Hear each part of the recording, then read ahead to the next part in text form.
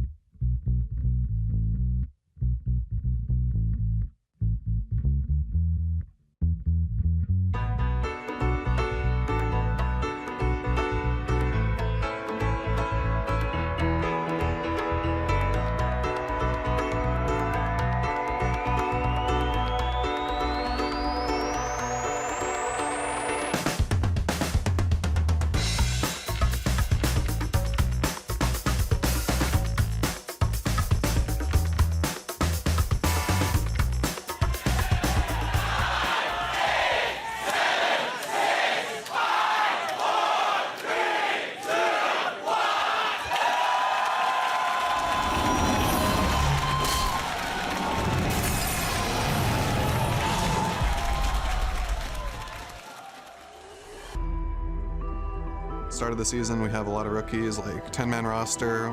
It was all very new. Taking over for I Will Dominate is Dardoch in the jungle, and playing support today is going to be Matt. I already had existing synergy with Dardoch. That's the hammer shot. That's an impact possibly going down, but he stays alive. It goes under the turret. Team Liquid's been waiting for a fight this whole time. Me and Dardoch were like the macro players. We're trying to set up how to do the lanes, how to set up the team fights. Conquan's down for crowd control and support. Moon's in a real bad spot, and he goes down, and Liquid in and out. The decision was already made for Dardoch to play. He was known for being like, a clutch player on stage. I think Matt proved that he's up here because he's just as good as LCS players. Conquan, Unbreakable Will is on. GBM ult comes in. There's going to be a TP on that as well from Impact. Whoa, GBM gets absolutely deleted. Matt again finds a great backline tempered bait. I don't think anyone should be surprised when we end the split in the top 2.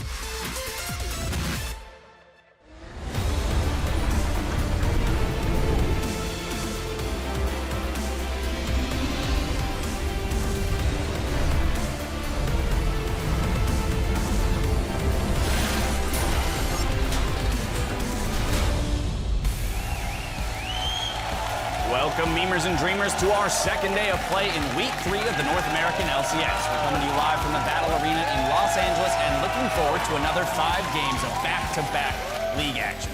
Now here, just a moment ago, you're seeing Team Liquid heading into the studio. They've won their last 2 games and are looking to grab another today against Team Impulse. There's Gate backseat driving as MASH warms up for another day on the Rift. Thank you for spending your Sunday with us, everyone. I'm James Dash Patterson, and joining me on the analyst desk is Sam Kobe Hartman-Kensler and David Freak Turley.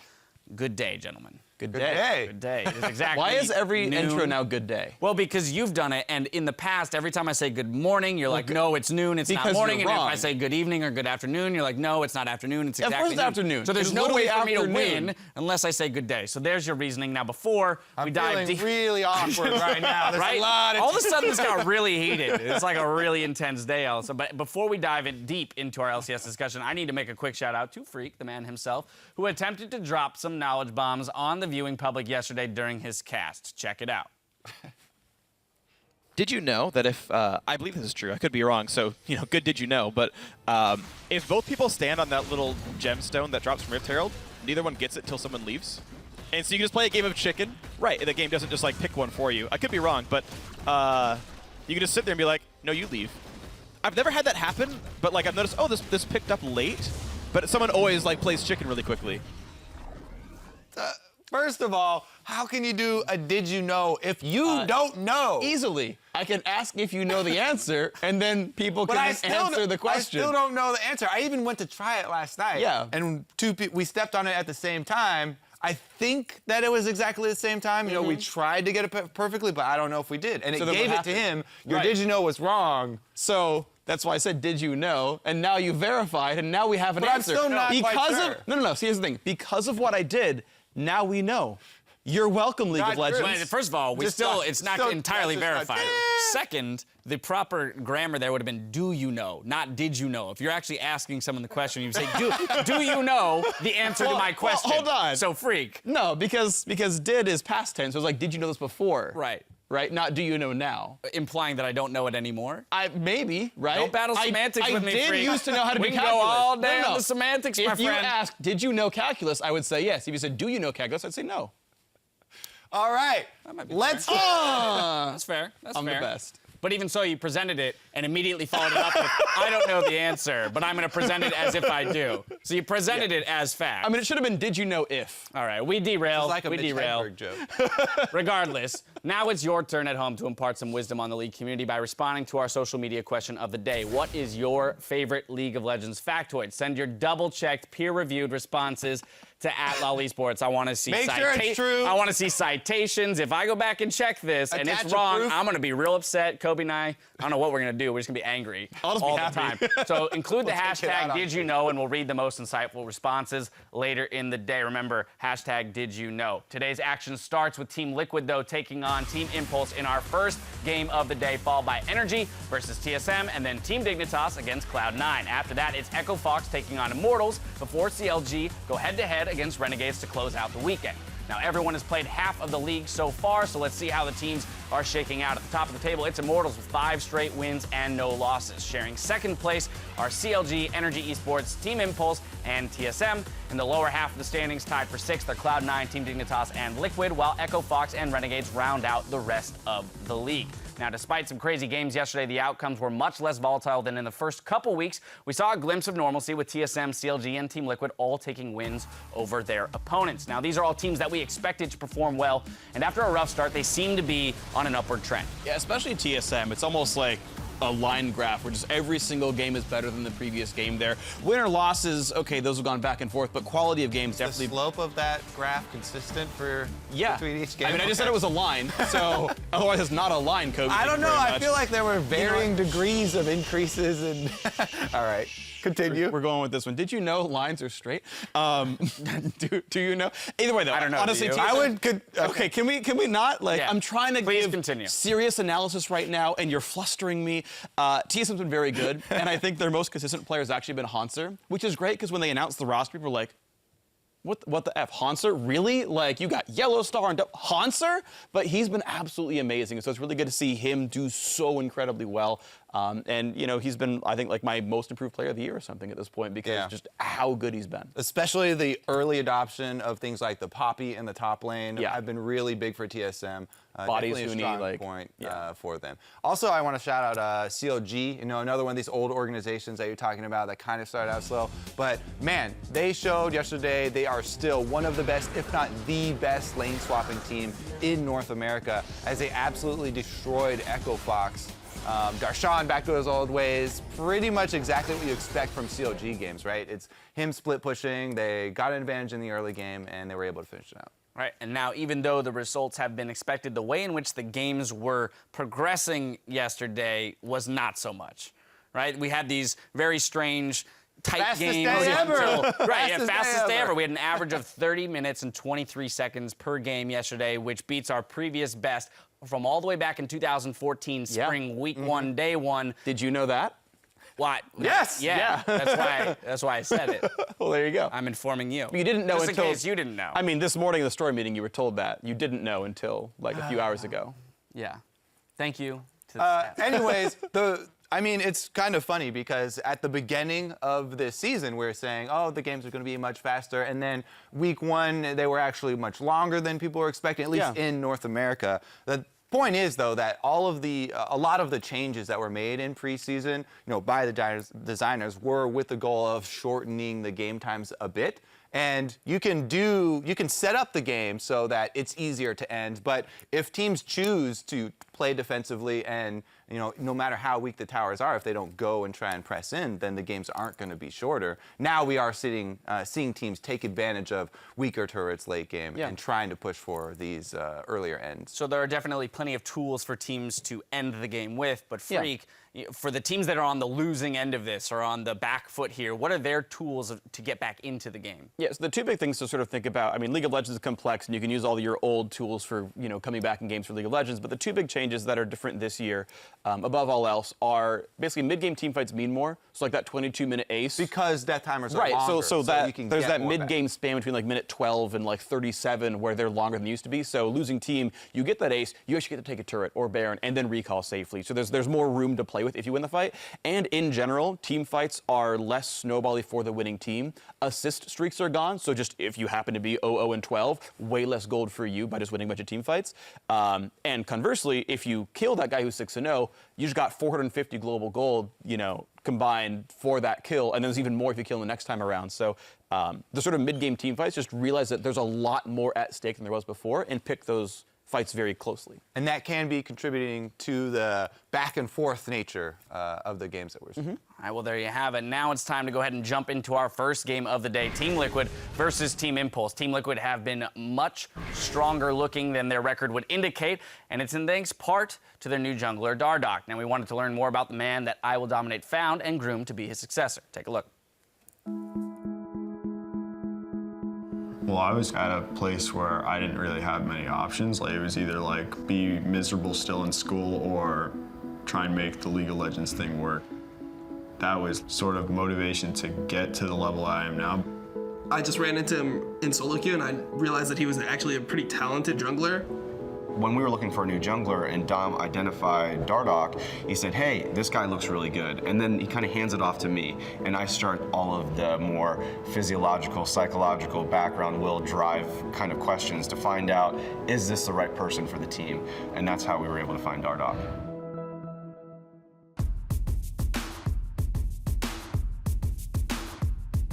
Me and Dom's relationship's always been pretty good since our personalities are like similar. There's no like animosity between me and him with like me taking his spot or anything. Yeah, I definitely see myself in a young Dardoch. People around here will tell you when he joined the house, people would call him Little Dom. When I first moved in, I learned almost everything from him. Like everything I could possibly take away from him positively, I took it from him. I would just kind of go through just like different options that he had to just kind of like let him become his own player, because I'm not trying to train someone to play exactly like me. I have my own perspective on the game, and he has a different perspective because he has different strengths. I think Dom likes to be more calculated and sort of play around the team, but I'm pretty confident in my mechanics and like my knowledge on the champion, so I want to kill the enemy champion. The flash burn, the cocoon predicted, and that's a dead yellow star. The Dardoch hype, what a cocoon right there. I don't think I necessarily need to get to Dom's level or like that's my end goal. I just like want to be the best player I can be. I think he definitely has potential to be better than me. As long as his mentality stays positive about the game, I think that he'll be able to get there. I believe Dardoch has the components to be one of the best players in North America. You're going to see him as one of the NA rising stars. There's clearly no lack of confidence from either the team or himself in terms of where they believe he can get to, but your two opinion on him as a jungler and what he's shown us so far in the LCS. I think he's been just actually pretty great. He's, I think I said this yesterday, he's been one of the pros, new pros that have actually acclimated pretty well to the stage. It's always a test for every single player, and Dardoch has passed this test so far. You saw him be super aggressive. He wrecked top lane in the previous game. Like, he made Lorlo beat Impact. If you told me that was going to happen from a rookie jungler, that's a rare trait to happen, but he made Lorlo beat Impact, and that's pretty impressive by Dardoch. Yeah, I think he also has a really good sense of macro play in the game overall, and you know, where to be, and that helps out a lot, you know, as being a jungler. Also, in tandem with him though, is Matt, who also helps out with the macro play and shot calling for Team Liquid. And from support, his Bard yesterday was spectacular. He won them multiple team fights with some very well-placed ultimates. All right, well, we'll see if a similar strategy can shut down teams like Team Impulse. Standout substitute player Seraph as Liquid faced the hottest team not named Immortals today. Yeah, it's really incredible. Seraph and the rest of TIP now, as far as Seraph's playing with this week, it's weird that TIP's 3-2. They're tied for second right now, and it's like, you have to let that sink in. We're 5 games in and TIP are tied for second. These guys have strung together a lot of actually pretty impressive wins right now as a squad. Seraph, in particular, of course, has done well. Yeah, exactly. He's a huge part of this. As one of the subs for Team Impulse, he was one of the most valuable players. He had a strong performance on Lissandra as well as Fiora, and he's a huge voice in the team's communication, adding a lot to the shot calling and directing the rest of the team as he's split pushing. So he's really gelled well for being a substitute player. Yeah, the whole team. It's been pretty impressive with Gate moving around to 3 different positions over 3 days. You bring Seraph in, you've got the Koreans now arriving. In terms of when you talk about gelling, it's really impressive that they've been able to make this many shifts and still operate well. And then, of course, we have Gate now landing in that support position. We'll see how he performs today. But let's be done here at the desk. That's enough talk from us. It's time to send it over to the casters to get this match underway. Thank you very much, Dash. Hello, everyone. Welcome once again. I am Rivington Business Third, and riding along in my sidecar today is Joshua Jat-Leesman. Yeah, they say sidecars aren't very safe, but I trust your motorcycle skills. We're going to be good here, I promise you. Let's get straight into our roster rundown for Game 1. It keeps us safer, and it keeps the action awesome. On the blue side, it's Team Liquid. That means it's Lorlo in the top lane, having a great game on Poppy last time. Dardoch in the jungle, Phoenix in mid on a different champion every game so far. Piglet at AD carry on that Caitlyn recently, and Matt this Bard play on support and Coach Loco Doco. Yeah, and up against them, as they were just talking about, is the very surprising Team Impulse. Most people weren't expecting anything out of these guys, but they're sitting at 3-2. Yeah. A lot of that has to do with Seraph being 2-0 with his team in the top lane, Proxen in the jungle, Pyrian in the mid lane, who's only played a few games, Mash at AD carry, and now Gate playing his third position of the season, but his intended position on support. Can always rely on a little bit of Seraph or what Gate brings to the game and like an impact moment towards the end. We were thinking about it yesterday, and it's like, yep, Seraph went off again, made a huge play, and the team was able to follow up. Yeah, the end game plays that Seraph has made have basically ended the game instantly when he's been able to do them. So we'll see if he can pull that off against Lorlo this time. This substitute stint for Seraph in the LCS, he has a higher winning percentage in the LCS than he currently has with TDK in the Challenger Series. So riddle me how that happens. I don't know. You just step up. It's like when you get like yellow card or penalty and somebody's out, everybody on the team just steps up. It's one of those moments. We have a sub, we need to go hard. And it turns out that the sub just is going harder. Yeah, and there's that whole nobody believes in us as well that can just self-motivate you. It depends what type of person you are, how you're going to react to nobody believing in you. But especially for players like Gate, they react very positively, and they just want to prove them wrong. Yep. It's got to feel good, too, when that happens. Bard getting banned out here. Caitlyn as well. So Piglet and Matt getting hit right in the beginning for that bot lane. Yeah. Fiora gangplank scene for Team Liquid. Definitely feels like Matt has more Bard games than pretty much anyone else. Would only take a few more before he'd get the undisputed best Bard NA title, even though that is in hot dispute, especially with people like Aftermu running around. Although he has been drawing the bans starting now. We'll see how long that lasts. Then Italy gets taken out from Proxen, as we saw. Dardoch, he's been going Rek'Sai Elise, Rek'Sai Elise. Which one are they going to take from him? Neither. Both are left up. The Lulu actually gets taken out, so it cannot protect Piglet in any way. Very true, but there's still a lot of power picks left up, and something that has been getting banned against Dardoch in the majority of his games, and he hasn't gotten to play yet, has actually been the Jungle Graves. It's something he actually picked up on faster than most people. The LPL over in China was seen as the first adopters of Jungle Graves, but at that same week, Dardoch was playing it in the Challenger Series qualifiers. So he has been an incredibly fearful Jungle Graves. He should have more mastery over this pick than most others that would have picked it up because he picked it up first, and it's a very logical first pick since it's been banned away so many times. So much damage from Graves. It is insane, especially putting with some more AD carries. We see Lucian getting picked up. Saw Immortals run a like comp yesterday, but that Graves was in the top lane. Here on tip side, what can they answer with? They have the Alistar to keep tanky. We've seen Graves take these Alistars out, though. It's a tough thing. The Rise, however, can really help Tip get into the scaling. And I think the Rise is the big one. That's something that has been near 100% pick ban across all regions for the majority of the year. We're a little bit behind in picks and bans because these guys are going very quickly, but it was a big trade of power picks there. Graves, Rise, Alistar, and Tahm Kench, and even Lucian and Kalista. This is literally a who's who of the most picked champions worldwide that these teams are trading back and forth. And they're getting what they want on the side of Impulse. If they get that Kalista Elise, and they do. Piglet and Matt now to answer. And they're actually leaving Dardoch's jungle away for a while here, unless that Graves is going to be taken. It's got to be the jungle. Most will be. Yeah.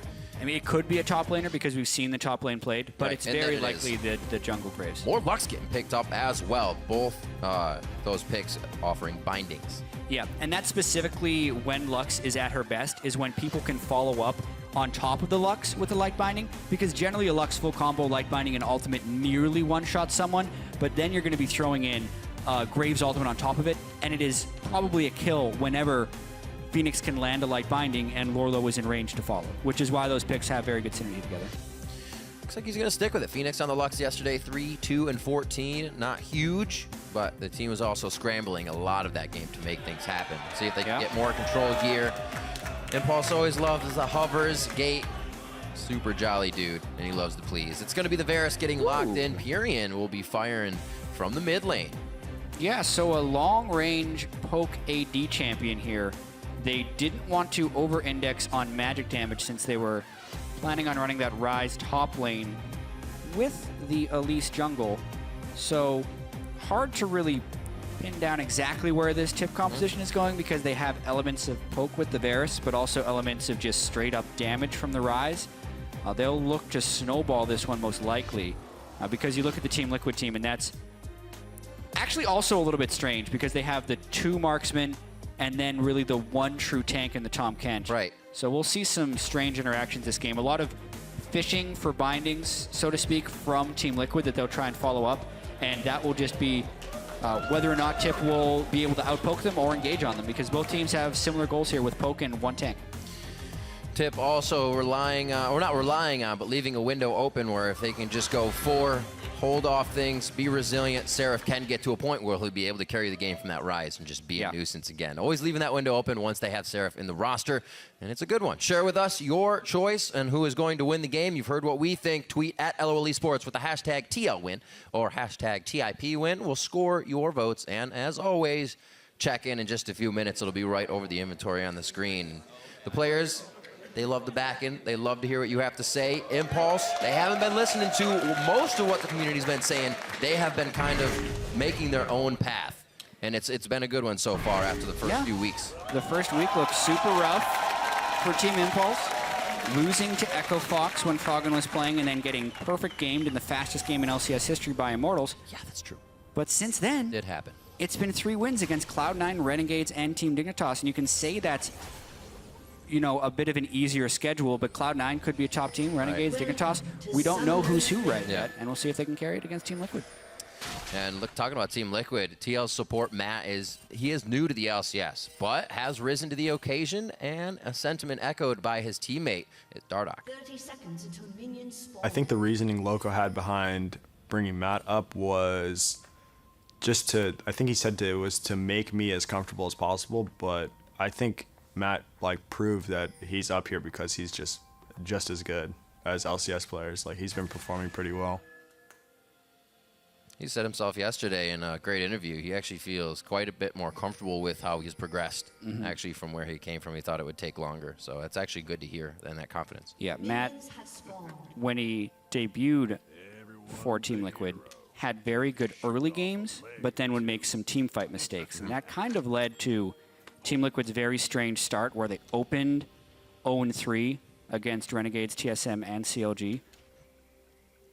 And he's been gaining the confidence ever so slowly, but now he's on a new champion to the LCS here. He's only played Bard and Alistar thus far. So we'll have to see how he adjusts to a slightly safer playstyle, even though he's still got the potential route with his skill shot here that Bard could stun into a wall instead with. Right. Well, a lot of what we remember Team Liquid would do was this guy in the mid lane right here, Phoenix, on his Azir play. He would be able to completely control a fight, and he would hold it as well. Very good at that. Something we've seen GBM do with his ults. But you don't get that reliability out of Phoenix without having that type of champion pool. Now we've seen him on different things. And like I said, 5 different things across these games, and now the copy unlocks. Yeah, and it's an interesting journey here for Team Liquid because even though they've kept a lot of their branding together, it's a very different team than it was last year. It's just Phoenix and Piglet and 3 new players. And aside from that unfortunate miss CS that Piglet has sometimes, Piglet has been playing probably the best on the team. And it's taking a little while for Phoenix to reach back to that level he was reaching on Azir towards the end of last split. Right. Now that he's not necessarily using Azir. But things are looking up, especially with that win they had against Energy yesterday. Storm Raiders for Seraph on there. Interesting. We saw GBM running that yesterday. Feel movement speed if you're able to crush your opponent. Yeah, Storm Raiders Rise, I'm wondering how many champions we will end up seeing it on.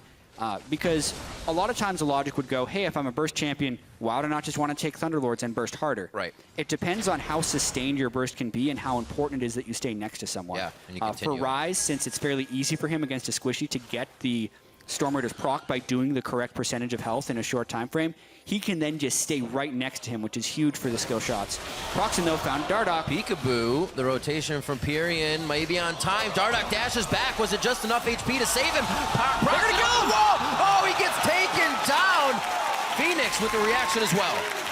And that is exactly what you want to see if you were Team Liquid.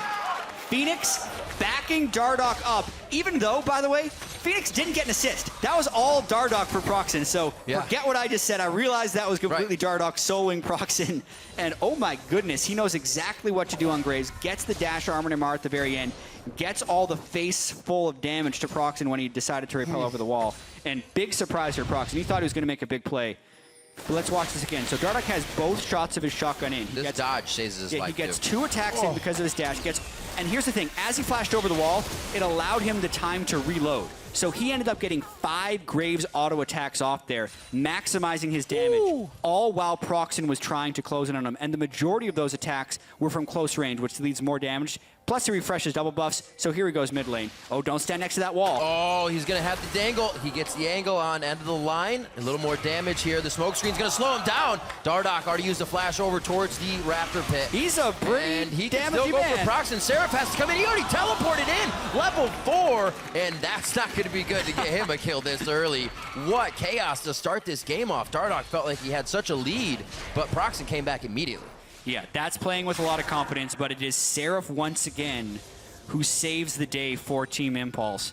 Really timed the teleport there for Rise, and it's actually massive because he now has double buffs on Rise heading back to the top lane, and Tahm Kench isn't the type who will be able to pressure Rise in the early game. Nope.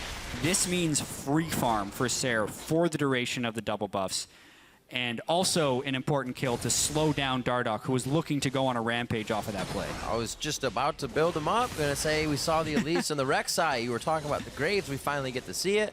And he goes a little headstrong. Still gonna be able to do a lot. He actually went Swifties right away to keep that pressure up and bit him in the butt. And a Hunter's Potion, so he was just looking to stay at full health and mana and be able to spam through. That's actually a build where you're really just looking to snowball the game right from there. So Dardoch tried to go really big with that itemization. Yeah. Graves can clear the jungle pretty quickly anyway with base damage, so he went Boots of Swiftness for a faster clear. But he's still going to look to continue to gank with his jungle Graves. He is a very, very good jungle Graves, but he needs to go back now, and he wants to get those double buffs off of Seraph. But it's honestly just too dangerous. Also, to look at the other side of that, we've been talking a lot about the Team Liquid engage. Pyrian as well, to play that so calmly, walk down, allow the team time to close in on the situation. Impulse had some good communication on that, and then Seraph's quick TP puts them at 1-1, but a little bit of a gold lead for having first blood there. Looks like Lorlo has been able to pretty much keep the wave pretty consistent, only down a few CS, and he's got a pretty good wave crashing into him. They may try to do something tricky here as we see the bot lane switching over. This is really tricky. Dardoch, so they know that Seraph has no flash. Here's the thing, though. The Storm Raider's surge on Seraph is so critical right now because even though Lorlo landed the tongue, Seraph just zoomed away thanks to that mastery right there. And that'll completely shut down the ganks that they try and send him his way if he can proc the Storm Raider surge. Keeping him nice and safe, also with his passive. Whoa. So not too much damage yet for Phoenix. He knows he can keep it safe with Prismatic Barrier in mid. 49 to 40 there. Like we said, Phoenix back on the Lux. Wasn't a huge impact last game. He's trying to keep Pyrian off the mid lane waves here. Back down, Matt is going to join Piglet in the bot lane, and he's not actually had too much of a lead either.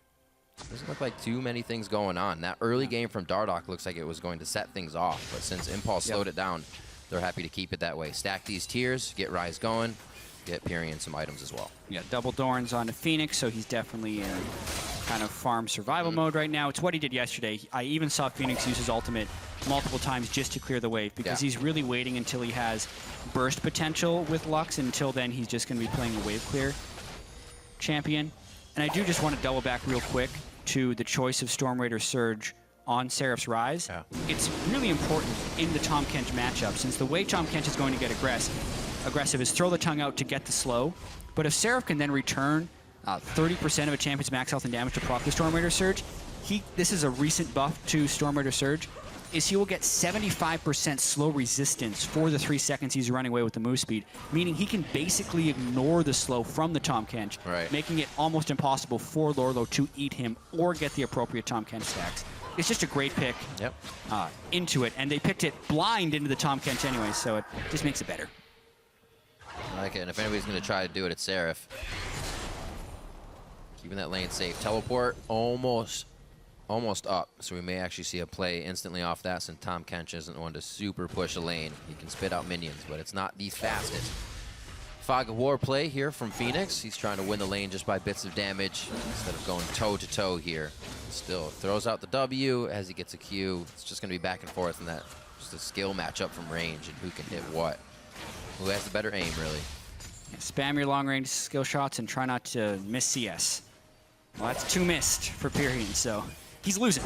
He's losing that matchup right now. And moving back to kind of Dardoch, what is his role now? He seems a lot more passive. Is it kind of natural for Graves to just sit back and say, now I'm farming if something didn't work out like that in the early game? Yeah, well, he definitely got slowed down by losing his double buffs to Seraph, and then he spent a large portion of the game, of the early game, looking top lane again, but the gank just failed so horribly. They were hoping to get the Tahm Kench slow, and Seraph just zoomed away with Storm Rider Surge, so they weren't really anticipating that working out, and now it's actually Elise who's up there with the gank. All right, they kind of stacked the crowd control there. Flash out, Grey Health activated at the last moment. Lorlo's gonna have Dardoch in just a second. May not be enough, it does not blind Proxen. He gets the last kill off.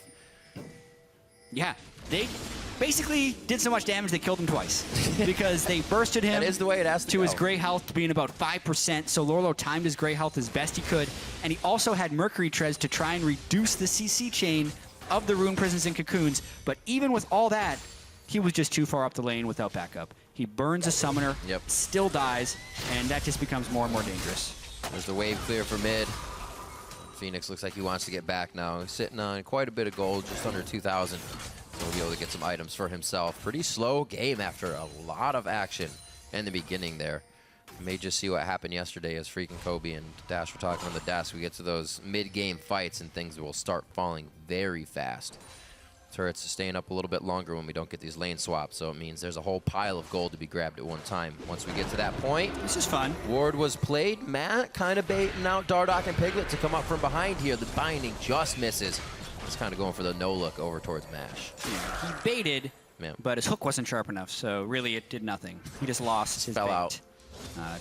Took some damage. He's a level behind Gate and Mash. Some of that has to do with how much time he spent top lane trying to bait that gank with Dardoch. It also means Piglet is a little bit behind in CS because he had to spend some time 1v2. So credit to Mash and Gate for having the CS advantage, but it's not from a straight skill matchup. It's because there was some time missing in lane. You cannot have my ward. Here comes Proxen. Yeah, he can eat him. Oh, he's going to eat you up, son. But he's got a friend. Where's he going? He throws him right into the wall. Here comes Proxen now. Seraph is going to be ready for this one. If they can get one more Rune Prison down, this is going to be Lorlo. Can they kill him twice? Once again, Grey Health's going to be popped. Oh, it actually executed. He didn't have time. Or it just wasn't up. They have used it previously, the cooldown. I think he was trying to time it. He it's up. did not. It was up. It's up. You got the replay. Yep. That's a whoopsie. That is a big whoopsie because Lorlo was actually in turret range, so that would have been a time it could have actually saved him. He thought maybe because he'd get the eat on Seraph that he'd have the damage to take him down, but he had absolutely no backup. That's just a poor play and poor choice by Lorlo. Seraph did have the backup, and he's going to be in position to take over this game on Rise. But it would have felt so good to get a 2-kill shutdown. It would have. After that. Now it's just worse. Tunneling in on the kills. Unfortunate. And now a 1,000 gold lead just about. Really, Tip's going to use to push Liquid over right now. No dragon pressure either just yet.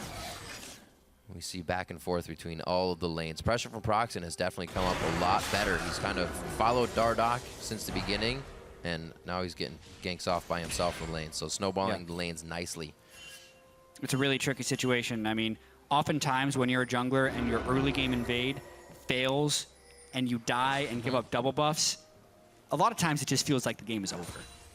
And it almost could have been, if not for Seraph. I really just want to keep doubling back on the Seraph teleport, the over-aggression from Dardoch, and the fail to follow with a teleport from Lorlo. If Lorlo teleports in at the same time with Seraph, they can neutralize that. They can stop Rise from getting double buffs. They can keep Dardoch alive. All these great things happen.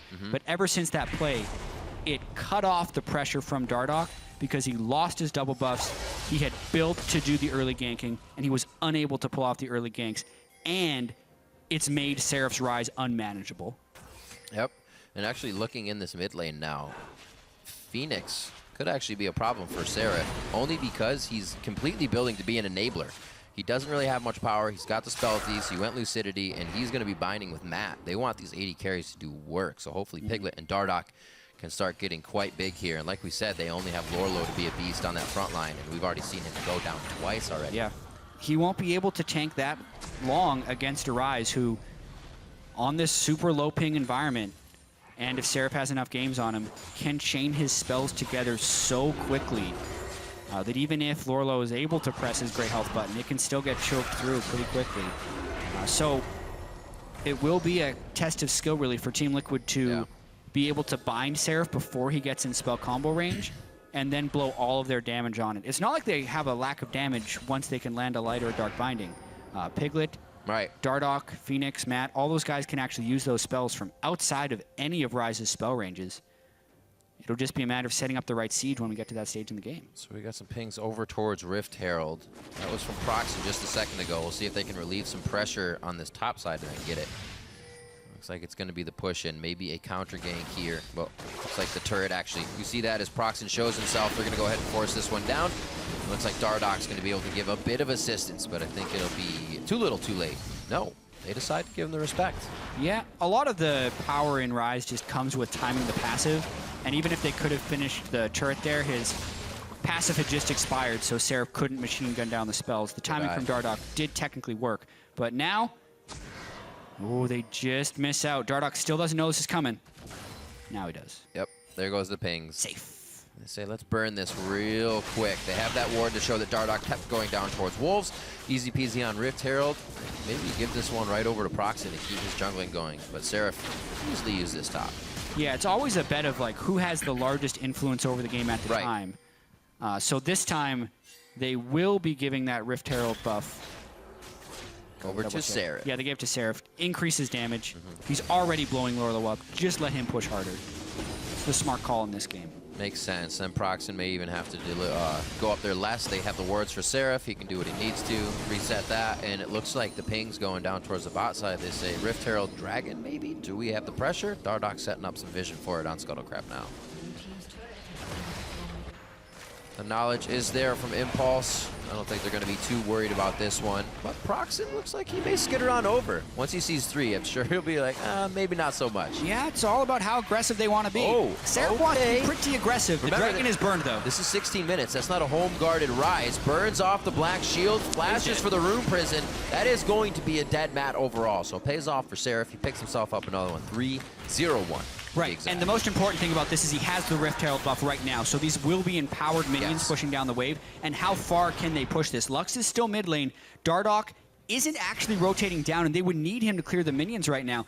These minions do not have any extra tankiness, so you actually want the Graves down there to clear the wave. If they don't stop this, Tip has 4 people bottom lane, and the Tom Kent is also not pushing. There's no reason for them to stop this push just yet. And Lorlo actually just took about 4 seconds to back, so there's a bit of a waste of time on the top lane. We'll see if they can protect this. 3 members. There's the rotation down. They see Phoenix. They just pinged him out. And it's going to be Pyrian hugging him on the backside. Lorlo slowly. He's got to be super careful. He does. He went down very fast last time. They can bump him up here, and if they crowd control him, he doesn't get gray health.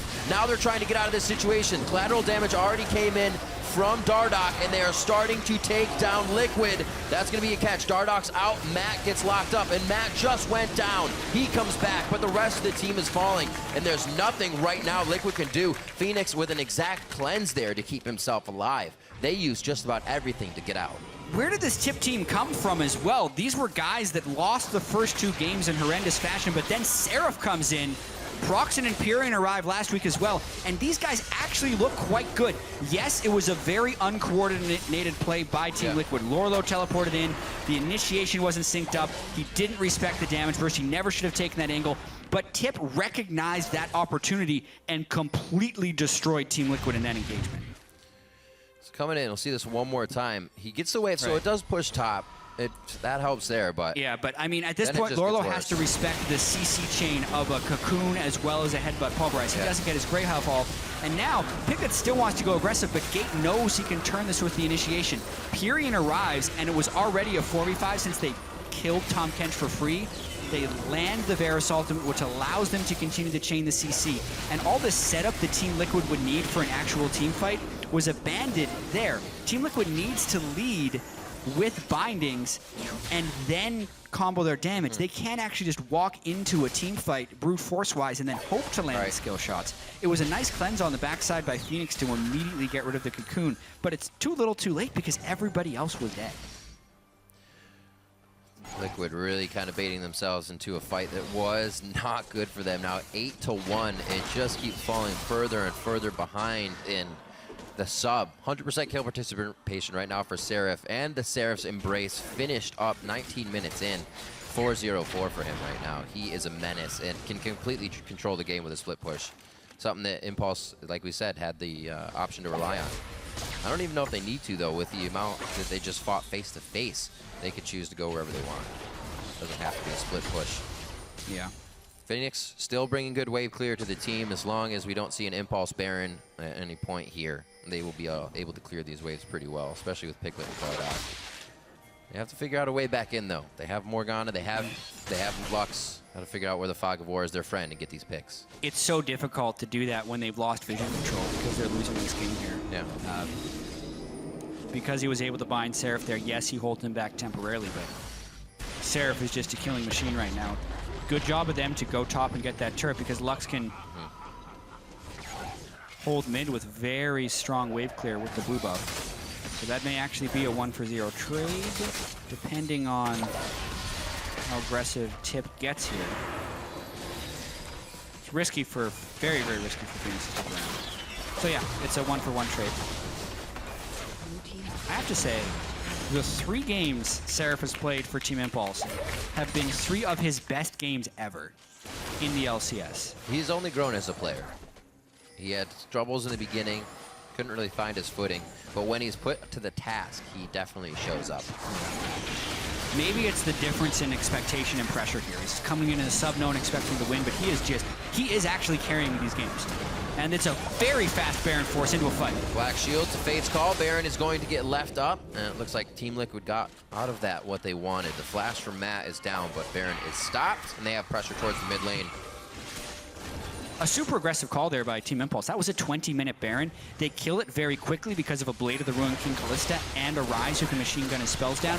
But because it was a 20-minute Baron, Tip had to be very respectful of a fight in the Baron pit since they had already taken a fair bit of damage. You always take that damage when it's an early Baron. But now, since it's 20 minutes, they got Home Guard Ryze coming in with gates. Here comes Seraph. Oh, he's on the Phoenix. Lorlo eats him up, but you know where that guy is going to go. So Phoenix has the flash. He had that from last fight, but he doesn't have the cleanse. Everybody has. Big turnaround. Mash way too close. That is a mistake for Impulse. Pyrian has to get away now. The Chomp is so close, and the Chain of Corruptions has to come out for one. Abyssal Voyage goes up. He is a solo top lane. Tom Kench, he will be able to get this kill. He licked Pyrian. He gets him down. Nice job, and now Liquid gets a fight to get themselves back in. The hitbox on that tongue from Lorlo in that fight, it was like 2 feet left of him, but it still landed. Either way, Team Liquid make the turnaround. That's exactly what they needed. Team Impulse in this fight, they funnel in and they use the crowd control. Here's the thing, they used the CC before Ryze was there. So by the time Seraph is able to get the damage out, Team Liquid is able to return it. Full burst combo from Dardock and Piglet blows through Ryze, and then Mash was expecting the fight to go well, so he was super far forward and gets luxed to the face. And then here, this is just, it makes you feel bad. The stacks, this isn't Nerf Tom Kench, so the stacks stay up for 8 seconds. Woo. Not that they actually mattered at the end of that since he didn't get the stun with the tongue lash. Impulse comes out, gets Dragon as Liquid takes a breather after that fight. So a little back and forth here. Lorlo getting himself a kill there, stepping up a little bit, maybe getting some confidence in to make some more plays. Now getting tanky as well, so he can be what the team needs. We saw how effective he became in that fight. Pyrian, that's what we were talking about, playing with the Fog of War. There it is, collateral damage from Dardock. That's the setup, one binding, and the person dies. Yep. Team Liquid has somehow managed to turn this game around. Even gold, very impressive. This is the second game where they've had a pretty dire situation. Not quite as dire as it looked against Echo Fox back last week, but they had a big deficit in this game early, and they've already turned it around. So for a team that has traditionally had a reputation of tilting, this Team Liquid team actually looks very untiltable in their games so far this year. I was just going to mention that before we saw the fight, is that it's reminiscent of yesterday and the fact that Liquid gets pushed back into a corner, and that's it like ups their resilience. They figure out more, they're kind of learning about what you're doing, and then they just figure out a way in and break your armor. Impulse needs to be very careful now. Items on the side of Team Liquid are definitely putting the fights in the AD's favor. Oh, that's another That's bind. one binding. Oh. Whoa, Matt! Whoa, Matt! He gets deleted. Was not expecting that to happen. Remember, Seraph is 5-1-5. He was 4-1-5. There's the initiation from Gate. Unbreakable Will's not even on yet. These guys are huge coming into this fight. They have Team Liquid running for the hills, and Impulse just dictates that one. They knew they couldn't fight with Matt down, and well, just because you land the binding doesn't mean he's no longer Rise. You have to be careful. He can cast his spells. Seraph rips him apart, and this will lead to a Team Impulse push mid. Only nice hit hold. They'll be able to get the Triumphant Roar heals from Gate. Seraph out, threw his ult on there to be a nuisance, but they get out with a nice fight and a turret. Just as we start to build up Team Liquid, they trip over their own shoes. Matt has had his moments in both good and bad directions. That was one of the not so good moments for Matt. Yeah. The main thing that I need to emphasize about that is Team Liquid can take down Seraph when they lock him down, but specifically they have a lot of, they either need to be able to burst him quickly or they need to use the spells that are outside of his cast range, like Dark Binding. In this case, he lands the Binding and he's moving close for the ultimate, but no one is actually here to burst. Piglet is a DPS, not a burst champion, and no one else was in range, so Seraph just used a couple spells and deleted Matt. That was fun. His Q is like 450, and Black Shield right now blocks about 170. Blocks about a spell. One Rise spell. Although, this is an out-of-position Team Impulse. Seraph doesn't have teleport. And Elise was in the base. Yeah, there's no 50-50 for this one. That's the hit, the laser. Great call. Over it. Lateral damage smite. There's really no way you're going to be taking that unless you had Mash's Rend in there. Nice job. Liquid really helps himself out there because they, unless Piglet or Dardoch are on the front line, they don't have too much wave clear on Baron Vinian. So kind of put a pause button on Impulse's pushes here. See what Lorlo could do. Can't really leave the team for too long. His teleport plays aren't exactly Rise. Yeah. And I have to say again, Team Liquid's decisiveness in the face of adversity. They had just made a bad play against Seraph. A lot of teams would be disheartened, but they saw the opportunity of some bad recall timings from Team Impulse and went immediately to the Baron, forgetting about the bad play and just completely looking to the next step. Keeps them in this game once again, despite a mistake earlier. Liquid picking up more gold around the map. This will be the last outer tier turret, and now working off that top side pressure for when Baron is up. We're gonna see if they can take down this bottom side. And I think this push could make or break the game right here. They have the Baron buff. They want the setup. If they land a binding or some CC onto Seraph, they can blow them up. But Team Impulse, if they get the right initiation and Seraph can get the entrance during the CC of Team Impulse, he can kill a couple people in Team Liquid in the duration of a pulverize. Another thing you have to do, keep updated on items as well. If Liquid doesn't realize both Pyrian and Mash have got Quicksilvers, they could really be in the wrong spot in these fights. Tip instantly realized these bindings were becoming a problem once they lost a few people instantly. Very, very true. Whoa, Chain of Corruption. Just missing in the mid lane there. So Phoenix and Lorlo feeling a little bit safer, but realizing the pressure they were messing with. Opportunity cost there for Pyrian. He does have a decent amount of cooldown reduction. Wow. With the Lucidity boots, so the ultimate will be up in a total of 57 seconds from use, but at this point, in about 30 more seconds. So really, very, very quick cooldown. Also just noticed this CS from Phoenix, and the few kills he has added 16 to 14 over Pyrian here. Usually you don't see a level difference of 2, and also 1 being the third level of your ultimate, especially for a Lux. The Lux farming has been huge, not to mention the extra gold he's gotten from the Frost Queen's claim. So Phoenix is definitely turned on in this Lux game, and that just adds to the power of this Baroned up siege. Tip would have to go right now. Matt walks right over the fog of ward. They had a ward behind them. It really didn't help the forward push. That's going to be Seraph down immediately. That's the one binding they were looking for. The Chain of Corruption goes back for defense. And that, again, leaves Liquid with a little bit of pressure relieved. They still realize they have to leave the situation. 20 seconds on to Dragon. And that's going to start getting a lot bigger as you mount those Dragons. It's going to be the second one for either team who gets it. Some substantial burst coming straight onto Seraph in that fight. And he goes home and picks up a QSS because he needs it. Matt, though, walked over to the side. It's just an unfortunate game for Matt. He's choosing the wrong paths. And over on the side of that fight there, as Seraph gets full bursted from Lux, Gate missed his pulverize because it was flashed away, or it was just dashed away, actually, by Dardoch. So really heady play by Dardoch on the side of the fight. And a better play by Team Liquid because that time they used their damage from outside of Rise's damage range. But Tip going for this Dragon. I don't think they have the power to stop it. Seraph wants to TP in. Gate took half health before he threw that ult on. Here comes the TP. It's going to be a lockdown. Lorlo actually gets the spell shield. That's no Brew Prison. That ruins Sarah's combination. That ruins Impulse's fight. And now they keep going. Hyperion almost gets the lick to stick, and the Abyssal Voyage is now going to be to the bot lane. Dardoch over the wall. Can he get the dash in time? It's the flash and dash and the goodbye for Pyrion. What a play from Liquid again. They flipped the switch. Face full of graves right at the end of that fight, and Team Liquid have taken full control of this game. Phoenix is doing so much damage in these team fights, and they are positioning around the main damage source from Team Impulse. We mentioned Team Impulse didn't have a strong tank line, and because they are focusing Seraph so adequately, that might be the game. That might be the game. Another sub 30 if they got it in 15 seconds. Mash getting Piglet. He's like, focus me. Come this way. Don't worry about the Nexus. One last hit. The flash in. They secure the kill, but now they've lost Matt. He's gone down. The laser eviscerates the side of Impulse. Phoenix picks up a few more, and Liquid continue to persevere, continue to be a resilient team, but so do Impulse. More spawns coming up. Pyrion in 2 seconds now. I don't think he's got enough, though.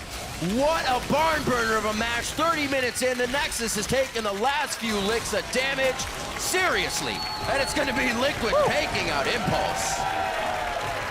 Now that was a fast and close game. Yeah. From start to finish. At the end of it, it's still 13 kills to 15. The goal lead is 6,000, but it was just the 30 minutes and 20 seconds. And again, Team Liquid overcomes some adversity, some tough moments in that game, but their talent shows through here because they came back from the bad plays, made better plays, and really capitalized on some miscommunication and inexperience from Team Impulse, which we were expecting other teams to do thus far. And it moves them to 3-3. Team Liquid definitely finding their drive here in the last few weeks after when we've seen splits where they're 2-0, 4-0, being one of the teams at the top of the list. Now they've had to find themselves with this new roster here. And a few of those guys right on your screen actually coming through. Piglet as well, much happier with the recent results on his play. You know, he was trying so hard in these games and the rest of the team kind of was just crumbling around him. And he was saying what's happening, but everybody coming together much better. Yeah, Seraph's rise was very scary early on, but then he couldn't position and coordinate his initiates with the rest of the team, and Team Liquid did a very good job of landing bindings or just getting Tahm Kench in front of him long enough to blow up the rise. And that takes unity from the team, from Team Liquid, to just have those decisions be clean, because if ever Seraph was allowed time to spam his spells, he would be killing people. But they stopped that after he'd gotten big, which a lot of people, that's why Rise is banned, because when he starts going, the game is usually over.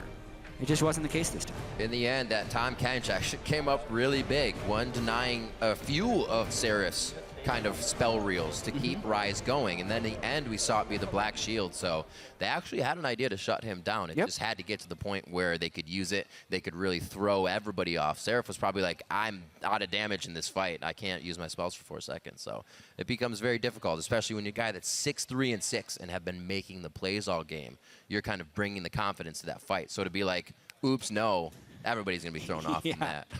Tricky game. Team Liquid, good job. Yeah, absolutely. Great job. As you said, going now to 3-3. And we're going to send it over to Dash and the analyst now to break down that game. Thank you very much, gentlemen. Feel good win there for Team Liquid. Tough loss for Team Impulse. But some very interesting stuff happened in this game on individual levels as well as on the team level. So really, let's work our way through this game, break it down. And it all kind of started with that early outplay by Dardoch, sidestepping the Varus Q, getting that first kill. But the way the game played out from there, you could very much feel the momentum shifts with everything that happened. It was very much Seraph versus the world at the beginning of this game. And in the beginning of the game, Seraph was winning versus the world. he was actually carrying them really hard. Yeah. You know, starting off with that teleport play. Primary play. Let's get that up on the screen. We have that, and we'll kind of let Kobe walk us through this replay here. Seraph kind of blowing open the game 14. Yeah, I wanted to bring this up one more time because I mean, some people are going to give Lorlo flack for not teleporting, but look at this ward that Seraph teleports on is out of vision of Team Liquid. And Team Liquid right now they feel so safe because they're crushing this 2 versus 2, so they don't have their shot caller call for the teleport from Lorlo. You know, they didn't see the teleport from Seraph. Maybe you can criticize them and say, oh, you don't have vision of Seraph. There, you have to expect, you always assume that the worst scenario is happening, and so teleport in just in case.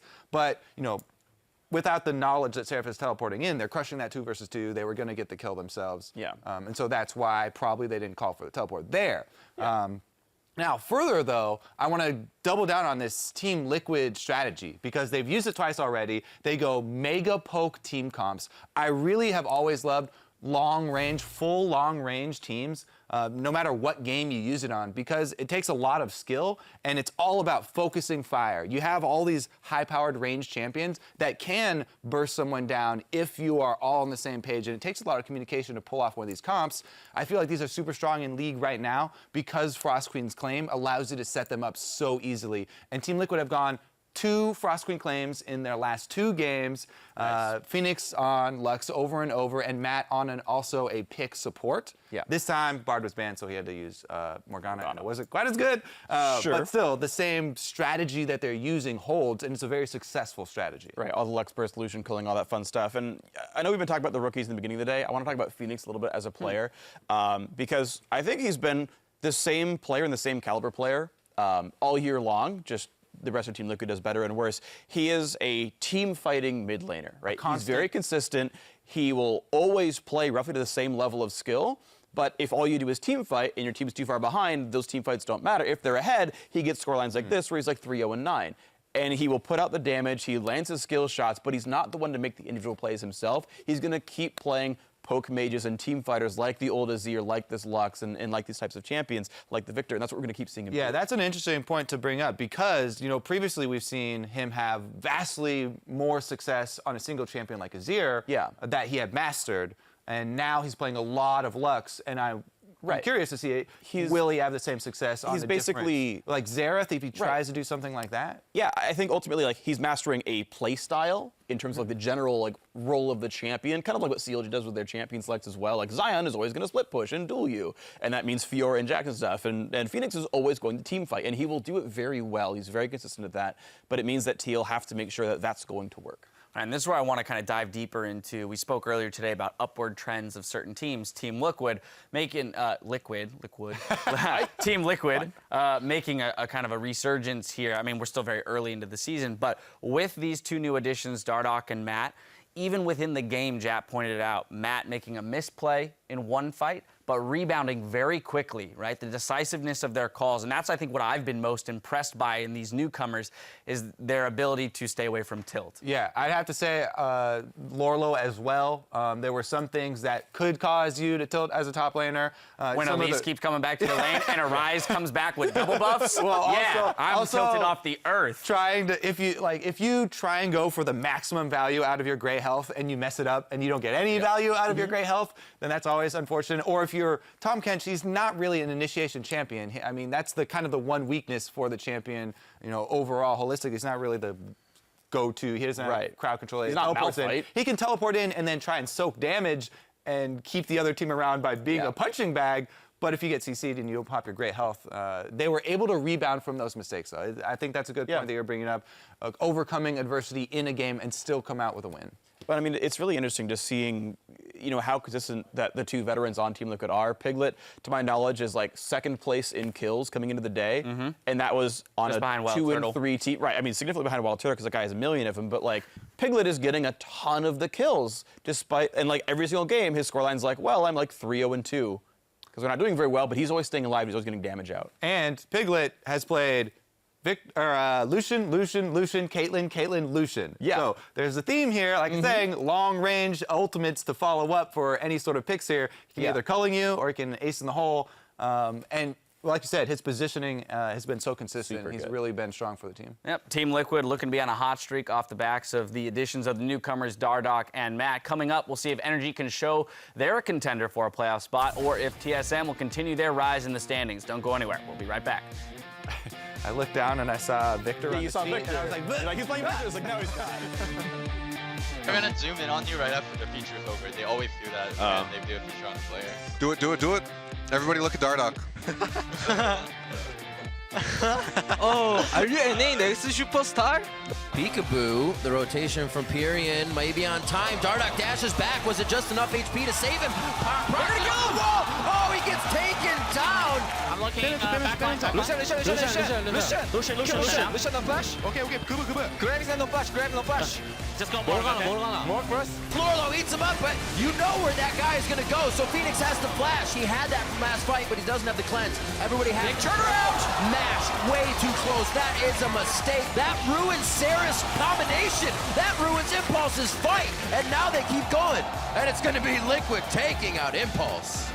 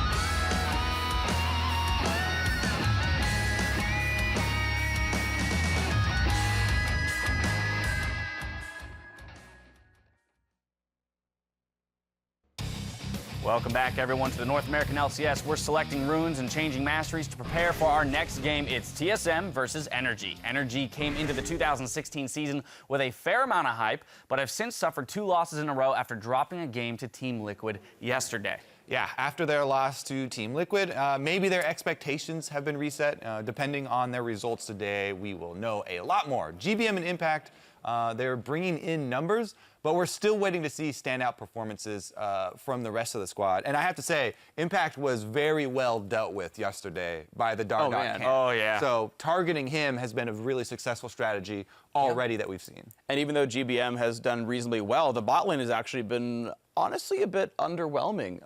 Altec has been in an interesting situation where he's been on somewhat weak teams for a very long time, or he was at least a star player. So if they won, he got all the credit. If they lost, he was absolved. But Altec has been a pretty weak performer so far on Energy.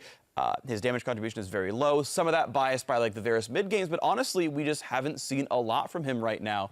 Even when the top lane's getting camped by the enemy jungler, he's still not winning bottom lane or anything. Yeah, the damage share stat, I think, can sometimes be a little bit misleading, but also his damage per minute. I really like that stat because we were applauding Doublelift so much yesterday for his 1,000 damage per minute. Even that, Altec can improve on. It's kind of funny. It's a story of stars on both sides, or what would be perceived as stars. Impact, GBM, and Altec. And then you flip over to the other side. You got TSM, a squad of stars who had a fair share of trouble finding their groove this season, but have since shown improvement with every game, as you mentioned earlier today, Freak, and are now tied with Energy in the standings. So they've brought themselves up. Energy look to be stumbling a little bit. Yeah, and it looks like TSM can go ahead and just take second place with a win right here. I think they're the likely advantage team in this one. Honestly, this lineup has come together and grown and gelled very quickly. They took down Cloud9 pretty much seamlessly. Doublelift said in an interview that anyone on the team can carry, and that was true. Now, he was the one carrying last time around, but I mean, as the contrast to the Altec point, right? Haunter's going up and crushing people, even if Doublelift's getting all the attention and whatnot. So you can see teams where all 3 members can do all the work. Yeah. I definitely agree that the team has improved in every game. I might contest your point that it's a linear Maybe it's a hyperbole. But anyways, the question is, of course, will they continue to improve? Because there are still things that they can improve on. As much as we're giving them so much credit, there are still holes in the communication in the team. We see sometimes Yellow Star specifically might be a bit disconnected on initiations or actually just where to be on the map at certain times. Small delay on stage, so we have a little bit more time to discuss. Yes! I want to hit the point where I think actually this may have been discussed in rehearsal not during the actual live show. Whoa, yeah, right? Scripted. I know. Scripted. Underperforming players on TSM. Sven Skaren. My vote was for Sven Skaren. I want to know in what areas does he seem to be lacking? Where would you be looking for him to make improvements in this game to show to you that he is stepping up? So it's interesting because he's being very aggressive, and that's actually a good thing. I think overly passive junglers tend to be a hindrance, so compared to Santorin, didn't do very much. It feels like Sven Skaren's trying to do too much. And this is something that we had discussed right at the very beginning of TSM as a new roster. Like, there's so many stars, who's going to get their way? And it feels like Sven Skaren's in the old mindset of his team was pretty weak, and so he's got to go put on the carry pants. And I feel like he's over-aggressive. He's getting caught out a little bit too much. When everyone's already doing damage, like, just go build a bit more tanky, like be the Xmithie for the team, where you're going to go center hold in 99% of games. And he can still be very aggressive, but just he needs to be tanky enough to back that up, I feel. Yeah, that is an interesting point, seeing as how Doublelift was just talking about anyone on our team can carry. But when he said anyone on our team can carry, he actually mentioned the laners. So he was like top lane, mid lane, or me. Yeah. Sven Skaren also, from the jungle, you can jungle carry, and it's funny because Sven Skaren kind of has a similar style to Rush in that way, where he is very aggressive, like you're talking about all the time. So maybe they need to when you think of carry junglers too, you think of Lee Sin players, Graves. That right now in the current meta, those are the kind of champions that he also plays.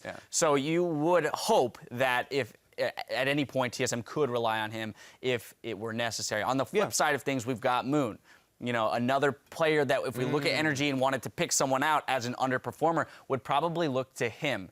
And so I find this to be a very interesting matchup between the two of them, where you're taking two underperforming members and putting them against each other. Which one of them is going to come out on top? I'd have to say that the things that Freak was talking about for Svenskeren are less of an issue than the issues that we've seen with Moon, where Moon actually has had some mechanical misplays, you know, and those positioning and jungle pathing errors. So. All right, well, the teams are ready now. As we send it over to our casters, let's hear from Doublelift on how TSM can topple their opponents. They have like a really, really good top and mid lane with Impact and GBM. But right now, I think a lot of the focus is on bottom lane, because if your bottom lane gets ahead, you can take over the map really quickly. With, you know, it's like breaking 2 people out of laning phase instead of just breaking 1% of laning phase. So I think they kind of have like an identity crisis where they're not really sure where to play to. Also, they're just a new team, so it's kind of expected that they're going to be weaker. But what he's saying is, if you get Doublelift fed, then he can carry the game. He can do it. He can carry the whole game. That's, I think, always his belief. Get the bottom lane fed, and everybody wins. Just do it. It helps everybody, right? Easy. Let's check out the starting lineups. On the blue side, it's going to be Energy Esports. That means it will be Impact in the top lane, Moon in the jungle, GBM in mid, Alltech at AD carry, and Conquan at support with Coach Herman. They will be looking to bounce back from that Team Liquid defeat yesterday, but on the other side, it is Team Solo mid. Hauntzer has been getting a lot of praise for his play so far in the top lane. Svenskeren in the jungle. Bjergsen looking to return to his MVP form. Doublelift does a lot of damage on AD carry, going to look to continue to do that. And Yellow Star trying to find success on TSM, as he has had plenty of success in the past on Fnatic. Right.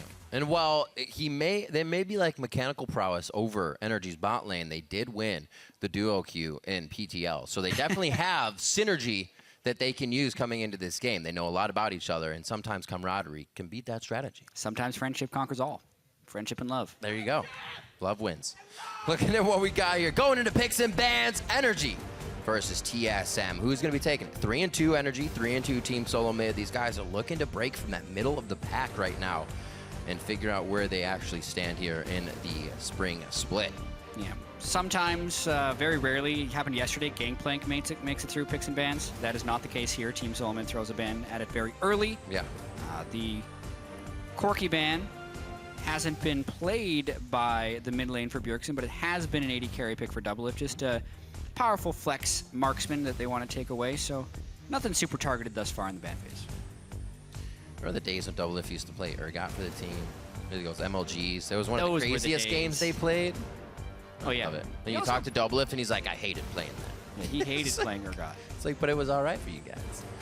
Lysandra, what will be the last one? Alistar gets taken away here, so you may still see a Callista left up, since Ali's already gone.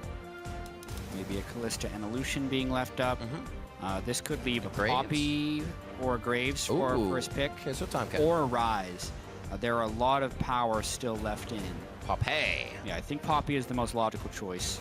Impact got dunked on it dunked against Poppy yesterday. Right. Hauntzer dunked some people last week on Poppy, twice with top lane. So very important for Energy to take that away more than anything. But at the same time, that does leave jungle Graves open for Svenskeren. Or if they really wanted to, they could do a top lane Graves as well. But I think it would be a Svenskeren jungle based on the fact that he played it against Dignitas in week 2. Be nice and aggressive on that. Keep his role. Oh, there's Mike. Can't drink. All right, well, microphone. if they do both these, it would not be a jungle Graves. That would be a dead giveaway. Don't game yourself. Or taking away the flexibility of Graves, for sure. So he's still top or AD.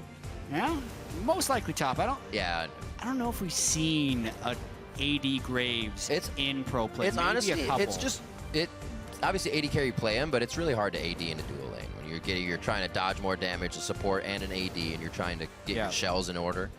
It's a nuisance. Top lane where you can just be alone and crush people with your gigantic shotgun is much more pleasing. See what this side of Energy Esports feels like they need to take on TSM. Looking at a little early game pressure. Moon keeps himself active around the map if he decides to go with Rek'Sai and her early game prowess. Lucian for Alltech. Why not? Alltech, haven't seen him stepping up too much this year. Usually he'd be a guy that would still shine if the team were falling behind, but he's kind of leveling out a bit. See if he can start stepping up a little bit. Lucian will be the pick, and many AD carries have had quite a game on Lucian this season. Yeah, he is. Lucian and Callista and a little bit of Ezreal have been the top 3 AD carries played. So no surprise that they pick up Lucian. These are really just safe generic picks there, Rek'Sai and Lucian, especially when Elise is on the other side. Oh, this is going for that siege composition. Set out 5 traps in front of a turret, throw cocoons, and hit it with 2 marksmen. That's going to be the plan. And a very, very strong wave clear. One thing the Team Solomon's going to have here with the Graves top lane is tremendous wave clear now on at least 2 people. And that's even before seeing Bjergsen's pick. Yep. Who has been left for the last. He will be able to counter whatever Energy Esports brings to the table. There'll be an Ahri here. They take away the Ahri from Bjergsen so he can't get in and out of these plays maybe. Seen GBN, the Victor, quite a lot lately. He's had some success on that with Barons. That leaves a lot to chance, if that's what you're always remembering, the Barons. It didn't happen yesterday. It only happened that one time. In the one game, I should say. Happened twice. In all of the games GBM has played, he's actually highest damage per minute of all players in North American LCS. Double lift is number 2. Typically, you don't get high DPM unless your team actually fights frequently as well. So that could be a precursor to seeing a pretty bloody game. Is he going to go mid-Zillion? I think he's going to go mid-Zillion. Now it's locked in. Oh my god, blind pick mid-Zillion. Because now Bjergsen has to play against it. I'm just looking at the composition. I'm like, what? What do you want to do with this? I guess it's mostly going on Poppy, or if they can get to the back line, that's going to be all Tex. Very, very interesting composition. Definitely a lot to save that AD carry or mid laner. That is just a very unexpected pick. You know who does that? The guy who wears a bow tie. Yeah, a bow tie wearer would do that. I can see that happening. No, seriously, there's been one mid-Zillion so far, and it was in the European LCS. No, that was a Zillion support, I think. This is just too crazy for me. I have Call seen the it. reserves. I've played against it a few times. It's very conditional on being able to land your skill shots. You land one bomb, you get the chain, incredibly powerful ganks, but they don't actually have very good setup for the Zillion, aside from a Rek'Sai on Burrow on top of a double bomb. That's really the interesting position as well. You're talking about kind of a siege getting up in someone's face at a turret, but if you're going to set down traps, he's just going to throw bombs back at you, and you're not going to be able to walk in. Now that they're AoE grab, you kind of hit that area, and it sticks to you. Interesting. I'm very, very intrigued by this Zillion pick. Play this. So it will be a little bit terrifying being able to speed up a Poppy who will run into the team. That is a powerful thing, or a Rek'Sai. It's mainly the utility that they're going to be able to grant Altec. So this is, even though GBM has been kind of the damage carry, this is a more utility-focused pick, hugely for these guys. He'll look to control the game through revives and move speed. But we have ourselves a Zillion, guys. We do. It's going to be an amazing matchup. But we're going to see if they can kill in the Zillion as we get into this one. Energy Esports bringing some flavor here in week 3 with the Zillion mid lane. They're going to be going up against TSM. And it's going to be Bjergsen on that Victor. He said yesterday, you know, I got to win on Victor. He had actually had one previously, but it just goes to show how much he kind of doesn't play that much Victor. Yeah, not Scary recently. thing. He's good at it. Bjergsen plays Still most good at things. it. It's just typically in the old TSM, he'd have to be on an assassin or someone who could roam frequently. But here he was able to play the wave clear backline damage dealer. So new swing to the TSM. Let's get right into it. Before we load in, however, let us know who you think is going to see that victory screen. As always, send your votes to @LOL Esports, #NRGWin or #TSMWin. And vote for the Zillion or vote for the Victor. There will be a victor coming out of this game, and we'll see who it is. Energy Esports or TSM, 3-2 in the middle of the pack. These guys are looking to break away. We're on the Rift. We're going to see some bombs. Yeah. So this year, in the 2016 season in Pro Play, Zillion Mid has been played once. It was by a player called Republic over in China on Energy Pacemaker. They lost, but he did play. So that is what we have to go on for film study on mid lane Zillion. This will be fun.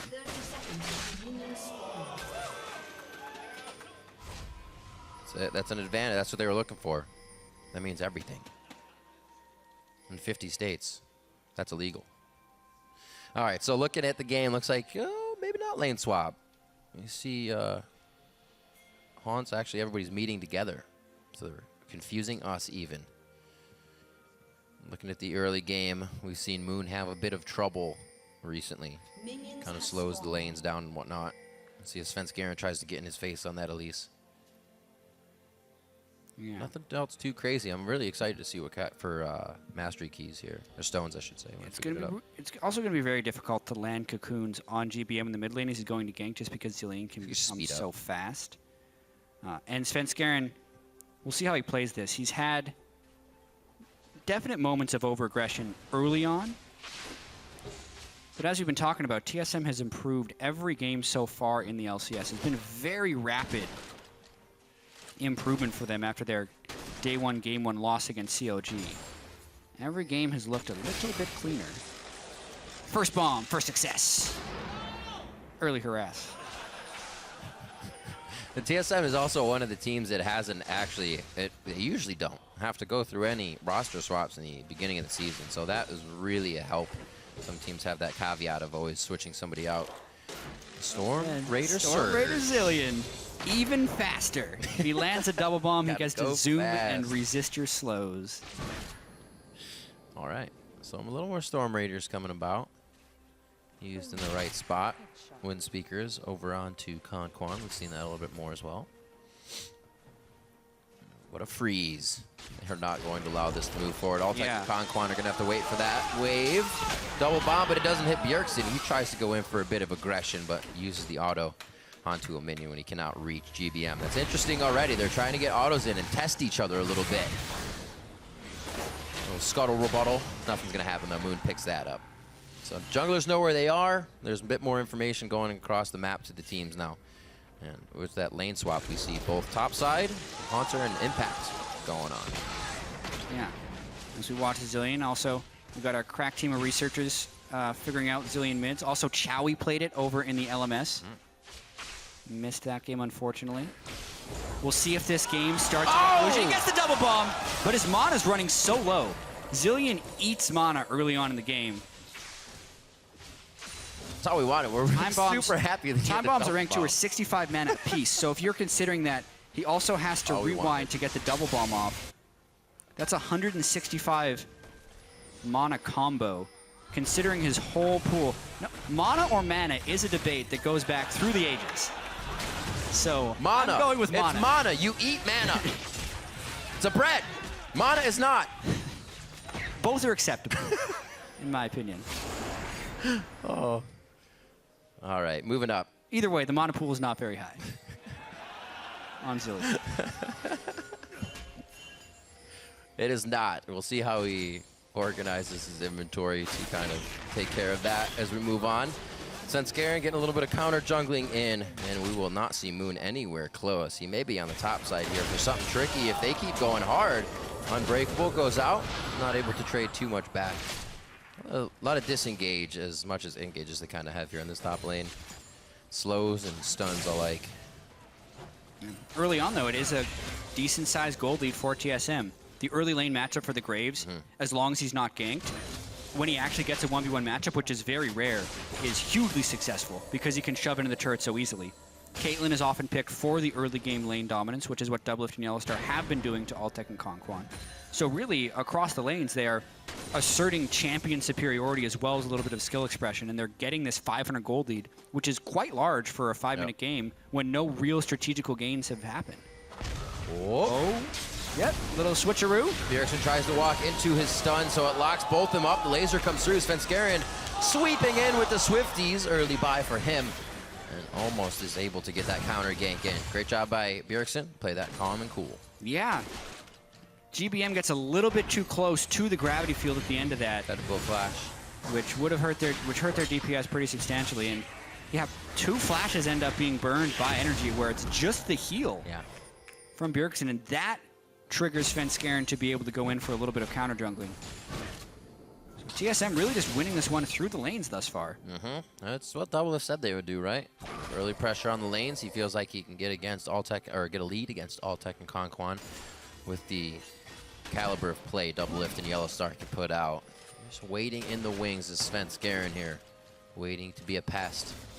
Impact's keeping himself in a pretty safe spot, though. You're saying all the lanes, and one we were just looking at, 52 to 36 down there is Moon. He's being relentless. There's going to be a double dive. That 3v2 in the top lane. Impact's getting hit up down here, throws on the W, so they actually can't get in any closer if Haunter were to dash for damage. And it looks like everybody makes it out alive. Yep. Over in the top side, Doublelift had to flash. Oh, up against the wall. Haunter gets the hurt. Yeah, over in the top side, Doublelift had to flash, but they avoided taking a huge amount of damage. And the gank failed heavily in the bottom side because Haunter smacked his Q into the turret and didn't do damage on impact. So it's really, really hard to dive a Poppy, and they need to back away, actually, right now. It's just sometimes when you brain reverse to old grades and you try to fire one of those things through a wall, you're just like, wait, that doesn't work anymore. Yep. You need to get it just around the side of the turret. The way Impact actually positioned himself is exactly where you need to be if you're getting dove by a Graves, because Graves' Q cannot pass through walls. And again, Impact stays with Mana. Nice prediction attempt, honestly, by Svenskeren, but Impact didn't flash exactly backwards. A little bit to the side. Keeping a good Poppy up. He should be a nuisance later. We will see. Impact has avoided 2 ganks now, one with a flash, maybe a repeat by Svenskeren. Both Moon and Svenskeren are doing quite a bit of work here in this game. With that lane swap being matched up, usually you see a little bit more action from the junglers, and nobody's been able to come up with a kill just yet. Not a whole lot of crowd control the lanes are working with after the jungler brings it. Yellow Star could get scary here. He's on the other side of Doublelift, so he doesn't have too much aggression. He will have the W jump if Doublelift comes into range. Boop. He's good to go. He even has a couple potions, so that won't cost him too heavily. You can see Moon spending a lot of time trying to gank around because his lanes are losing.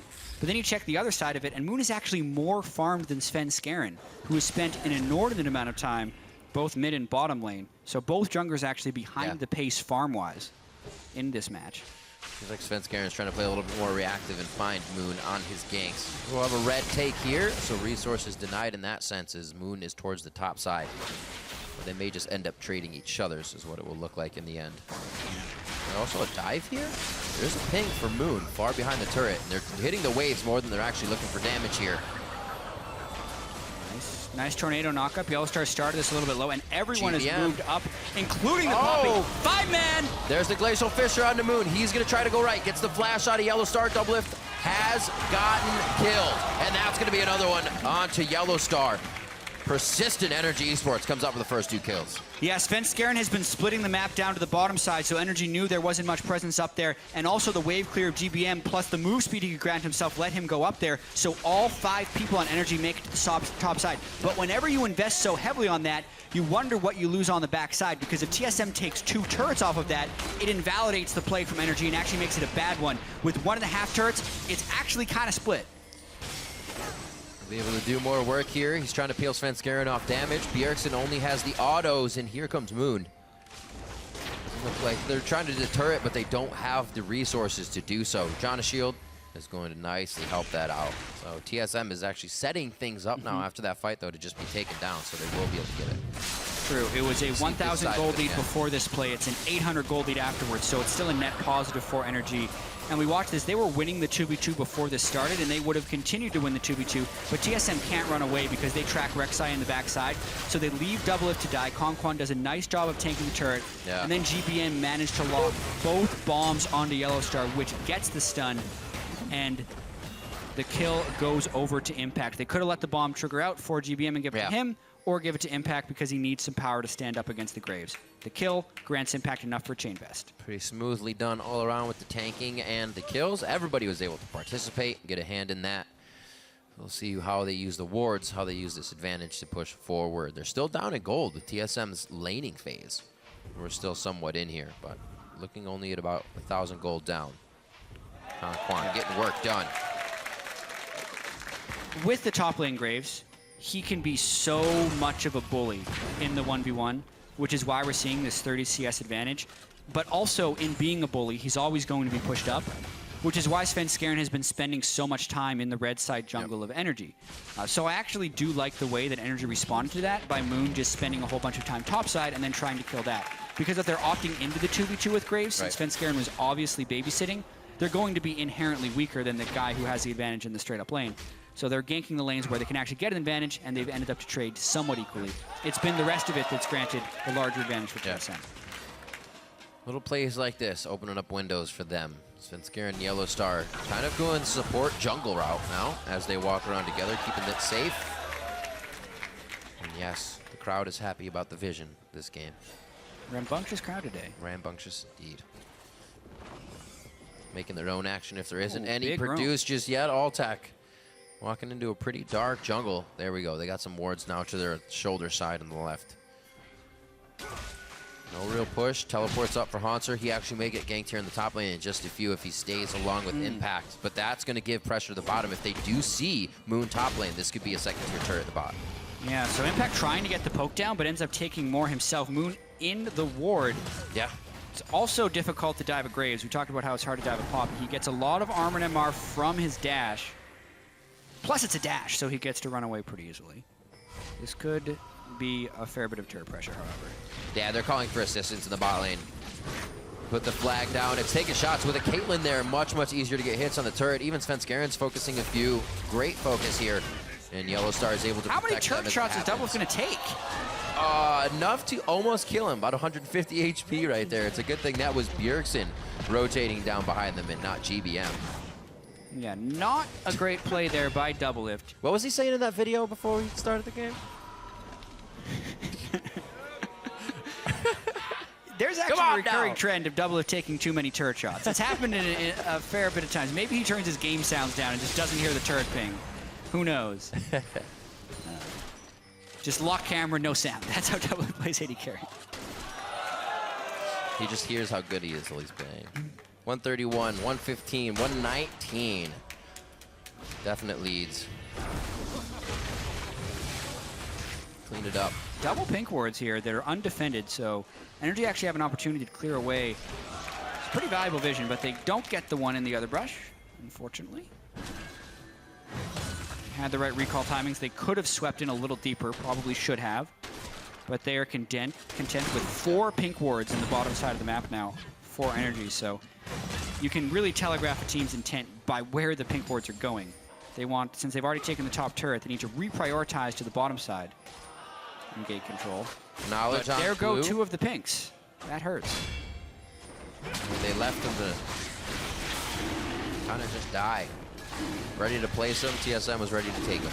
So this is Dragon going over 13 minutes. TSM keeping good pace on the game for things that they want, whether it's a turret or this Dragon. And also getting some nice ward clearing in. This is helping Bjergsen get bigger. His 148 there, he's almost built up on his first item. Core is already hit here. Haunter's got his Yomu's Ghostblade in. He's going to be providing quite a bit of damage in that solo lane. We've already seen Impact have a bit of trouble there, but they're the same level, so should be okay overall. Shouldn't see anybody just get killed just yet. Yeah. It's another one of these TSM games where the early game progresses very slowly. Yesterday against Cloud9, we didn't see first blood until about 18 minutes, but then the game was over 10 minutes later. See if this game follows a similar trend. Even though we've already had a few kills, we haven't seen a first big team fight. Oh dear. We'll wait until it's over, then do the dash. Goodbye. But now you're left alone. Do you actually want this? Oh, the wall. Okay, that was close. That moment where you're about to like gasp. FLICKR and Haunter, they are safe. And this sets up a pretty good push for Haunter though, because Impact has lost his ultimate and a lot of his health, which could mean a third turret early for gone. TSM. The relentless wave clear is really adding up here. He stays. He's bluffing right now. Impact is playing like he has Rek'Sai right next to him, even though Rek'Sai is a little bit far away. Bluff buys him a little bit of time. There's a ward trigger, but I don't think it saw him. It was just within range. Turret goes down. They have nothing to gain off of that, so they decide to pull back. Haunter, once again, having a good game. From Poppy now to Graves on that top side. It was really only the first week we saw him kind of fall behind on some Gnar play and that Shen. Now he's, oh, I'm sorry, wrong game. Looking at it. He had the Mundo and Poppy, I'm sorry. Mainly showing a lot of flexibility. Yeah. Because he's gone from hard tanks in week 1 with Mundo and Tom Kench. Yep. Then Poppy, which is a new power pick. Then straight back to Lissandra and Graves, which are really 3 fairly distinct playstyles, and he's shown success on all of them, which is very difficult to do at a pro level. And one of the main reasons TSM talks up Haunter, because now they think they have every position can play any style, which gives them the ultimate level of flexibility. It's the goal for TSM. Back in the day when that Gravity was being put together, I kind of asked Sane, I was like, who's this Haunter guy? Is this the real deal? It took him a while, shake those nerves, figure out what the stage meant. But he's found it. He's definitely been able to put up some consistent games from that top lane. GBM clearing away some minions. He's got the blue buff, so no problem for him just yet. Both teams trying to be resilient right now from really giving too much up. Mid turrets to be dropped on the side of Team Solo Mid. Might be able to open up the map for Energy here. Still kind of not confused, but interested to see how they engage or kind of make things start to work for themselves on the side of Energy. Yeah. Wondering when they're going to start playing the team fights with this Zilean, because they can get some nice positional advantages. And it's very conditional on the skill shots from GBM, but now that he has his tier and his Roa, it's kind of the Zilean set of core items. Here on, just want to get some CDR, but tremendous zone potential with these bombs. And also, since Impact does have the kill and has been keeping up and catching up pretty well. There he goes. Well, blam! Slap. Oh, the flash over the top of Impact. That's going to be the teleports coming in now. 4 members of TSM to 4 of Energy, and it's a run up from Doublelift. He'll be late on this one. Altec has joined the fight. Monsoon is healing. Altec, very, very dangerous spot there, almost eating the Chaos Storm up front, but the rest of the team's able to back up. Yellow Star's able to give vision. GBM ended up using his ultimate in that engagement as well, so he no longer has the revive, which will lead to a rotation here from TSM. TSM didn't take very much damage, but they're trying to set up a play. So is Energy, who is behind them. That's on Scuttle. We're at 17 minutes here. There's no home guard to come in, but you do have the Zilean speed up, and they are going for Doublelift. This is going to be his second death of the game if they can get him to go down. It looks like they pressure it just enough. You can see what their focus was. Make sure he's down. Don't even worry about anybody else. That's the move speed right there. Impact came in from the backside, and GBM continued to track. Even though he didn't have his ultimate up, they knew they had the numbers advantage. Right. And this could be a very scary combo with an unstoppable Impact flying into fights. I like that. Sounds like a skill we actually have.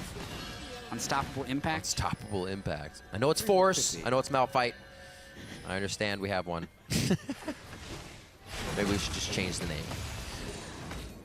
Looks like Energy not letting this wave go too far. They have eyes on the prize, and that's going to be mid-turret. It's also Bjergsen, though. They want the bag of chips on the side. Up, over, ping-pong, into the turret. Conquan living with a sliver of health. And I don't think they're going to get the turret, but they did get something out of it.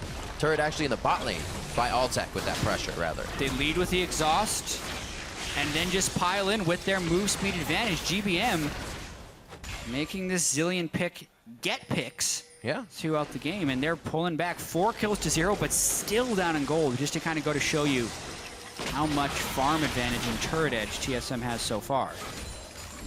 1 turret, and the rest would be counted by farm. Well, the way it looks, they have the potential for no deaths, especially if the Zilean starts saving people. Manage to get themselves in and out of fights, like you said, with that positioning. Oh, so helpful when you can get super, super fast. One of the reasons, actually, along with the health, Lulu is such a nuisance in game. And Altec, 179. 20 CS behind right now, when it's not seeming to affect Energy. Yeah, I would say that TSM has a decently built composition to go against a Zilean, because one of the greatest strengths of a revive passive is the ability to just bring someone back from a single target focus. But Graves and Victor both have a lot of AoE damage. And that's what you want against someone with something like a Kale Ultimate or a Zilean, is to have multiple people dying at the same time, which makes it really difficult to choose.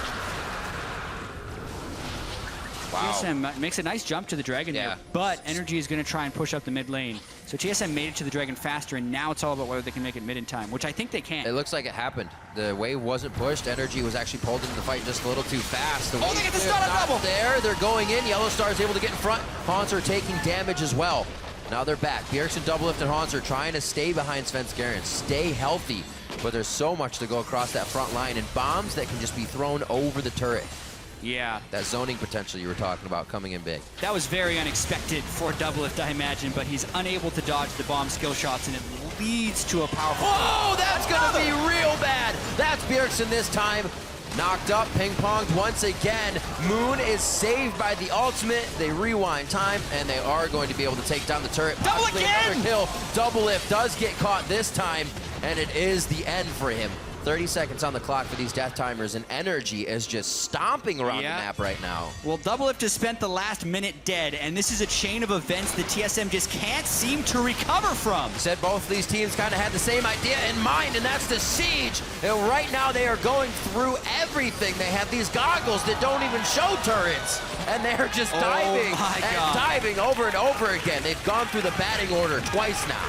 Yeah, almost just a back-to-back ace, just not full kills, about 7 kills in a push, one after the other, and this gives Energy a gargantuan lead. They just turned it on. GBM went on a rampage with stuns. Everyone else was following it up as well.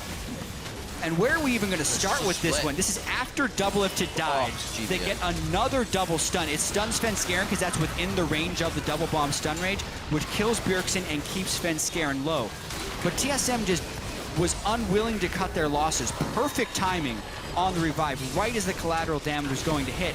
And then the corner of the wall to kill Doublelift, who had just walked back and who should not have been there since the turret was already lost and he needed to be ready to set up the second inhibitor. And that just led to more and more kills. At this point, TSM's in some serious trouble. What a game. GBM with fadeaway bombs, making plays. All attack, go pretty hard. Didn't really know it was on the other side of that turret. And he does see a majority of the team across the map, so he wasn't too scared. The rest of the team as well following in that confidence as they take down a second tier.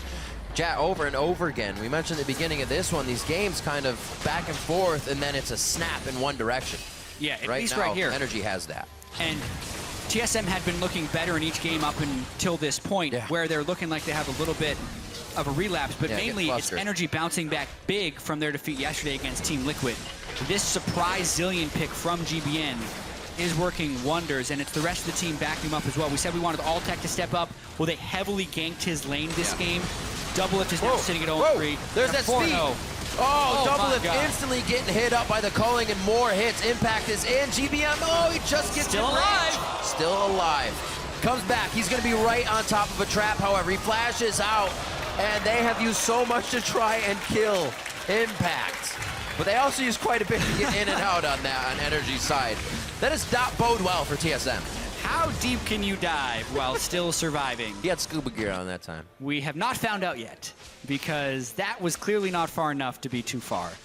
They get out. They don't really get any objectives out of that one, so it was a failed dive, so to speak, but they're just not punished with a kill. The shutout still intact. 10-0. It takes a lot of balls to dive that team, to dive a Glacial Fissure Braum and all the stuns and CC they can put out. Well, I guess they didn't. It was just Impact. GBM just built an Aegis on mid-Zillion. Never have I ever seen GBM build Aegis. That's his bow tie for the skin. Oh dear. Just trying to get Baron Vision, but a little bit too far out of position against Janazillion, Poppy, Rek'Sai. At this point, you got to have a warding buddy. Yeah, or just use your blue trinket before you go to ward. There you go. Too much distance to cover, though. Only so many blue trinkets. Oh, fancy feet.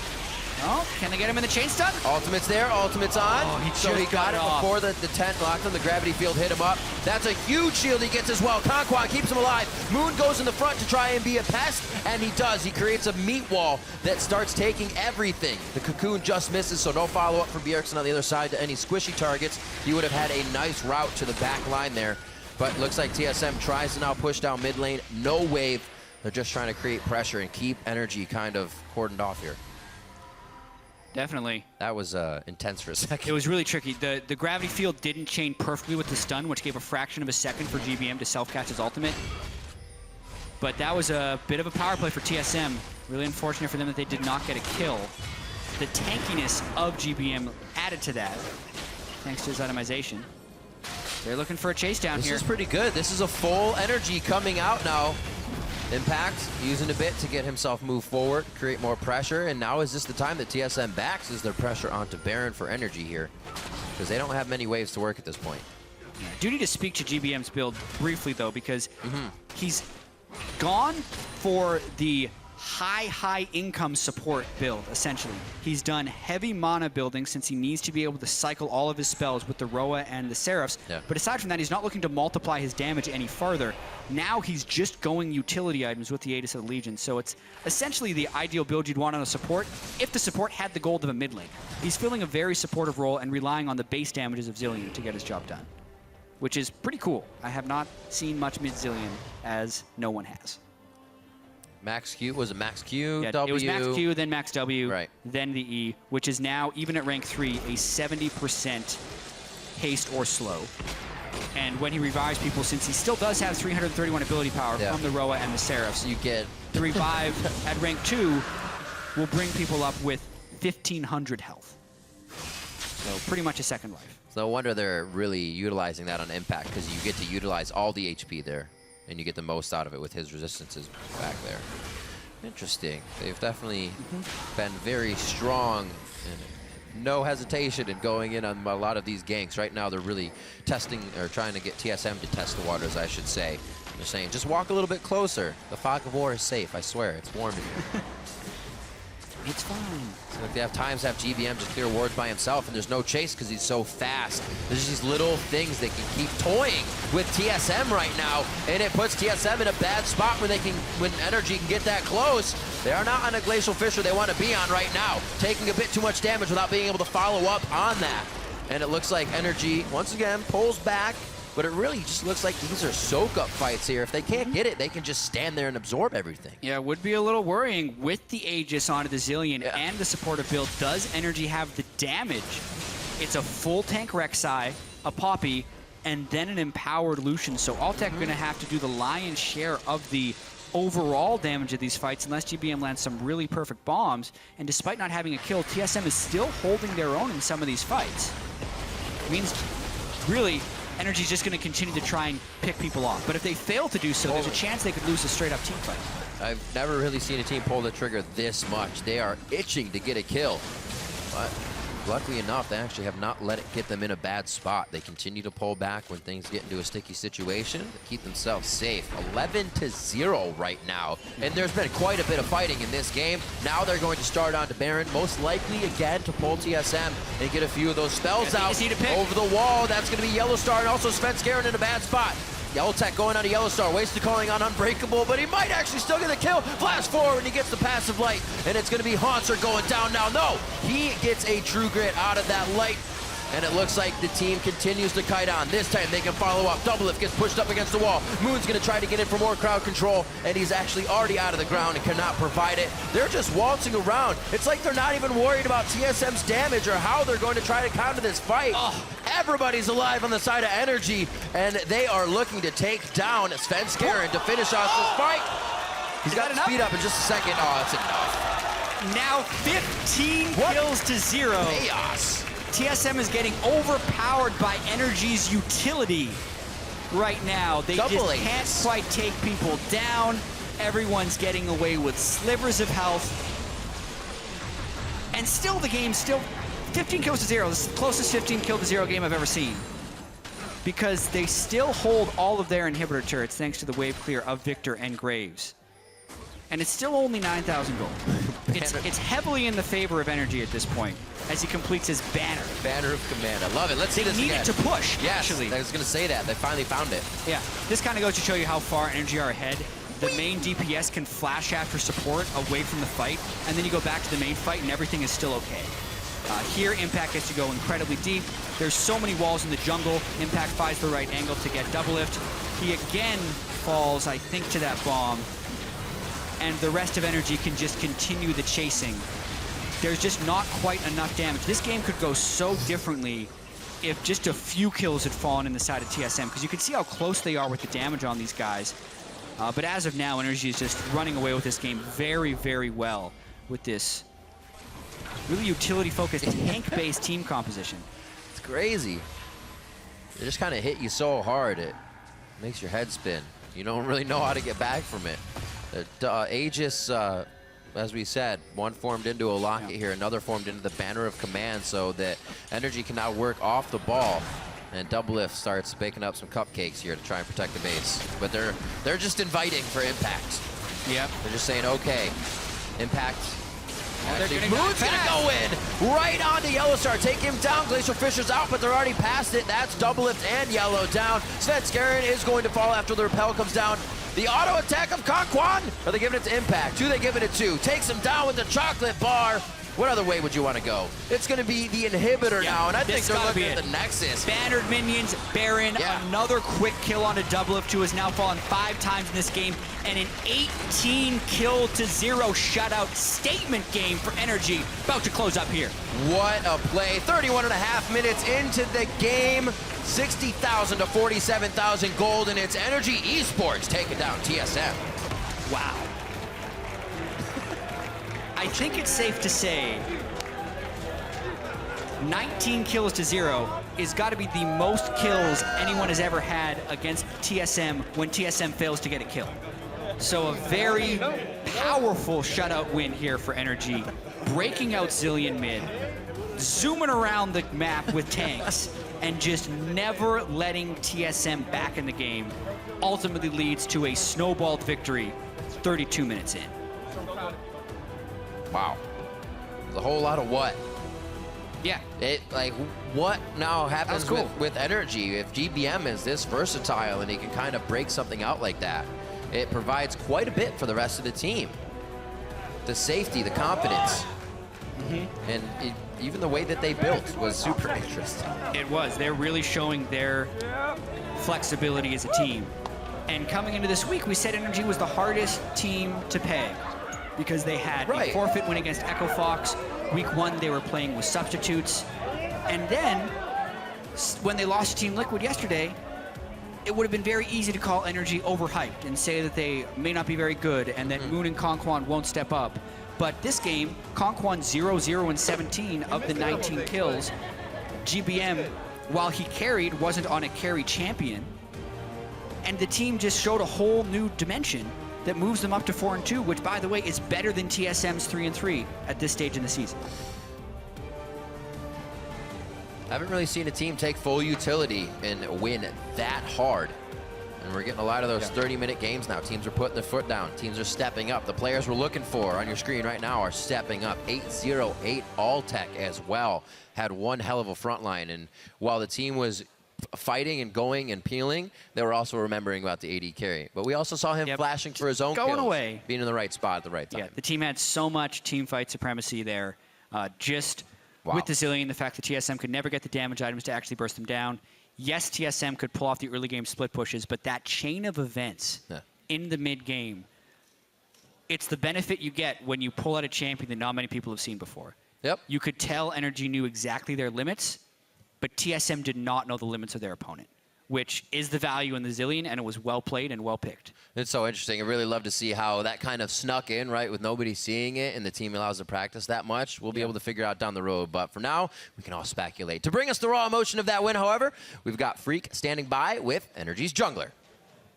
Thanks very much, Riv. I've got Moon here. So, first of all, congratulations on that win. You guys are moving up in the standings. You're alone in second right now.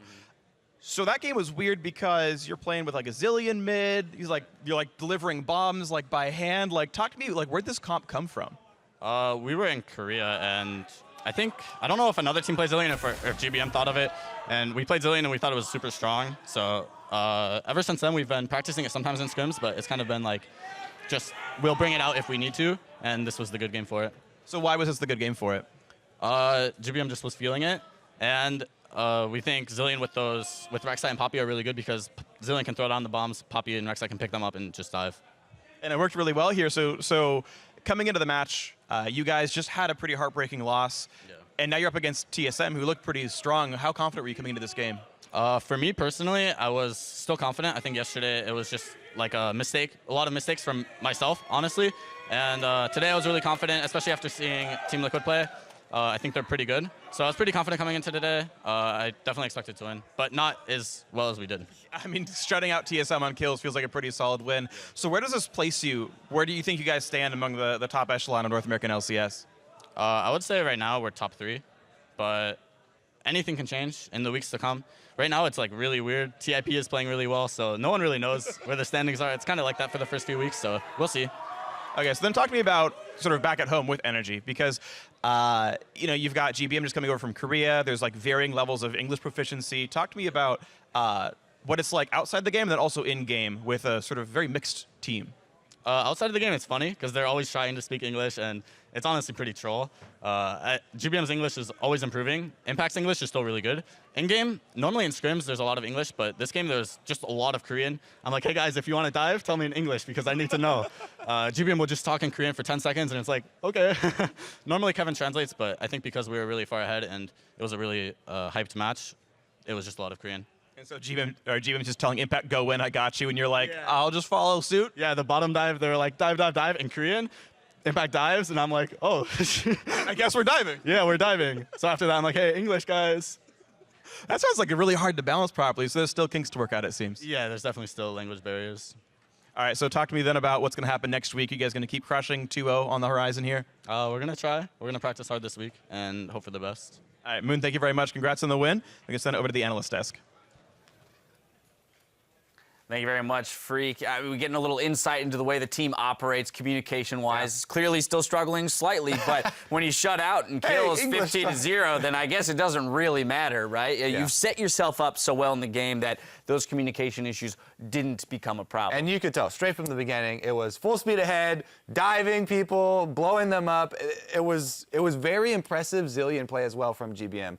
Talking about Intel, I was also just on Twitter looking at the analyst tweets there from Energy, and GBM just says, oh, Zilean bombs are easy to land. They're just basically like Xerath ults, which are also easy to land. I don't know about that. I've played that champion. Not so easy. It's a very impressive play from GBM on this Zilean. He had so many teamfight winning, skirmish winning, double bombs and explosions there. Yeah, and this is a cool little case study in how the team composition that was built kind of catalyzed the game for them, and the way that they played it really dictated the way that they would play the game, right? The reliance on the front line to deliver the bombs, as Freak mentioned, and corralling people into bad situations. And that's the thing. They talked about how good Poppy and Rek'Sai both are at delivering these bombs. Even so, there were times, where there would be small misplays, like Impact shorted his Poppy ultimate a couple times trying to get the point blank, but, would misjudge the range or get a little bit, off center there. Probably picked up the champion recently, and still he was such a big threat, and he was unstoppable. He just continued to charge. Yeah, exactly. We had the coined phrase, the unstoppable Impact from Rivington in this game, and we're gonna throw up a little clip here just to once again go through, remind ourselves how often they were able to execute wall stuns into Zilean bombs. Yeah, all right, so this is one of the early ones down bottom, and they pretty much just zone him out, then they get the wall stun. He could stick around and let the bomb explode for the kill on this one. No chance for Caitlyn to net away. We saw the bait in almost for the kill on Moon, but Moon was revived, which let Impact close the gap there, get the wall stun on that one. Yeah, not only, can they deliver these bombs for the giant AoE explosions and stuns, but also it allows Impact on this Poppy to always charge forward because he has the confidence that not only will he get speed boost to continue the charge, but he get revived Look again. how deep he is here. This is ridiculous. 1v5, don't worry, I got you, Impact. Plus a 3-man bomb while they're all centered around him. Yeah, these are not just bomb delivery missions. These are also extraction missions. They're like, oh, we can also get you back out. You can go ahead and die, and we'll still pick you back up, speed boost you out. Yeah. Hey, interesting little factoid. GBM has only played Zilean once professionally in his career. And that was pre-rework, too. Exactly. Back in 2014 summer, NLB played it with Heal in the mid lane, I believe. Pre-rework. So bringing this out here, it's a really great little pocket pick that they have, and it opens up a lot of avenues for them, you would imagine, going forward. Having something like this in your arsenal when you're in Champion Select gives your analyst and your coach, your whole staff, a lot more to work with when they're crafting team compositions. I mean, having a player that says, oh, skill shots like Xerath Ultimate and Zilean Bomb are easy to land, that's definitely a good asset to have on your team. Yeah. Because those are hard for a decent amount of people. Very much so, very much so. But he pulled it off in this game here. Up next, Team Dignitas will look to pull ahead of Cloud9 in the standings with Game 3. Stay with us. Yeah, I'm so awful at Xerath ults. That is a really hard skill. Esports or TSM, 3 and 2. These guys are looking to break away. We're on the Rift. It's gonna be mid-turret. It's also Bjergsen, though. They want the bag of chips on the side.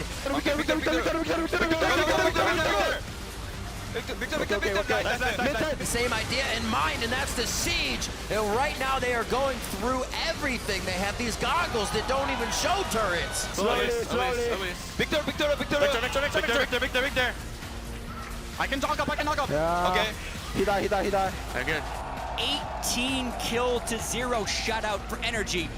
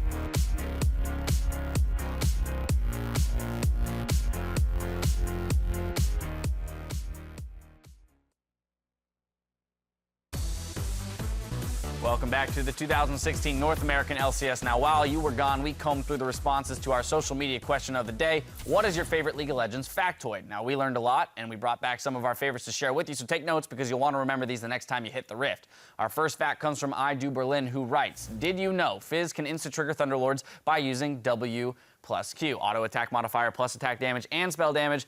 Hashtag feeding time.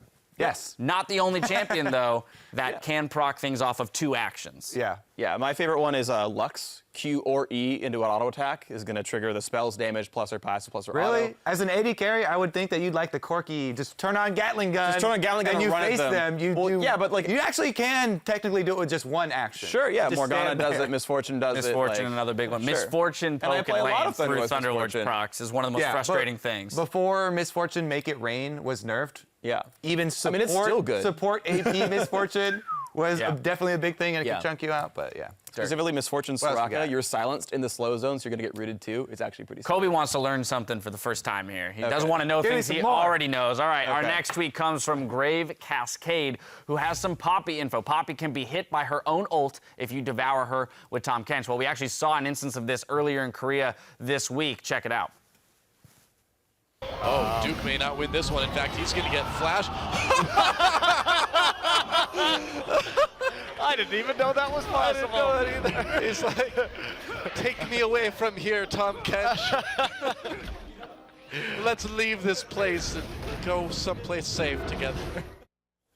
Still died. Yeah, one of the most hilarious interactions that we have seen in quite a while. I definitely enjoy those types. Absolutely. Yeah, the problem is that that's never a useful thing It's to you. almost right? never beneficial. Exactly. I mean, you don't want it to happen, so you, Poppy, release your ult quicker. Well, unless you're in a team fight, you're like 1v3ing. Yeah. You get devoured by the Tahm Kench, and you ult yourself away from the other 2 enemy So you members, can and you end up in a 1v1 1v1, Kench. and then you beat the Tahm Kench in the 1v1. There We you just go. found a Let me positive drop result. a strat here to use this. Well, I mean, the best one is over Yeah. here into the center. This is a play. See, You're this is actually what drawing- happens This behind the is scenes. This is the 80 carry I'm trying What? to kill. You're actually This is still some drawing. serious theory crafting. Well, we'll see. Somebody try it. Don't actually. That's not going to work. Last time, He's or still rather, drawing. the last tip that he's going for it. Last tip that we have comes from Storm an by artist. Night. If you need 50 gold, Kobe, just kill the enemy Nexus. It's true.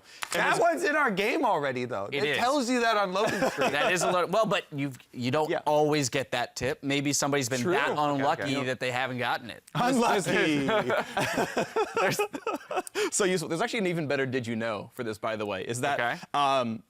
that had to be hard-coded into the INI of what a Nexus is. If you don't actually have a gold value explicitly stated, everything's worth 25 gold just via the League of Legends Like engine. Shaco clone. Yeah, like that's all while clones work that way, wards used to be worth that much and whatnot. So someone had to go in and edit like nexus.ini and be like, yeah, this is worth 50 gold, homies. Like, it wasn't worth enough on its own. They had to go through the trouble and be like, you know what? For winning the game, you need a You deserve bigger more. reward than 25. You deserve more. It's got to be at least twice that much. Twice as much. 50 gold. All right, the game's ready to ship. Here we go. Yeah. Anyway, those are some great league factoids, but it's time to come back to focus on the game at hand. Team Dignitas versus Cloud9. Both of these teams, they found themselves on the losing side of very sudden, explosive team fights that ended the game, each before the 30-minute mark yesterday. Yeah, and Cloud9 put in high, right? And he's the guy who shot calls in Problem really solved.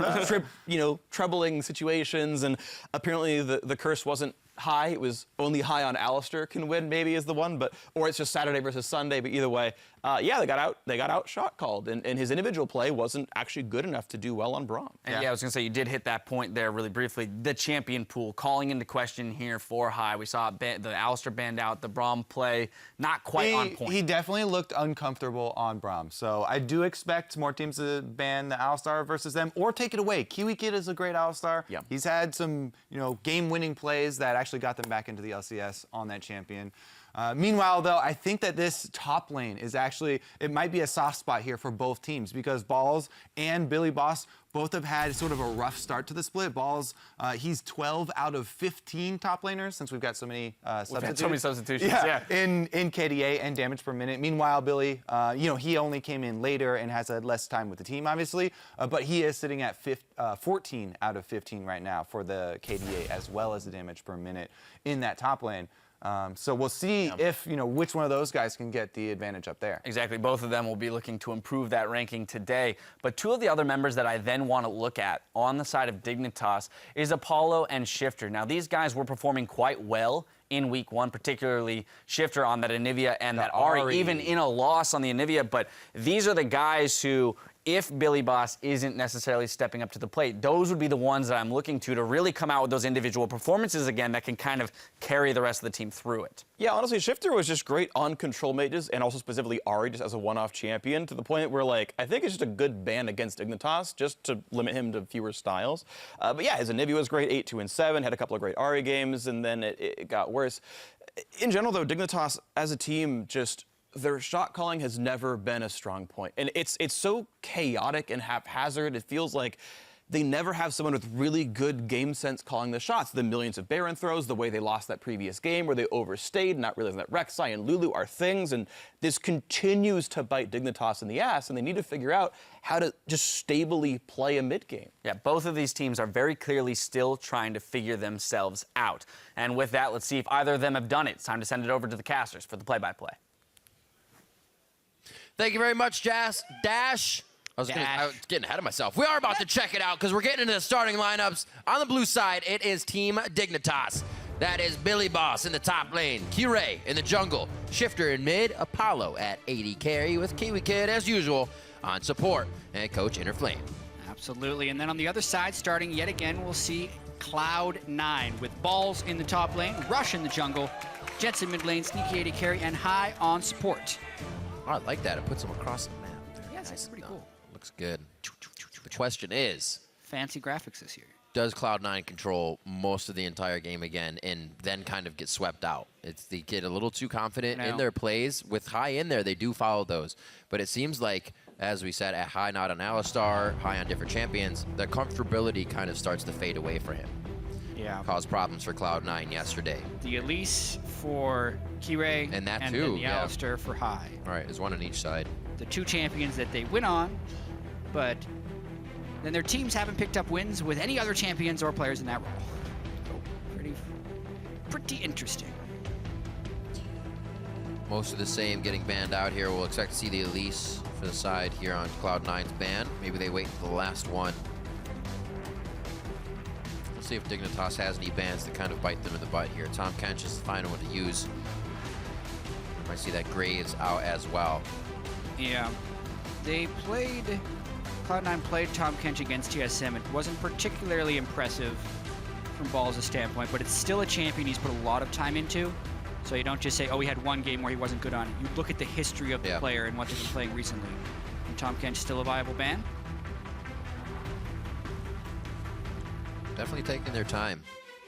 Another team that's was locked, I should say, into the middle of the pack with their 2-3 scores. Interflame and Lemon Nation on the board. And the Alistar goes. Something will happen today that has never happened before. What's that? This year.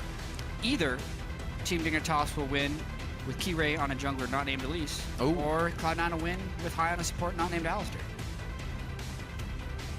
One of these things will happen. I like it when it comes down to that. Got a lot of firsts. Always enjoy it. We'll see what the first pick is for Billy Boss. What they decide will be a priority pick. The Callista's up. Apollo's been really actually having a good time, I believe, on the Lucian. Gangplank is also a bit. We had a game where Gangplank wasn't picked or banned yesterday. Is this number 2? It's a little while to see, but it will be the Graves lock-in first for Billy Boss. There was a bit of discussion going on there for Dignitas, so they're saying this for what? What are they giving up here? Yeah. Well, there's a lot of things. Corky's been banned pretty heavily today. And there's the Gangplank. I mean, Cloud9's going to be able to play it. Balls grinded a ton of Gangplank before Worlds even. So he's been experienced on this champion for a while now. Was that like a Diamond 2 Gangplank or something? Something like that. We'll see. I actually like watching the pros use how to use the barrels. Some of them are very, very highly skilled in that. Some, you kind of get one barrel out, and the play really comes from the ultimate cross map.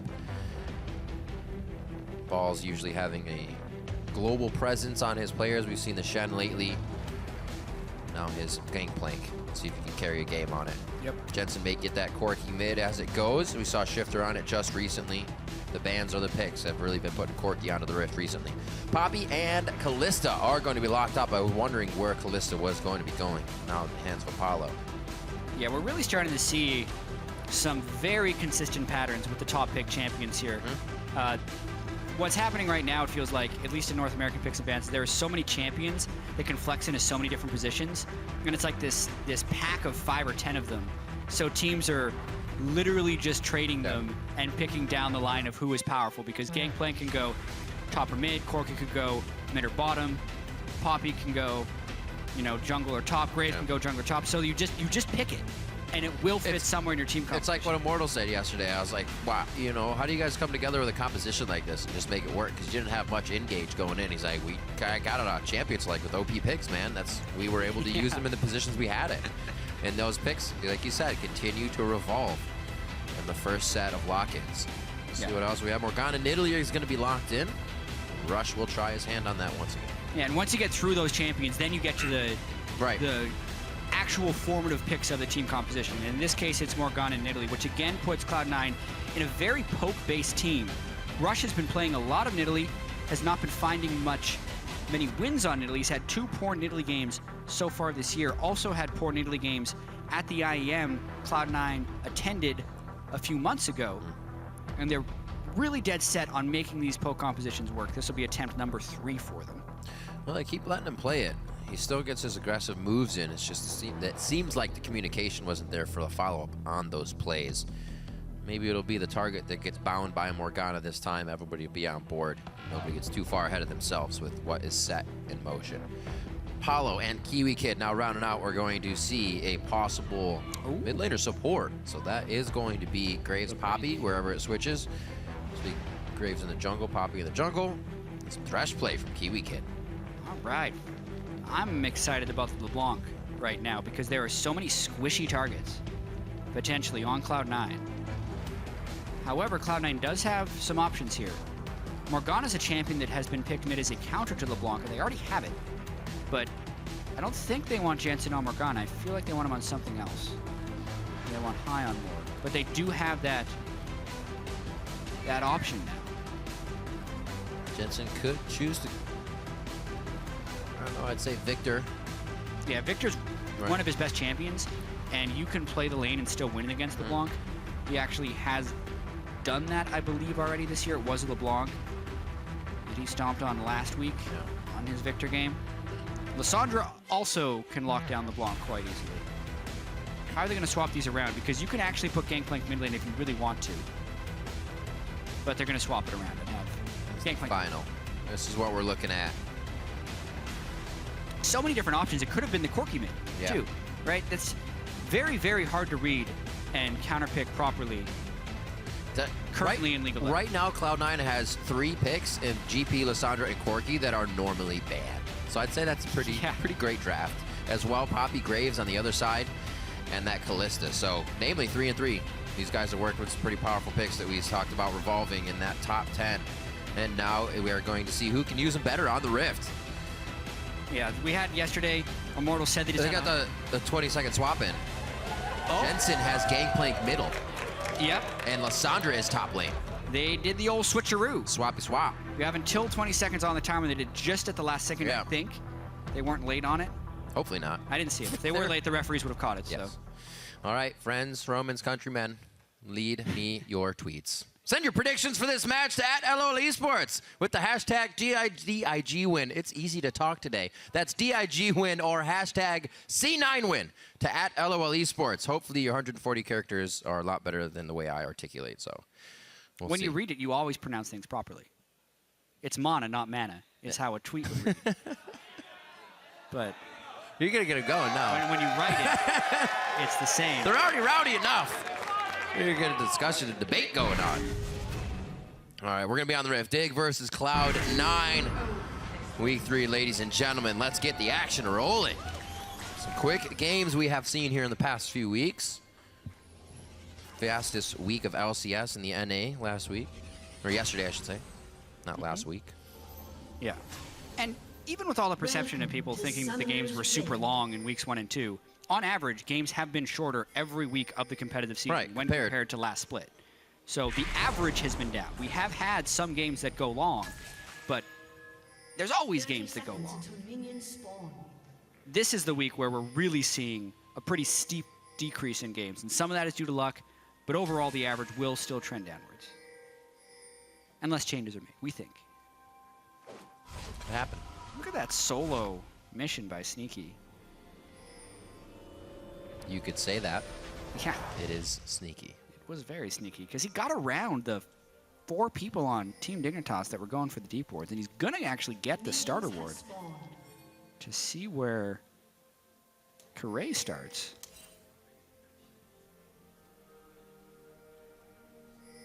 Sneaky little move, but I don't think that really leads to many advantages outside of them knowing where Graves will be very early on into the game. Rush likes to do this every time. He just sets up as many traps as possible early in the jungle to maximize the speed of his first jungle clear. And Sneaky and High are giving him damage, with which Rush will still take the full set of experience. Nope. Let's get that last hit in. Yeah, there it is. Yeah, Rush is very good at all the little intricacies on jungle Nidalee, like animation canceling. Right after he throws a spear, he throws the trap down so he gets everything out as quickly as possible. Also, he gets jump resets every time he walks something over an old trap.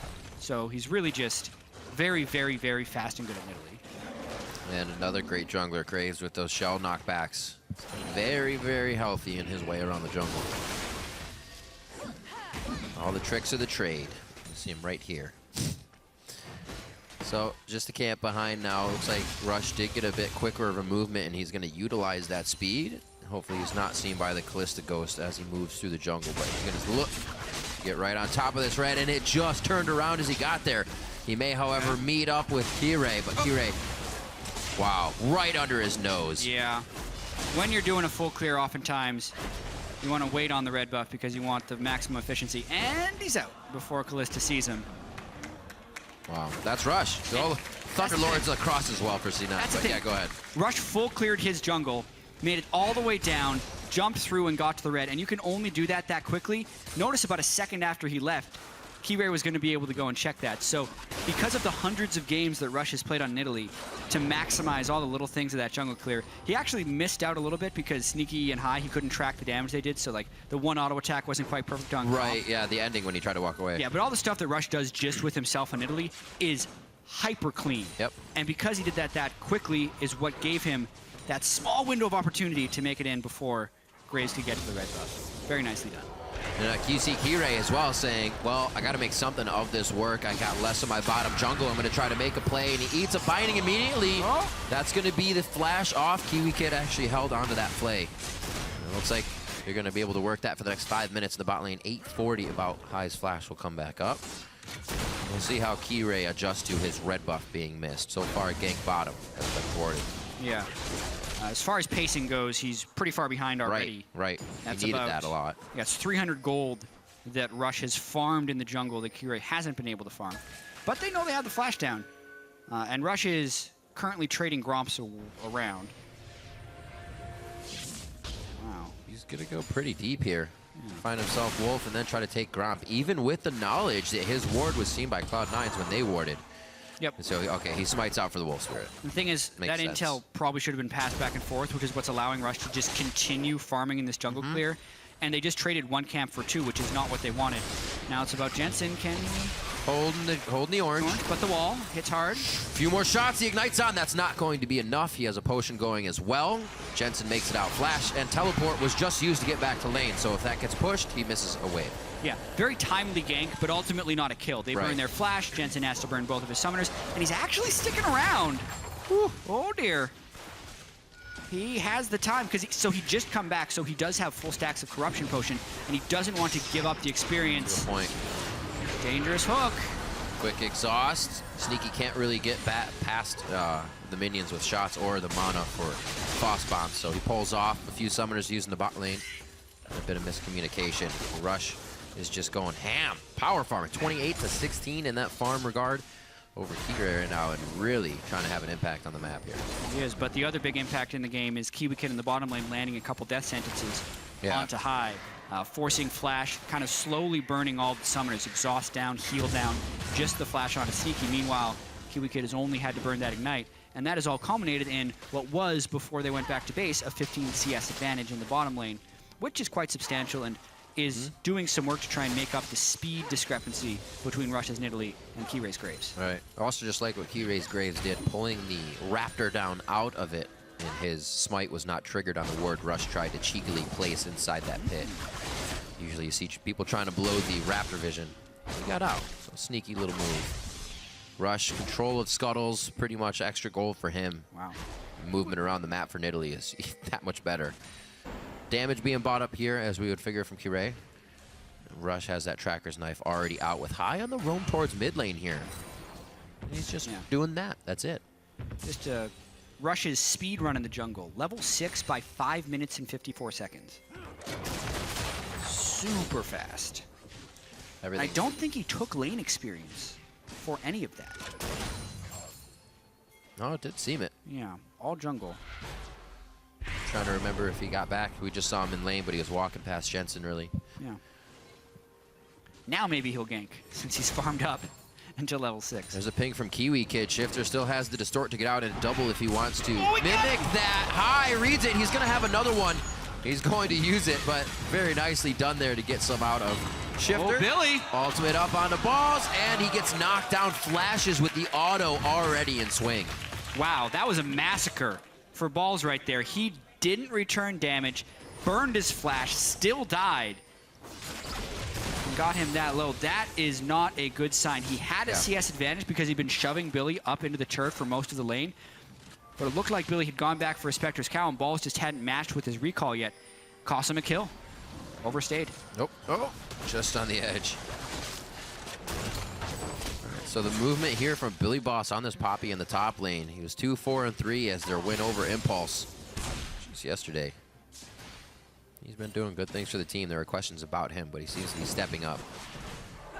So looking now, this Cloud9 High on Morgana, as well as Kiray's Graves. Remember those two we were talking about, not Alistar and not Elise. A quick Black Shield saves him, but I don't think they would have taken that anyways. Good pressure from Dignitas, though, to keep Cloud9 pressuring the bot lane. Really big advantage from this Apollo and Kiwi Kid lane. Not only a CS advantage, but an experience advantage. With a level 6 Kalista, they can make a lot of plays. Oh, pink ward. We'll at least let them know he's there. That's the thing. Last season, it was much more punishing to get a pink ward killed because it was much more expensive, and you could also otherwise place stealth wards that you buy in base. Right. This year, the fact that you can only buy the pink ward and that it's 75 gold, it's almost like a half-price pink ward from last year. So getting them down is really punishing. It takes, getting them down is not nearly as punishing to have them killed as it was last season, since they're so cheap. Yeah. And since you're still getting the vision anyway, with which you couldn't otherwise have had. Yeah, it doesn't feel as bad to move one up if you have to either. You know, I'm wasting it, but this could die faster. It's all kind of takes away the problem of it.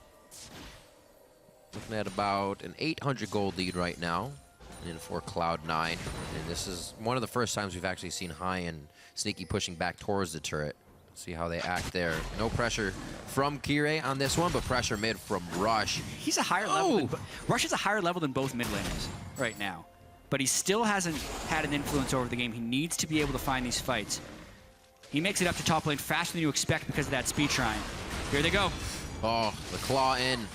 Alerted Billy Boss. Uses W. Gets himself out safely. Will Rush stay for more jungle? He pings in. He says, I'm going to go find myself a blue buff. But also a Kiray. Misses that smoke. End of the line damage goes in. He got it. He got blue buff. The Rush gets away with it. Trying to steal it. Shifter goes in. He throws one more sigil. Rush over the wall. And Rush goes down. Shifter able to pick that up. Yeah, who really got blue buff is Shifter. Yes. Because of the patience from Kiray. And it punishes Rush's relentless play style on Nidalee. You know he's going to go there. Rush has a very one-track mind when he's farming on Nidalee. It's, I can go anywhere. Yeah. And I will without hesitation because it's all about efficiency for him.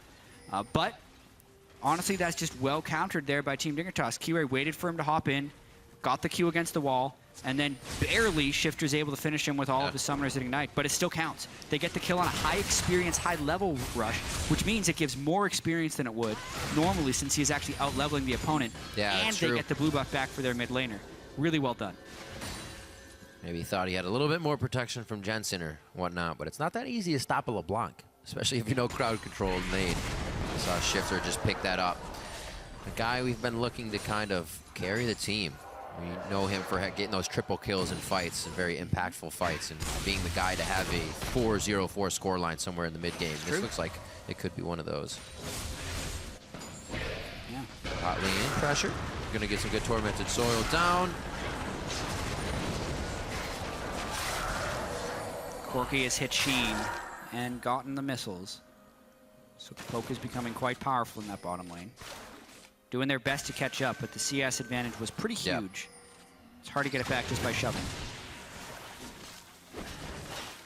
The nice thing about Graves in Italy is as much as Italy will farm, Graves still has kill pressure because his burst is just so incredibly high. Of course, Rush has the farm pressure.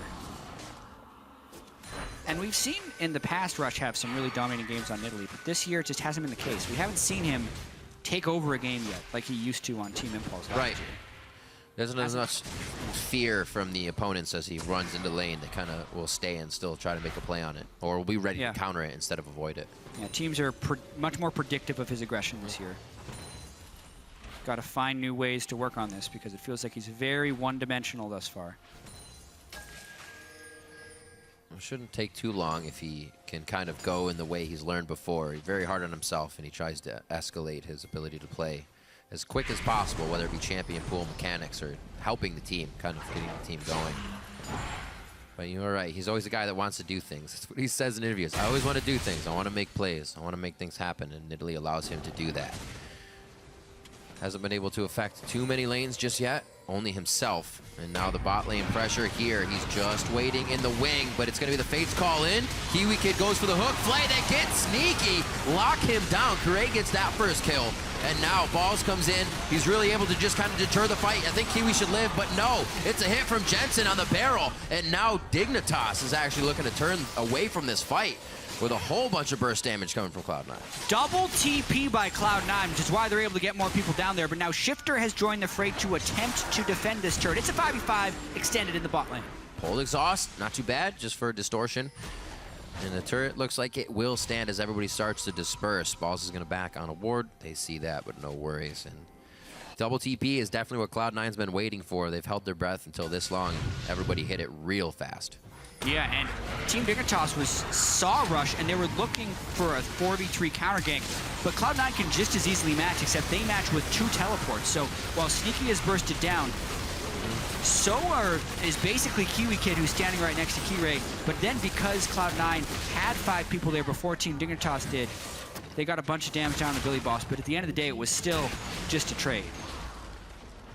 That turret falls. Did he teleport back? No, his teleport was to the play. That's right. So we walk back to lane with Claw, gets bottom TP or bottom turret, and we'll see how they continue to clean up the map with mid not being down. It just leaves Shifter in there to clean up all these waves that Jensen puts into the turret. It shouldn't be too hard. So good game again for Dignitas. Everybody that needs to get kill participation has done so, and the only death is Kiwi Kid. Oh, watch out high. Just gotta get one more shot, and then he could burst him. Ooh. 100 Actually, 2 more shots, apparently. Because he did get the 1 more shot. He was a little too far away on that last shot. The closer you are as Graves, you can hit with all 3 of the pellets to do more damage. Very good attempt there by Keyray to get the kill. Will force high into a recall.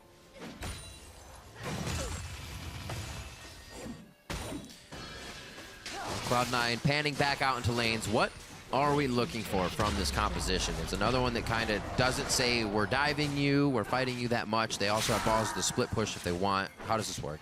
Right, well for Cloud9, it has to be a clean initiation because they've actually had this archetype for a team composition where they'd have 2 tanks and then 3 pokers. This game, they just have 5 people who can poke, or 4 people who can poke hard, and then 1 person who can hard initiate.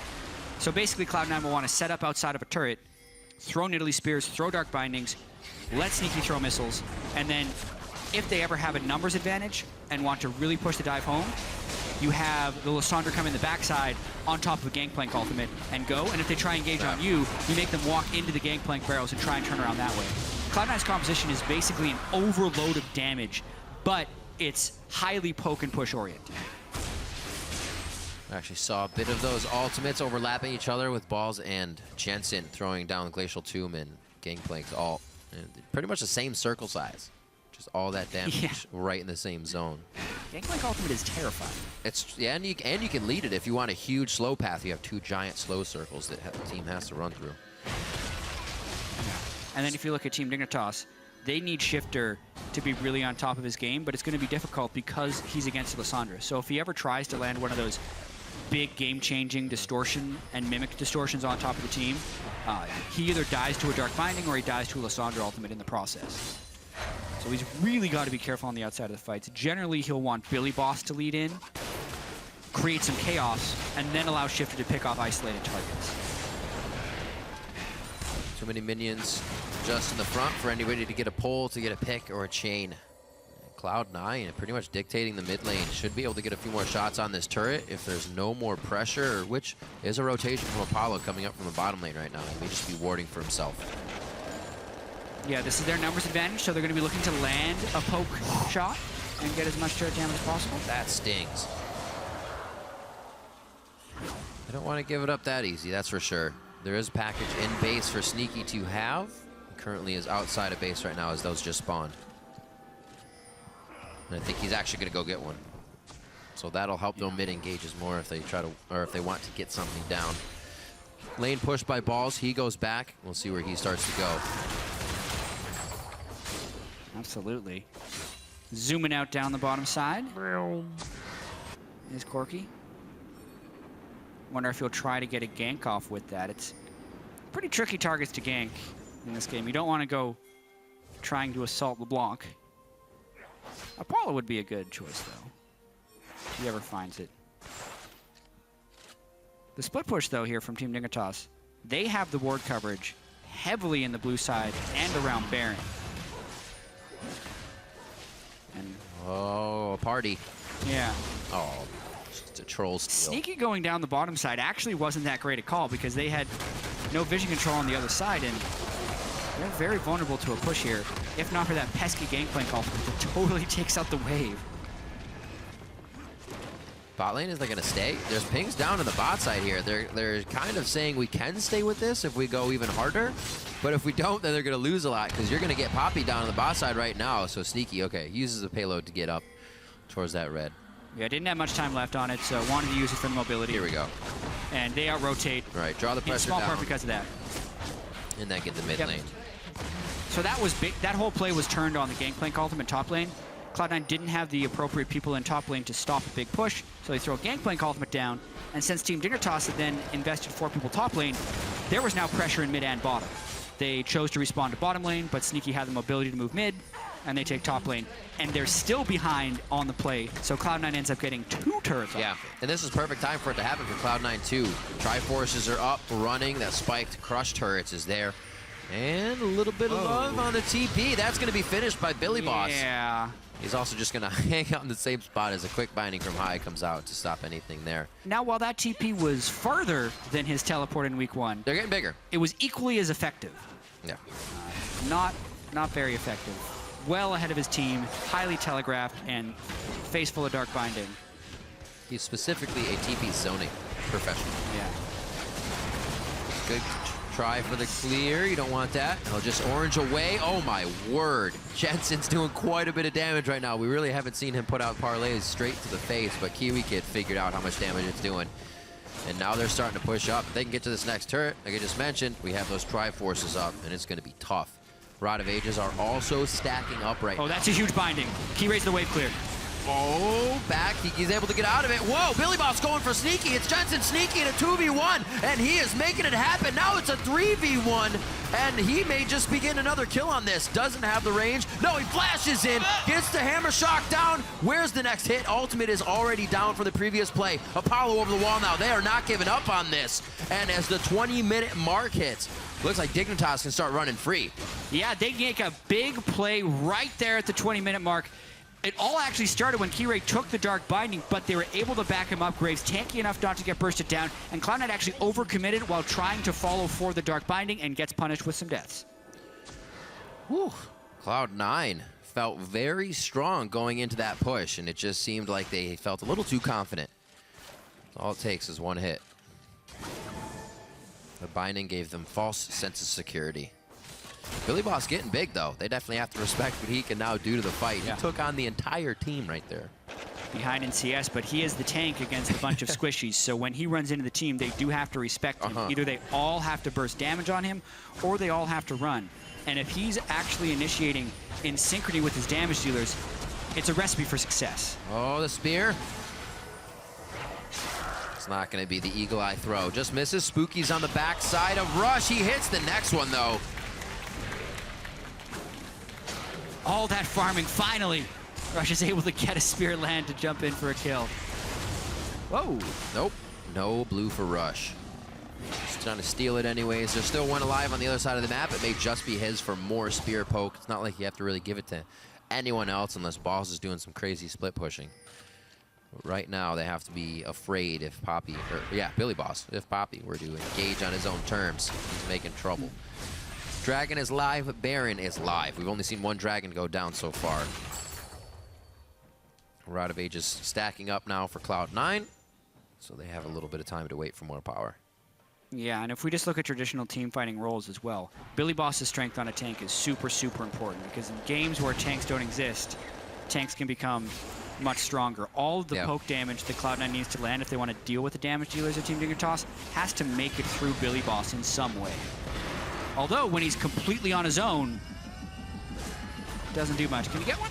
Nope. He's going to push in. That helps him gain a little bit of distance. I don't know if he's got the resto. Kirei actually doing what he can to help, and he may put himself in a real bad spot. He's slowed. Sneaky doesn't have a package to get forward. Whew, Kirei actually goes low. Mid lane's getting pushed right now by both Apollo and Kiwi Kid. I'm sorry, Shifter and Kiwi Kid, as Apollo is top lane. Yeah, so really they don't have the forces to split push that up either. That was just an uncoordinated play by Team Dignitas, and Cloud9 is able to punish. You can see how difficult it is for them to chase down the Poppy, but if there is no one to back him up and do damage to Cloud9 while they are trying to kill the Poppy, his tank stats are useless. Kiwi Kid goes into warding and security mode, so he puts that down inside the jungle. Now it is Apollo, who has a lot of safety to work with this top turret in a bit of time.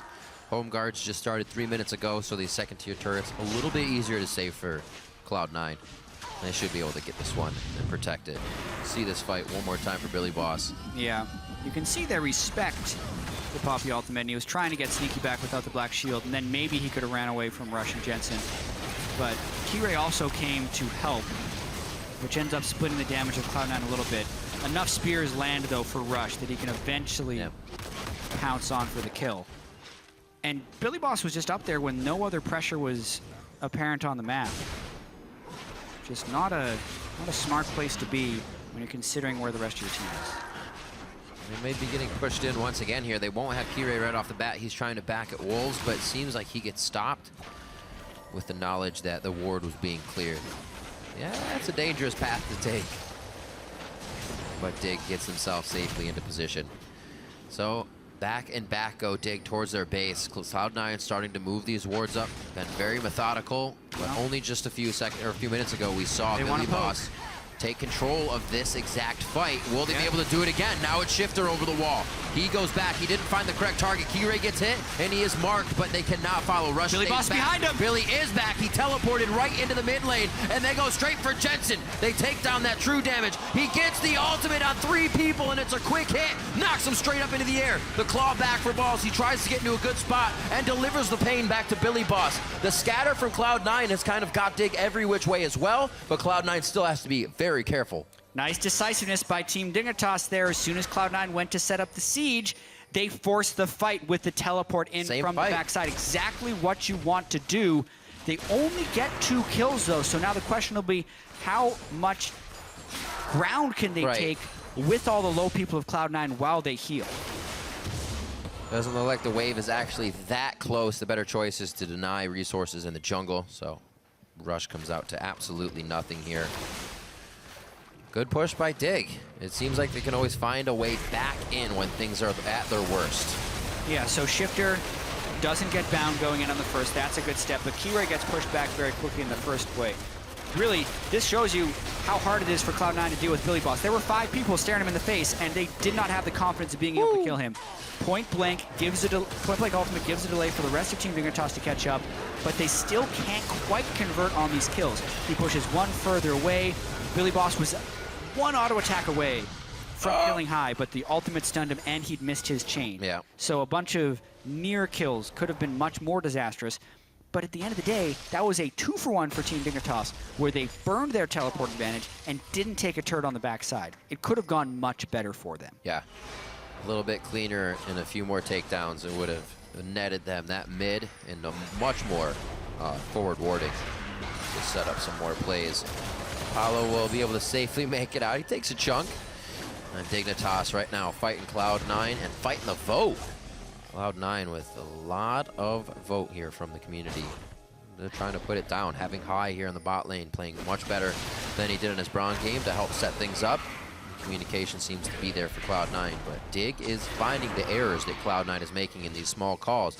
Cloud9 really doesn't have the chance right now to give up continuing this push, or they just feed Dig with minions. True, and they had teleport advantage right there, which is why they were trying to make a move over to Baron, but they just do not have the tank presence to threaten enough of that.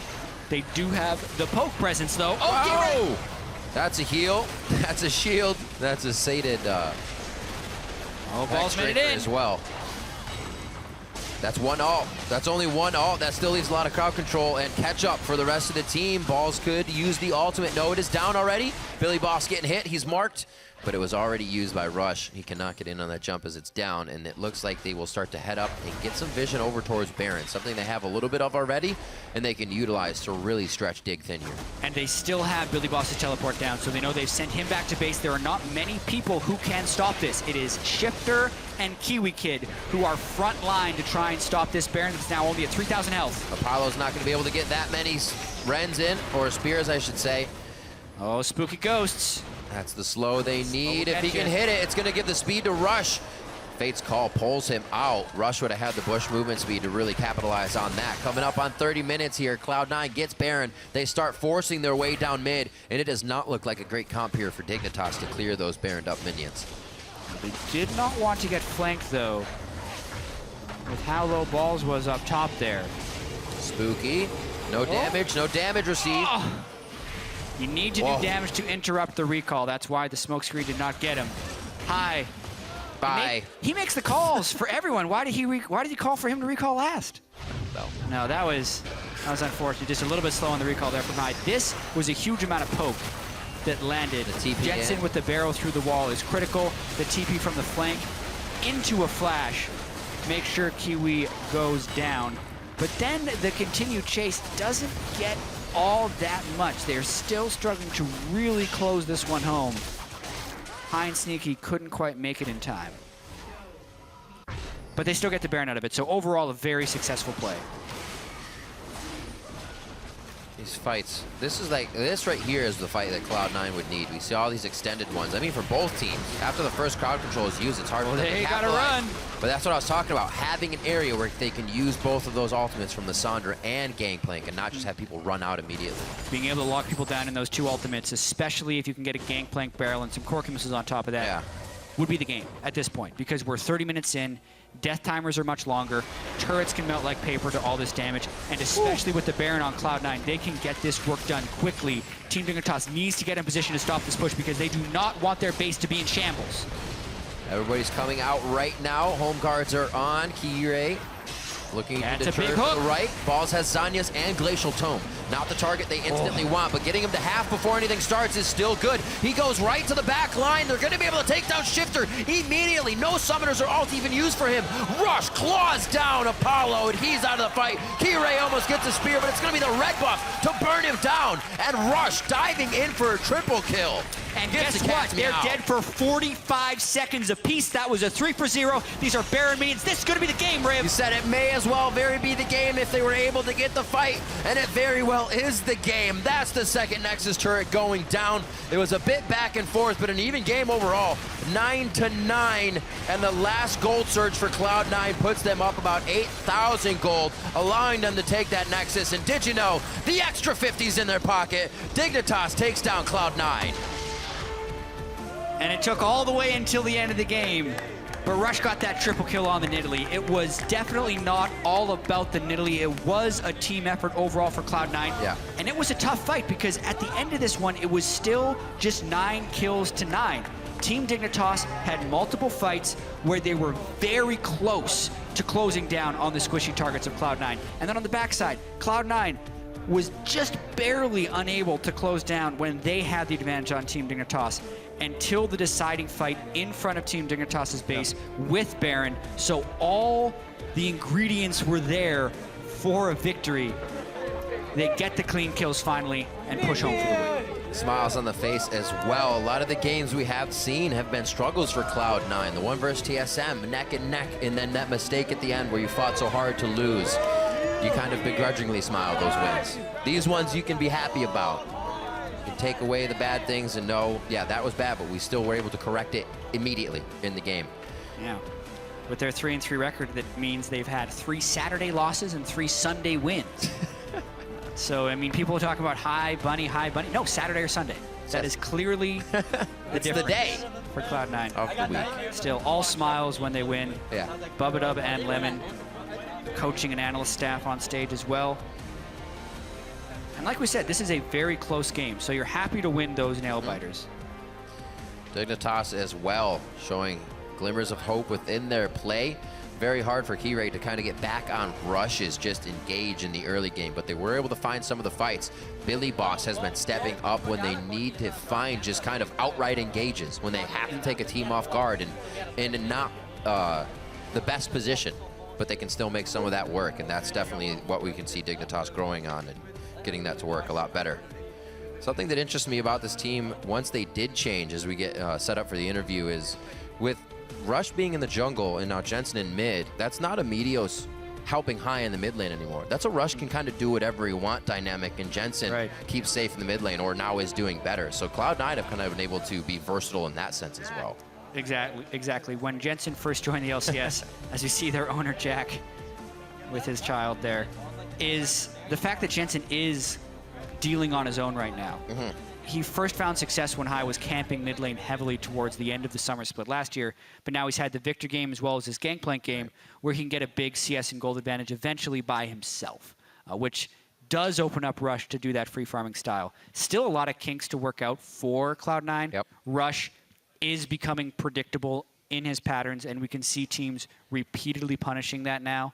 High still hasn't shown great games on things that aren't Alistair. The Morg bindings were nice this game. And then also they just need to find the right compositions that work. They kept trying with that heavy poke with 2 tanks. This time they just said, all out, Gangplank's up, just pick the powerful champion, throw in Lysandra for some extra initiation, no tanks. Allow us to fight everywhere. Allow the team to move fast to get everywhere as well. It worked out for him. Jensen had to bring out something new. Well, not new. We haven't seen him on Gangplank. Have we actually? Jensen on Gangplank, it's rare. I know we haven't this season. Yeah, Gangplank mid is something that was not as common as everybody Gangplank bans top, it anyways, and it's pretty much always banned, especially around the world right now for good reason. The skill cap on that champion, when you are able to place the barrels, it creates such a crazy zone of control, which is one of the big reasons Team Dignitas couldn't push through in a lot of these fights, because even though they chunked some people on the front lines, as they were trying to chase, a Gangplank barrel would take Keyray or Apollo straight out of the fight. It wouldn't kill them, but it would take them to 20%, and they just weren't willing to follow through after. Another big thing to look at in these games is at what point the plays actually happened, because there were both awesome teleport plays from both sides at an even point in the game. But since Cloud9 got their teleport play when they were pushed up and ready to take turrets, it was Dignitas kind of getting those, taking it, and then not having the minion wave to be in position, right, when they took theirs, because Cloud9 had been pushing them back. So while Dig made great plays, it really matters where you are when you're making that play still, if you're behind your turret or ready to take one of theirs. And it matters how decisively you can make the play. Right. Or even whose composition is better set up to take turrets afterwards, right?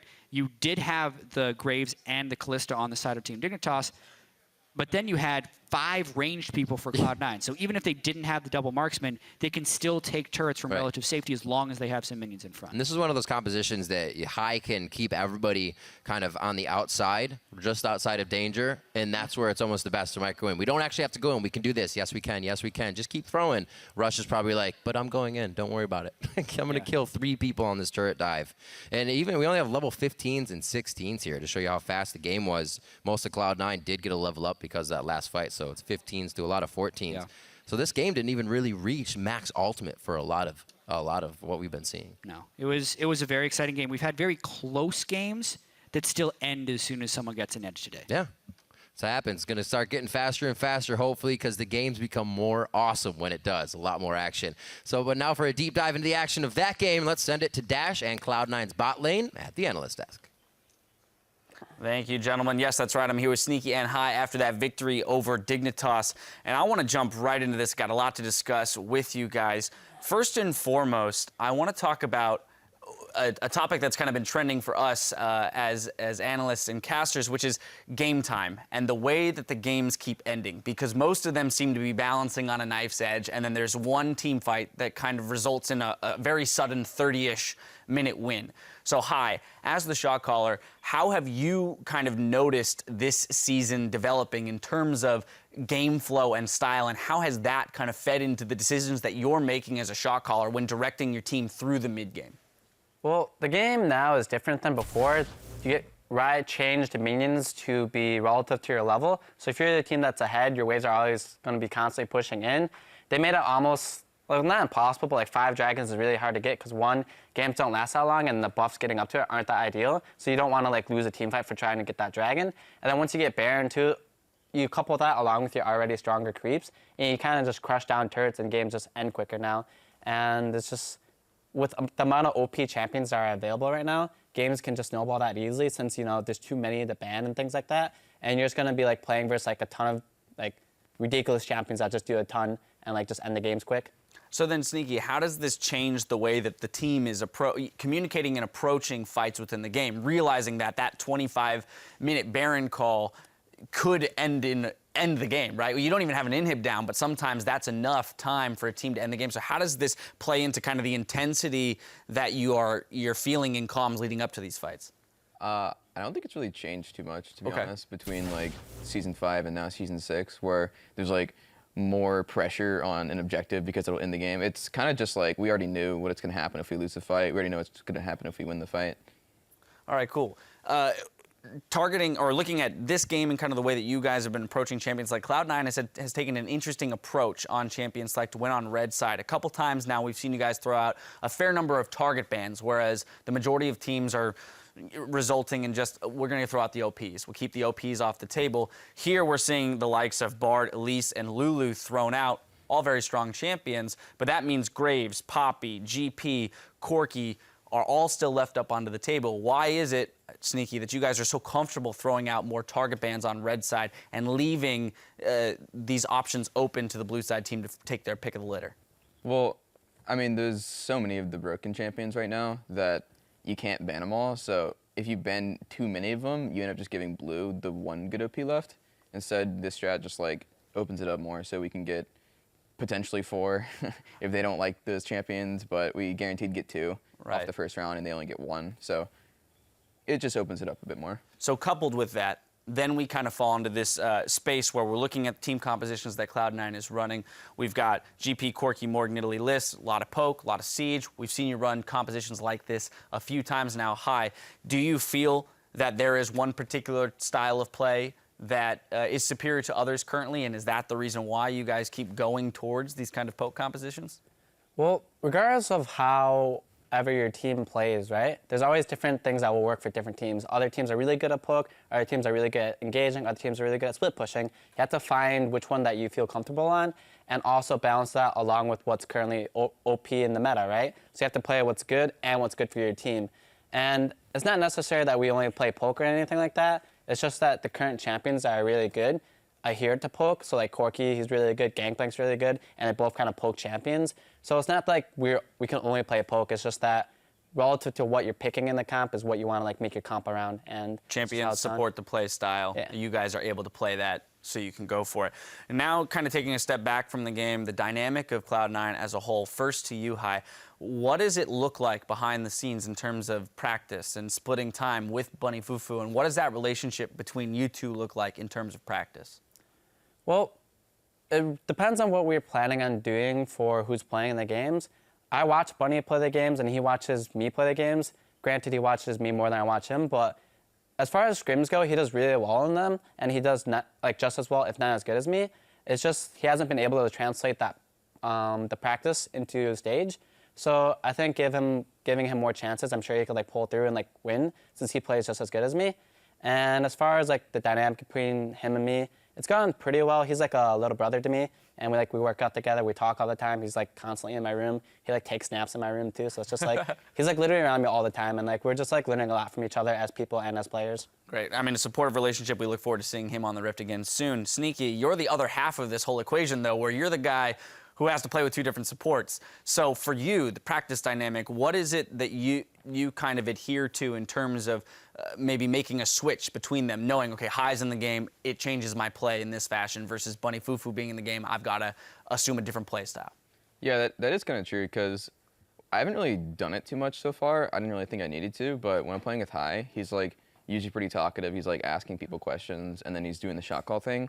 Whereas with Bunny, he still tries to shot call, but I think I need to take my own more command when I'm playing with Bunny, and that's something I need to learn throughout the season. I think that's partially why it hasn't worked so well. It's not even just me, it's like the whole team that needs to step up and make Bunny not like the sole shot caller. Well, it's only week 3. We're early into the season here. Things are looking well for Cloud9, 3-3 after that win, so congratulations on it. Thank you both for the interview. Coming up next, Echo Fox will take their shot at breaking Immortal's flawless winning streak. Stick around. We'll be right back after a short break.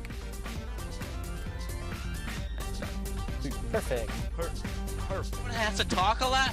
Tell me what you're up to. Jensen, always think about what you want to be doing and what you're going to do next, okay, buddy? Yeah, Jensen. And I'll do my best to help everybody out. Sneaky, we're going to double kill our lane. Can I have everyone lower a bit? Kiwi Kid goes for the hook. Flight against Sneaky. Lock him down. Gray gets that first kill. I'm on Jensen, Okay. I'm on Jensen. Yes, Yep, keep moving, keep moving. Keep going. Nice. He goes right to the back line. They're going to be able to take down Shifter immediately. No summoners or ult even used for him. Rush claws down Apollo. Did you know? The extra 50's in their pocket.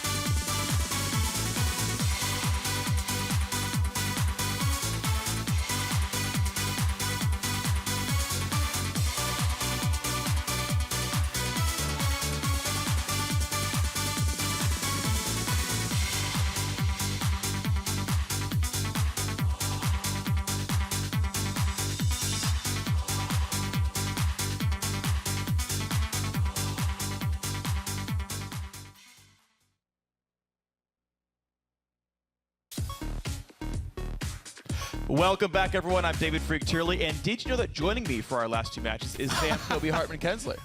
I knew it. Yeah? Wow, it was scripted. It's like you knew all along. Either way, next up, it's going to be the showdown between Echo Fox and Immortals. And that team, Immortals, they are sitting in first place. They're now up at least 2 games over second. They haven't even lost a single game. And the guy benefiting a lot from this is Wild Turtle. But he says the team aren't going to let their success get the best of them by overlooking any other team. Yeah, I mean, we did kind of see a very small instance of that in their game yesterday when Huni and Rainover were smashing people so hard that they ended up pushing their advantage a little bit too far against Renegades, and it did cost them a couple deaths, but that was it. You know, they were easily able to recover from that because they were so far ahead. I mean, they just look so strong. They're obviously sitting in a great position here, undefeated, and Wild Turtle really has been unleashed. He starts the day as our kill leader with 6 more kills than the next highest player, which is Piglet. And it's probably going to increase from here. I feel like Wild Turtle's like. You think he'll get a kill this game? I think he'll get, I'm going to say 8 kills this game. That's going to be my guess there. We're going to see if we win. Either way, Immortals, of course, are eyeing their 6th straight win. Meanwhile, Echo Fox are losing 4 straight for themselves. They got to turn this one around and fast. They haven't won a game since opening day. They beat Team Impulse's sub-squad, but now it's just been all downhill. Yeah. I mean, last week, Echo Fox did have that nearly perfect first 30 minutes against Team Liquid, and they were on their way to achieve a victory, but they did end up failing on that one. And yesterday, we also saw them fail a lane swap against COG, and they weren't able to regain control of that game as well. Kind of is understandable against COG, since COG are the premier North American lane swap team. But obviously, the communication issues have definitely been affected here with all the subs that they're switching through. So the substitute problems definitely have been affecting them. Meanwhile, in the mid lane, though, Golden Glue, he was shut down by he's Corky, and he was not able to make much of an impact for Echo Fox, who he did get that early blue buff that helped him a little bit, but Golden Glue has had sort of a rough time pretty much in the LCS. And well, Golden Glutes or Golden Biceps there. We'll see if he can do a bit better in this game. We're going to check out the starting lineups for both these squads, and on the blue side, we just talked about them. It's Echo Fox, solo up in the top lane, on loan from Ember right now. Grigney in the jungle, one of the most up-and-coming junglers here. Golden Glue in the mid lane, you just saw him a second ago, but he's going to keep doing the best that he can on this one. Keith on AD carry, he's played for a couple teams before, but he's now on Echo Fox's big home. And speaking of big homes, big on support, actually. That wasn't even intentional, but he's going to be holding up the support role. Big homes. Okay, on the red side, it's Immortals. Up top is Huni. In the jungle, Rainover. Mid, Pobelter. AD carry, Wild Turtle. Support, Adrian. And on stage with them is Coach Dylan. So as the players are spamming random characters to each other in Champion Select, Keith was doing :3. I'm not sure what that face is supposed to be. It's like a cat face with like a clown nose, but that's what he was saying. Or is so that means like a ready. Turkey giblet Oh, thing? it's like, yeah, I can totally see that being Or a thing. double chin. Yeah, it's one of those. Either way, that's what Keith was saying in Champion Select. Now we actually are into the game itself, so we're going to see exactly what these teams Glad want we to got do. the update on Keith's preferred emoji face. I occasionally like to tell you guys what the emojis are going on in the pregame lobby. Corky Band drops in. Pobelter not allowed to play this champion at all. Immortals drop away Tom Kench from solo. Yeah, Corky's been extremely popular across the world. I think he might be the most played mid laner nowadays. But yeah, Tom Kench and Poppy also 2 very tanky options for top lane. Yeah, speaking of popular champions. Well, one last man for Echo Fox here going for their 3rd. You looked over and shook your head. That's basically agreement that it was a funny joke. Final ban comes through as Lysandra, so removing some of the engage tools here. Yeah, they might be signaling some sort of long range, some sort of poke, maybe siege comp here for Fox. Very early to tell, but Huni's Lysandra was all around spectacular for Immortals. In cracking that game wide open. His engages, his flanks, whether it be through TP or simply walking around the wards, worked out every single time for Immortals. Yeah, well, final bans come through. Echo Fox now 30 seconds remaining. They've used up half the time so far in deciding what they want to pick up first. Of course, Lulu and Graves, no strangers to the ban list, and it ends up being Callista here. So Keith, back on the Callista, denies it for Wild Turtle. Pretty strong early pick here for Keith. I mean, last time he was on Ezreal, favoring the blue build, Ezreal build. This time around, though, he'll be enabling the team quite a bit more and enabling big. who has also sort of been hit or miss in the LCS so far as well. See what they can combo that with. All-Star is still on the docket here, so definitely is still available if it does pass through Immortal's hands. That has really been just such a strong combination. And All-Star is the most popular support across the world for the last week. And of course, Immortals aren't in a rush to take that champion away because Agent would rather play something ranged, so that champ still left up despite being now down to the 4th and 5th picks of champion select. Instead, Lucian picked up for Wild Turtle, even though Callisto's already off the table. So really the only priority champion even grabbed here was Immortals saying, yeah, we'll take Elise as the best jungler with Graves gone. Wild Turtle has only played Lucian and Corki, and Corki's banned, so they were able to grab up the Lucian very early on. Definitely had a good performance on it yesterday, and they also don't give away much. You can form one of those long-range team comps. They have the option to go for it here. Yeah. Lucian and Elise do fit really well into that, but they can also go standard team fight with this. Bewilder could always play Lux. We'll see what they go for. Echo Fox now to make their own choices. They're taking a good long time in their champion select. Looks like that is going to be the Alistar. I think no big surprise. Kalista Alistar is a very popular bot lane if you can get it. I know Monte Cristo said it was the best bot lane in all League of Legends, I think, in this week's LCS casts. So definitely a lot of proponents of this. Meanwhile, an early pick on Fiora, Solo being trusted with a split pusher, and they're also, of course, denying it from Huni by doing this. Huni just waiting for the top lane to show, though. Huni's champion pool is extremely diverse, and he can run Quinn right into it. Quinn's even been banned against them previously. Huni had a lot of success with this. Remember, at All-Stars as well, he was a big proponent of the champion. Yeah. So we'll see if he's able to take down Fiora, because the tank stat's not going to be there, so he'll be able to take that damage champion head-to-head. Huni can definitely get across the map and try to influence everything. You can follow Rainover around, and birds and spiders can run together and kill things off. Of course, another Janna game comes out for Agent. If it's not banned, he will pick it. Comes into this game with a 51 KDA on Janna specifically. If it's not banned, he has picked it. I don't believe he's ever not. Yeah, that's what I'm saying. In the past, it's true. Oh, what did I say incorrectly? Nothing. I I'm guess just I said saying, it will. it's a trend, but Okay. you're projecting to the future. It's a prophecy from Free. It is a prophecy, and I feel like it's a really easy one to predict when it's 100% so far. Last two picks come through for Echo Fox. They're hovering Taric, as unlikely as that's going to be. Gangplank actually would be a pretty worthwhile pickup for them. I know Gangplank actually dropping down this far in the draft is extremely rare. Yeah. Lee Sin comes through for Grigny, and it's going to be a mid Gangplank for Golden Glue after all. Very physical damage heavy team. Yeah. With some versions of armor penetration, but otherwise stack armor, win the game. Yep. I mean, there is the true damage factor there from Fiora, but basically very easy itemization, and I do expect Rainover to go Cinder Hulk Elise into tank this time around.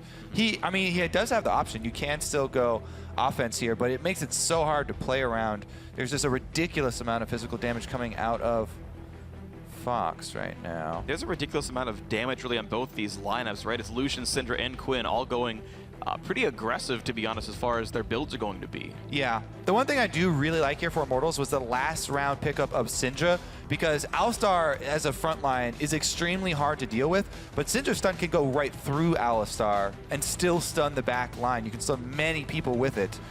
So Pobelter can still set up kills for the extra 80 carry damage that they have on their team with Turtle and Huni going in to finish people off, even if Pobelter himself can't get into position.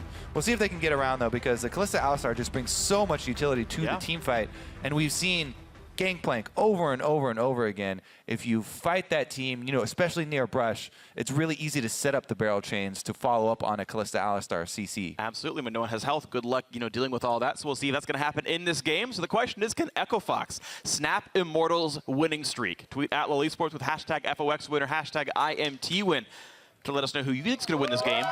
And even though you did see the players swap late, it was actually Jungle Lee Sin and not Jungle Kalista, though it was a bit of a late swap from what I saw. Not Jungle No worries. Kalista? Dang. They swapped for like 15 seconds, though, from what I saw on the client. So they're either rule breakers or all is well either way. So on to the earth we go. Game 4 of the night, or afternoon as the case may be, with our faster games. Very curious as to Rainover's jungle start here, because he has had such a big impact in the early game here for Immortals. in North America. Every single game, I believe he has been a part of the First Blood. And by been a part of, I mean got it for his team. You can just be killed first. I know. That's why I'm a part of that's those why I First Bloods in my specified. you don't always want your jungler to be a part of the First Blood if they're the ones receiving. Huni pushing in. Ooh, gets damage on a solo. So I think one of the big cruxes of the top lane matchup, and this may be obvious to many of you, is if you can riposte the vault from Huni, because it is a stun effect, so it will make riposte stun back. And Huni will go exactly one direction back, so you can guaranteed land the stun afterwards. And if Solo has the reflexes or the predictive skills to see when Vault's coming in, he's going to wreck Huni in a fight. That's why I really like watching the Fiora matchups, is because it does become a bit of a mind game. And a lot of times, especially Quinn, you have multiple options. You can try and go for the blind first, but the blind is a skill set as well and a projectile, so you can have that reactive riposte. But if you go for the vault, then you're really committing to it, and you will get stunned by the riposte. But it makes for a really easy follow-up of your following blind. So it's very high risk, a bit higher of a reward. And we'll see how that ends up playing out. All right, I play, both lanes. I play Udyr a lot currently, and whenever I play a Fiora, you bear stance and you run straight at them, but you don't auto-attack them, because every time when you get into auto-attack range, they will riposte, and you just wait there for the riposte to end, and then slap them. Yep. Auditory cues or not, there's no one that can react to a melee range bear stance stun properly. So you have to guess. Very rarely do people run up to you and do nothing. So. That's true. Oh, there he another is. trade right in. And he crucially goes in before level 2 is hit by Solo, so he had no way of riposting away. So Huni, winning the harass game, you're going to see pretty much all these caster minions getting denied by the fact that there's no good way for Solo to fight them. Yeah, you can queue up your riposte as you're queuing in there as Fiora, so when he has the ability. Rainover looking in. Red buff on, lands the auto attack for the slow, just hits Golden Glue in the back of the head. They chain stun him, and wow, he's already dead! He's already dead! Pobelter getting first blood before 3 minutes, and Rainover keeps the streak alive. Yep. Talking about going all in there, level 2 there. He had not been able to learn the remove scurvy. Now he learned barrels. Solo dodges the blind, but only gets a slow back for it. And we'll see how the mind game progresses, whether Huni changes up the play pattern. That is almost always what you have to do against Fiora, because they will catch on. True. But Golden Glue going down for that first blood. Rainover keeps his streak alive. And he actually did it optimally this time. Bjergsen was the one to receive the first blood cash. You know what happens when Bjergsen gets fed in a game. Or excuse me, Pobelter. Whoa, I'm living in the past, freak. Did you know? Kobe doesn't know who mid laners are. You were just waiting to call me out on before I realized. No, I was going to let you go. I figured you'd get there. It's the Syndra. Some characters you just associate with players. Bjergsen's been playing Syndra for so long and having so many good games on it that I had a problem there. Yeah, but every time I see someone miss smite, I just assume it's Kobe. There you go. There's been an evolution to that one, though. That's true. I was actually pretty I live in happy the past. Saint was able to take that mantle from me. But some old school people like Freak will remember the days of my miss smites. I mean, I cast Kobe winning a tournament, so I mean, I can't really hate too much. That was one of the same where I missed that Baron. That's okay. You guys won the tournament. Well, Huni, let's keep tracking on of course, Rainover, actually, because right now he's heading top lane. And Huni definitely likes to...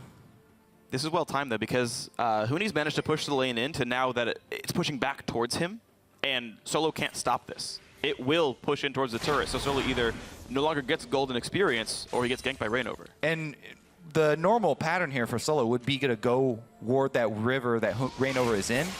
Being Elise, he can land this cocoon fairly easily. Krigni shows in lane. Very smart, and I assume that's a combination of Solo calling and Krigni understanding how the lane mechanics work. It's like, I need you here. But first of all, a fight in the bot lane, and Adrian headbutted, pulverized, knocked into the team. There are some red stacks on, plenty of damage dealt, but Adrian will stay alive in this one. Still a pretty beefy trade, and the team with Alistair likes getting low because they'll just heal. Janna cannot heal. That's why they're chugging potions. Big going in for the re-engage here. Waiting for the shield to drop off. Can't wait long enough. Not the best rend. doesn't rend any health, only shield. Rainover coming back. Solo still has all summoners, but really in no danger at all. So Rainover says, all right, back to the river I go. But he's still not covered by wards, so like Solo, at this point... Yeah, exactly. Solo has to still be so scared that Rainover could be there. Like I said, he can't even go ward that bush against Elise because she'll throw the cocoon out.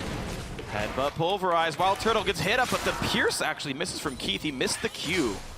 About 100 damage lost for that one, but even still, it's Immortals being pushed back in this bot lane. Yeah, Keith and Big. Gaining control, and you know the reason they're going so aggressive like this and constantly engaging and trying to hard engage on this gen is because they've seen Rainover top over and over and over. He keeps showing. Solo has been pressing out and still getting experience here. He's relying on his flash cooldown. He's saying, you know what?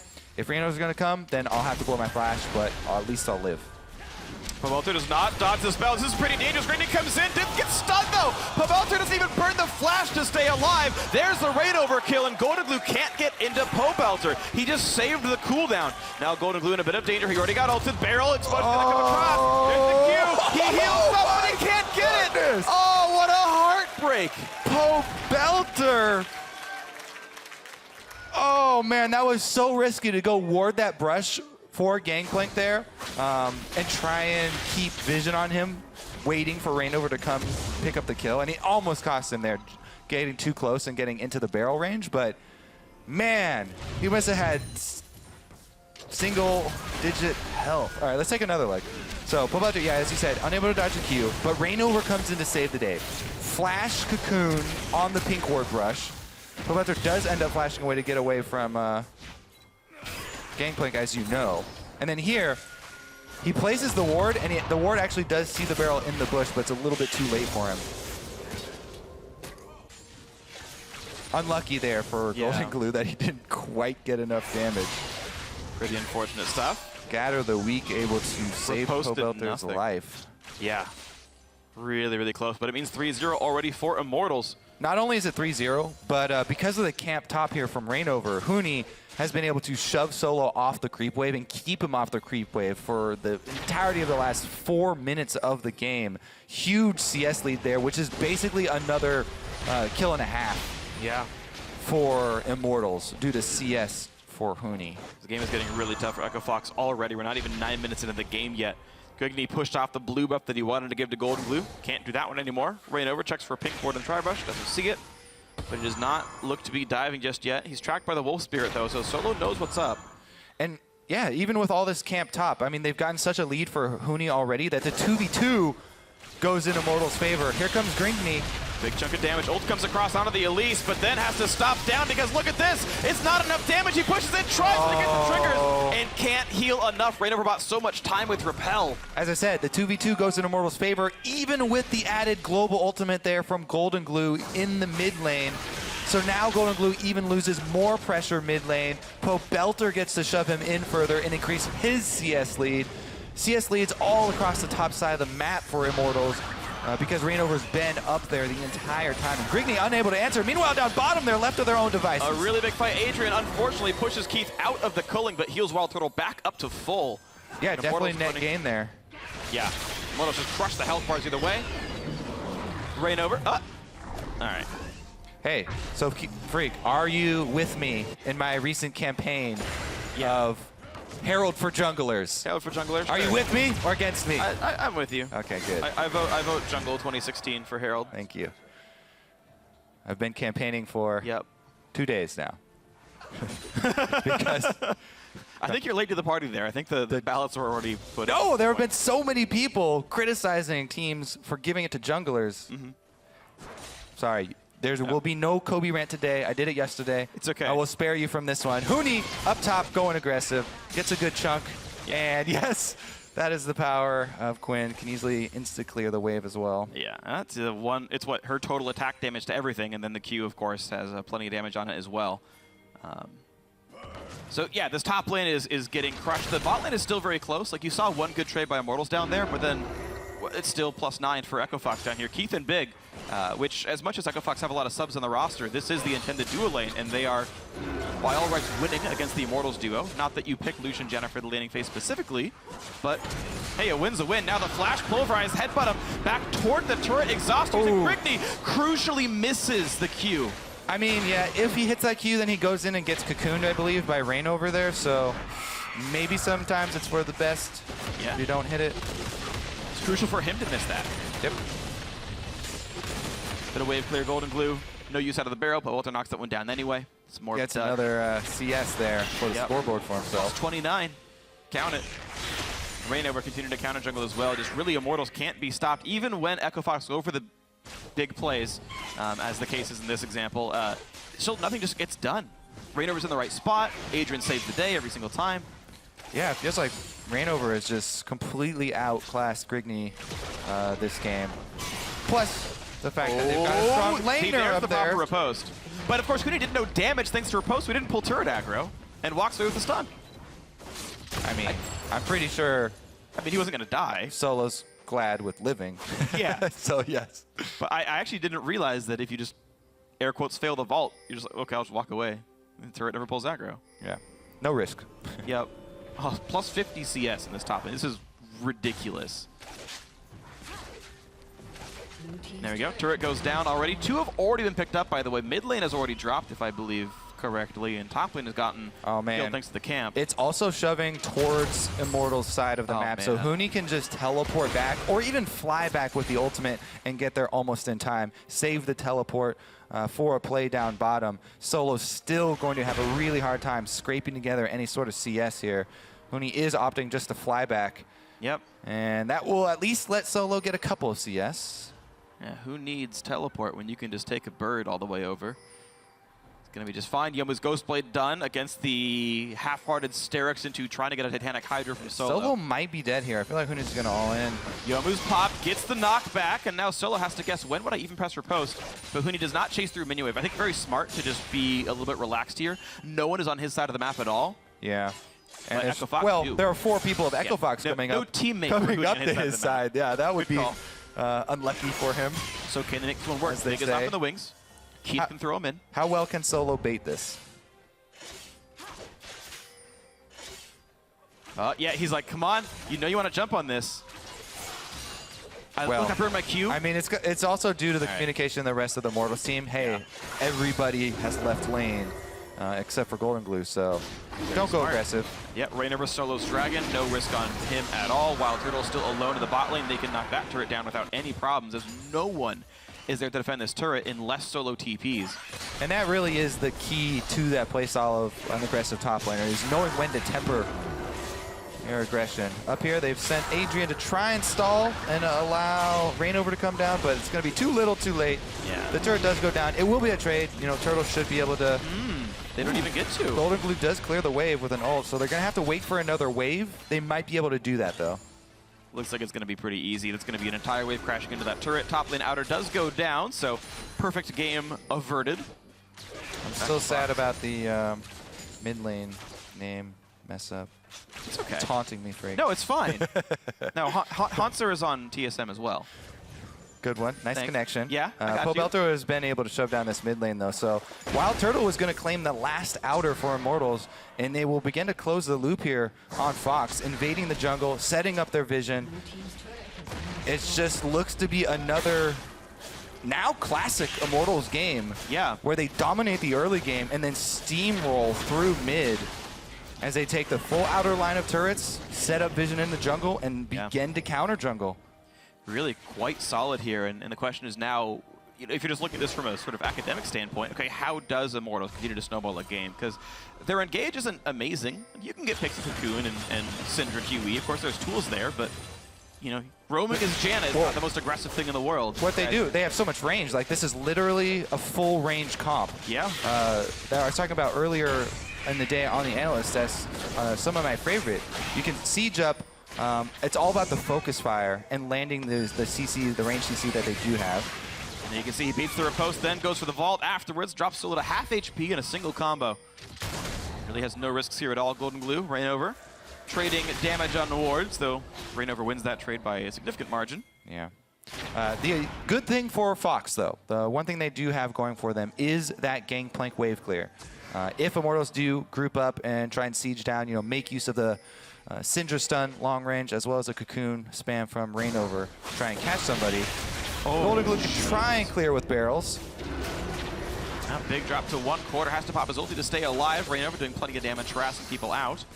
As Solo continues to wave clear as best he can. Yeah. Going for, again, a slightly tankier Fiora build, going for the Sterix gauge, not Sterix, sorry, for the Titanic Hydra off of the Jarum's Fist.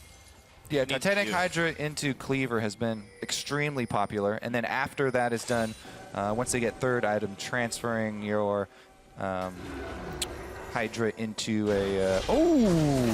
Reignover spots Keith, nearly one-shots and backs out, doesn't want to get pulverized. And there's Flash, too!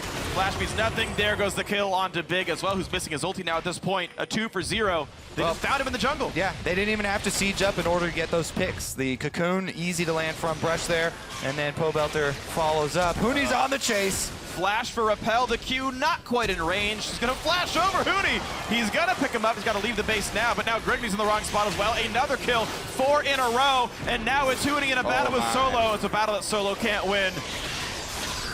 But he can live! That's a win, sort of. All right, so like the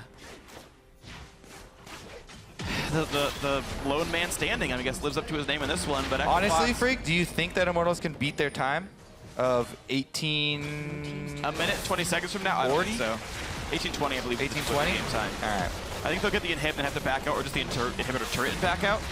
This is a bit risky to keep going. But once they're staying in range, though, I just don't think there's much to really get at this point. And the Immortals are going to back out. I was considering doing Star Wars spoilers, and then I realized that it's probably still too soon for that. Yeah.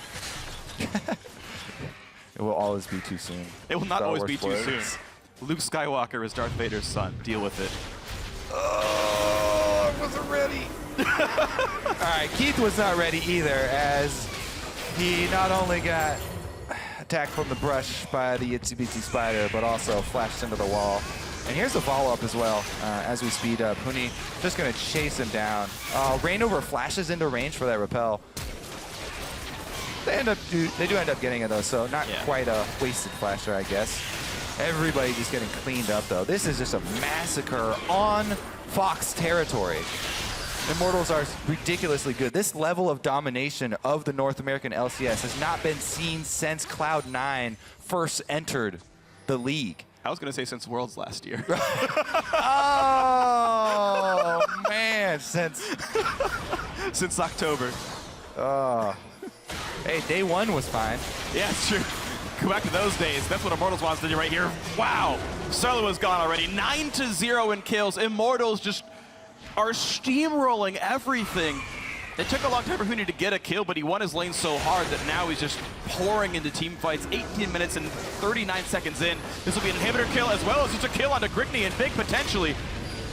Golden Glue drops the cannon barrage. Doesn't get much with it though. And now Big Zulti's going to time out. So Adrian is going to find something to do. A stun and a Pobelter. This could be a kill picked up. A shield comes in. He'll stay alive. The ulti by Adrian to get some heals as well. And the chase is in. Keith goes down. Grigny's going to be next. And Golden Glue. Wow. Again, just a slaughter. Nearly 4 kills in just that fight alone. Yeah. 12-0. I doubt anyone loses their Immortal tag in this game unless they try and overextend. Well, they're going to try and get in a sub-20-minute win here. Maybe somebody goes down in this. They might. Here comes Nexus turret number 1 at 19-18 into the game. Turret number 2 on fire as well. Solo wants to do some damage, but it might not be enough. Yeah. On to the Nexus already. This could be a sub-20-minute victory. They kick back 1. Now Hooney in the front lines. Can they keep the team alive? The chain stun comes through, and Adrian halves his KDA before the Nexus goes down. 13-1 as Immortals win the game. It would be Adrian. Oh, no. He had a 57 Jana KDA. Yep. It's down to 28.5. Wow. And Wild Turtle only got 1 kill, by the way, so I was well off there. But Immortals in 1938 total game time. What an insanely dominant team. I wonder how many times we're going to be saying that after Immortals games this split. Maybe the rest of 14 games left? Yeah. 12? They just look unstoppable. Well, we'll see who's the first to do it. Huni and Rainover continue their extremely long undefeated streak in regular season games. They did drop individual games in the European LCS playoff finals. And that was definitely well-deserved. Oh, yeah. This game especially. Rainover just dominated the top side of the map. You know, while bottom lane just held their own in the lane down bottom, he got Huni extremely far ahead in CS while getting the last hits on the kills up top for himself. Yeah. And then saved Pobelter's life there with the flash cocoon. Really clutch gank. To also win mid lane for the team. And the bot lane just held equal. They played a slightly weaker 2-on-2 matchup, said it's fine, you guys just go do your thing. It felt like the old Team Impulse stuff when Adrian was on that squad. Yeah. It's like, yeah, you know, Adrian's gonna chill down here, playing his peeling support. You guys go crush the top 3 players. It's so scary that we've had Immortals games where, you know, everyone's talking about Turtle and him playing so aggressively and such a high DPS Lucian on the front lines, getting all of the kills for the team. Yep. And this time they rely completely on the top side of the map. Huni, Pobelter, Rainover all shining. Yeah. And even though every other carry, and I'm including the Elise here in this case, Wild Turtle got out-damaged by all those guys, he's still out-damaged everyone else on Echo Fox there. Like, 5,700 damage is enough to still be useful. And this is Immortals. They've now twice won games before you could even surrender. That's how insane this team is. You don't see that often, and they've done it in a third of their games. Nope. It's ridiculous. So Immortals are very good at League of Legends. We'll see how much more they can do as the season progresses. But for more on that win, let's head Rift side for a word with their mid laner. Thank you very much, gentlemen. Great cast on the day. I am joined by Pobelter of Immortals after their win over Echo Fox. Another sub-20 minute, as you guys were saying, and I'm just absolutely astonished at these wins. Pobelter, you talked a bit earlier about like arrogance and how to not let that take over the team. You guys have now been undefeated for 6 games. How do you actually stop that from happening? Well, I just always try and keep in mind how hard it is to stay on top. You know, you always see teams that are at the top, like the World's Curse or whatever, teams that win Worlds, they never qualify again the next year because it's just so hard. You know, teams are always going to learn from you, playing against you, watching you. So I think it's much harder to stay on top than to catch up. And staying on top is actually very hard because you have to continue to keep your caliber of play at a high level. My next question is exactly that. How do you guys identify problems on the team so quickly to call back to when Huni went a little aggressive in the top lane in your previous game, but you guys were able to turn that around right away? What is the mechanic you guys use, or how do you approach that, just making things work? I wouldn't say we have any sort of like secret or any special strategy that we use. You know, we're just good at it, I guess. We're just good communicators, good at identifying what we need to fix. Is there anybody that kind of takes a lead in that role on the team? No, I would say everyone has a bit of an equal part.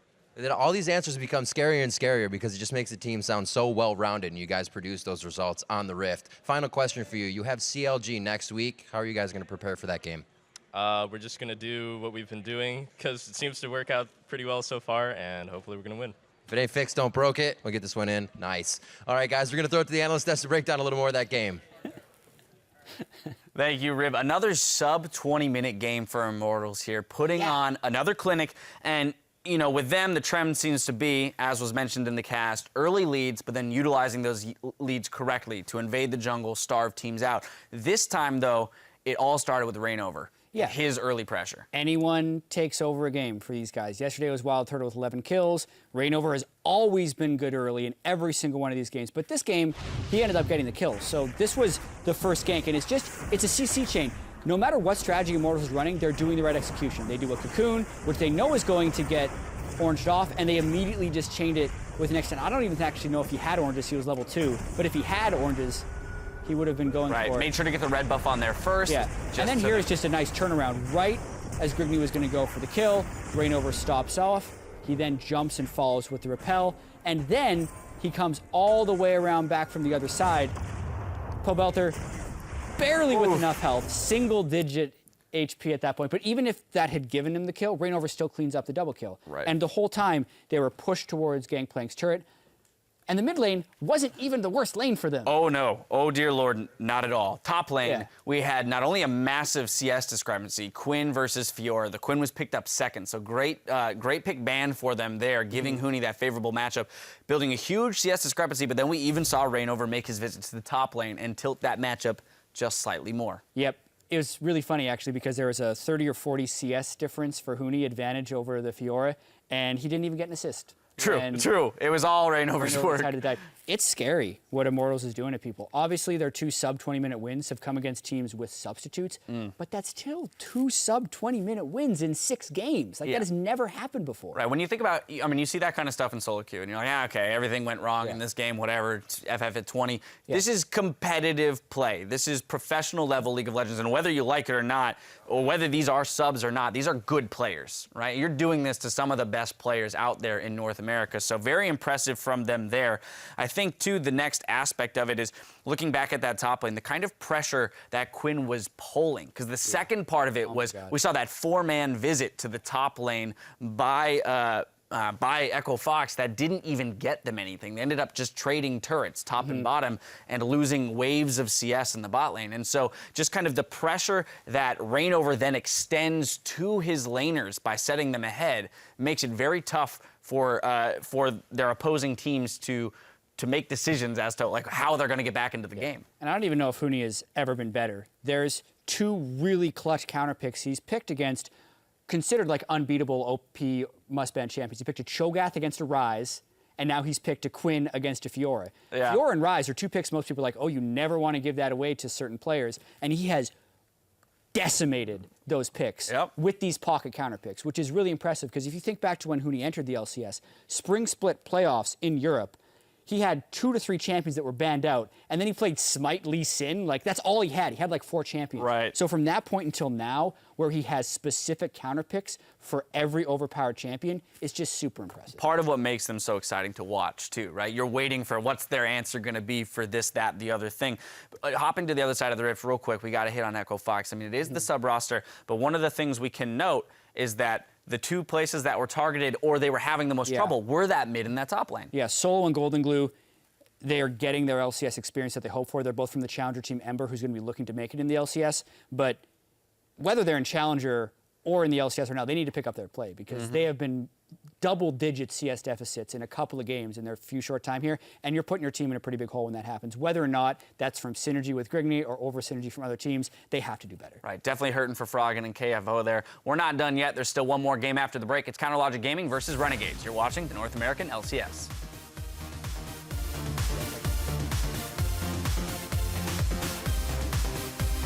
I'm just kidding, dude. I love you, Toro. Yeah, you can't do that, Turtle. I mean, Huni, you always flame us and then you say I love you, dude. What? That doesn't always It's make you, sense. dude. What? Don't say it in front of camera.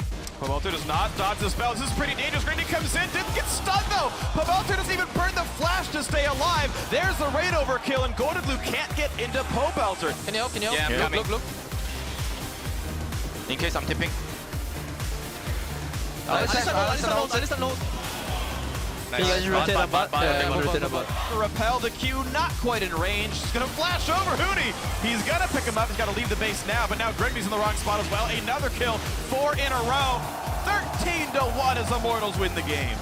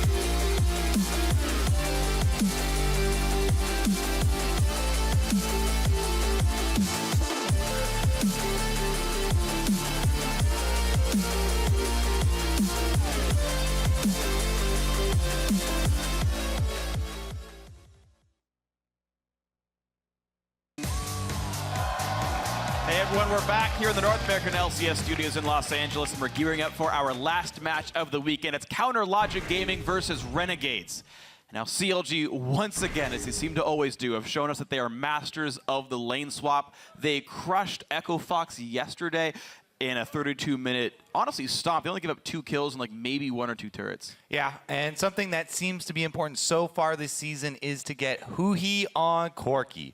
It also did not help, or did help, that he got that blue buff early. And something that was really important last season was that Smithy actually had so much more success on Cinder Hulk junglers than he did on non-Cinder Hulk junglers. And this season, you know, Cinder Hulk junglers are a lot fewer and far between. Right. So I feel like Rek'Sai is a really high priority pick for CLG now because Smithy looks much better on it.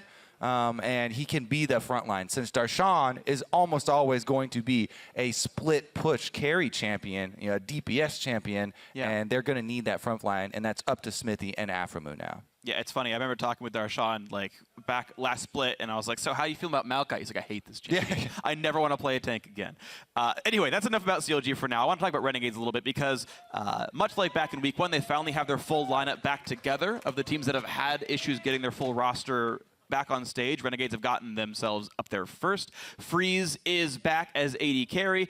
And the thing is, Renegades with Freeze are 1-1. That's not too bad. Without Freeze, they're like 0-3. And Freeze was an absolute monster in the game that they did win. 11 kills as Kalista, more than all of the other members of his team combined. So Renegades, they're going to have to hope that this is going to help stop their slide and re-energize the team. Yeah, we'll see that's going to be what happens here, but this is, again, full power Renegades. They need to get that push going. If they lose here, they're back down to Echo Fox tier. If they win, they're up at Dignitas at 2-4, which is, you know, maybe a sign of good things to come. And if they beat CLG, that's huge. Either way, though, with Freeze back in the lineup, Aframu says that Renegades getting their bot lane duo back together, and that could help them turn the tide.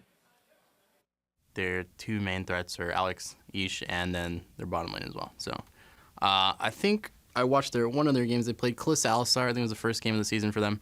And they were really aggressive. And really, they controlled bottom side of the map, just 2 men by themselves. So essentially, they were 2v3 in that game, I'm pretty sure. And they just Kalista ultied Romelia in every single time, going for picks and stuff like that. I don't really think they can replace that strength, even with the sub. No, they have not been able to. Yeah. Not successfully. They've lost all the games with subs, so there's a chance this goes a lot better. And honestly, as far as sort of specific matchups goes, Stixxay is, I think, the rookiest player on the stage right here, who he was at least part of CLG for the entire last year. But in terms of sort of overall stage experience, yeah, Stixxay's got kind of the least. There might be some nits you can pick there, and that means he may get picked off being over-aggressive. Yeah, the good thing for CLG is that Stixxay has been on their challenger team for a long time, so he's been with the organization for a long time, and very well acquainted with the other players. And he seems to be fitting in with the team really well so far. I have to say, though, on the other side, that bottom lane that they are facing, even with Freeze back, Remy has been targeted over and over in Champion Select, trying to cut down on the Thresh and Alistar specifically and forcing her onto the Morgana. Yeah, so we'll see what else these guys can do then with their lineups with all 5 people together. We'll see what happens. Let's check out the starting lineups. On the blue side is Counter Logic Gaming. Darshan up in the top lane, probably split pushing. Smithy in the jungle, maybe tanking. Huhi in the mid lane, Stixxay at AD carry, and Aframu on support, who just gave a lot of respect to their enemy bot lane. And on the red side, it's Renegades. Up top, RF Legendary. In the jungle, Crumbs, mid Alex each. AD carry Freeze, and support Remy. Coach Hermes is up on the stage with them as well. And that's going to be a interesting battle, of course. CLG, again, they're roughly the kings of early game. I know yesterday we had a sound bite from Aframu saying, yeah, you know, our team fighting is good, but like we screw up everything right before that. And that said, though, CLG still usually win the early games. So it's funny where they're such harsh critics of themselves, even though it still typically works out fairly well. Yeah, for the I mean, squad. they have had some games this season where it hasn't gone as planned in the early game. But in general, they've been so good at earning an advantage, specifically for Darshan in the top lane, because that's the way they like to play. Transition extra golden experience on Darshan in the early game into mid-game split pushing in order to earn objectives through that extra pressure. So here we go. Picks and bans have begun. Okay, apparently we have to remake Champs like real quick. Darshan had an issue with the client. He banned Alistar and then he's going to have to just try again or something. But we have all 10 players back in the lobby. We'll start Champs League again in a second. I expect the Alistar ban to stand, to be honest. Yeah. I think it's a very Oh, smart he ban. gave it away. Oh, no. Yeah, I mean, blue side first ban is one of the no most reaction common anyway. bans against Renegades. Right, exactly. So, and the thing is, a lot of teams have been willing to play against Thresh because it hasn't seemed to translate into a whole lot for Renegades. And it's always interesting when you're willing to play against a player's like best champion and say, yeah, we'll just deal with it. That's why I think the Corki is probably going to be the spotlight in this game because it's been the big thing for Huhi. That's where he's had success. He actually has looked lackluster on other champions. True. And Alex also just played it yesterday, so it's definitely going to be a contested pick. I think it does give some edge, at least in this game, to blue side for CLG because they can make sure they grab the Corki or they force it to be banned away. And then I think with that in mind, Renegades has to, if we kind of dive into Champs League a little bit, has to like bait the first pick Corki and leave really good things up otherwise. Because like Kallista's a really big deal for Renegades. Getting another engaged support for Remy is probably a very big deal. The reason I even bring this up is I remember when Team Impulse played Gate in the top lane, they baited out a bunch of really good first picks so that they could get Gangplank for Gate because they could get him something comfortable. So we have now got back into Champ Select, and it seems that actually we are letting them redo the bans. I forget exactly what was happening, if Darshan had like been spamming Click and hit Alistar. Either way, Kalista was the first ban. Lissandra still banned away by Renegades. Tom Kench off the field as well. No Poppy. Okay, so if any at all targeted at Remy, it would only be a single ban. So they might just let that Thresh go over to her. Okay. Blue side Graves ban, interesting. So maybe Aframu wants it for himself. I still think it's a really big takeaway to steal away Alistar, but Gangplank is up. Gangplank is up. Gangplank is down. Gangplank is taken. Even above them, all right. And Huhi and Darshan could both do very well in the champion. We've seen Darshan play Gangplank, specifically into Fiora, I believe it was, and it was a more difficult matchup for him. But that's going to be the pickup. So the Corki and the Alistar, two very big champions, are up for Renegades if they want them. Yeah. Does look like CLG don't feel the Alistar is as much of a threat with Kalista off the board, without giving Remy the pretty free entry into a team fight. I guess they're okay with giving it away. Still got eyes on the Corki. But taking their time. And I think it's always very smart for a professional team to take as much time as possible so that you can have the discussions around, okay, what would they take if we did this? Because planning the decision tree for 3 bans is a lot of different possibilities. I think CLG are happy with this takeaway here because I'm pretty sure they wanted Smithy on Rek'Sai anyway, so he will go Cinderhulk. I mean, his Elise game definitely was low impact, not able to land a lot of cocoons. So yeah, Corki does get taken. I think that one is not a surprise at all. Renegades discussed and they decide those were the champions they wanted. Alistar nor Thresh changing hands actually. So neither team rushing for those picks actually on either side. Maybe going down in priority from what we expected. Or the teams are wrong, one of the two. It's CLG. I'm actually curious what Huhi will play into Corki. Since he's been so good at the Corki side of the matchup. Yeah. Really, we've seen the most popular pick be Victor against it for wave clear, to stall out any sort of mid-game poke. There's the Rek'Sai, as you identified. Caitlyn comes through for Stixxay. CLG looking like they want to play that long-range siege style. But you also have to keep in mind there is a chance that Corki flexes down to AD carry. True. That's what Cloud9 did just a couple games ago, actually, and they grabbed the Corki and then waited to show that it was actually going to be sneaky playing it.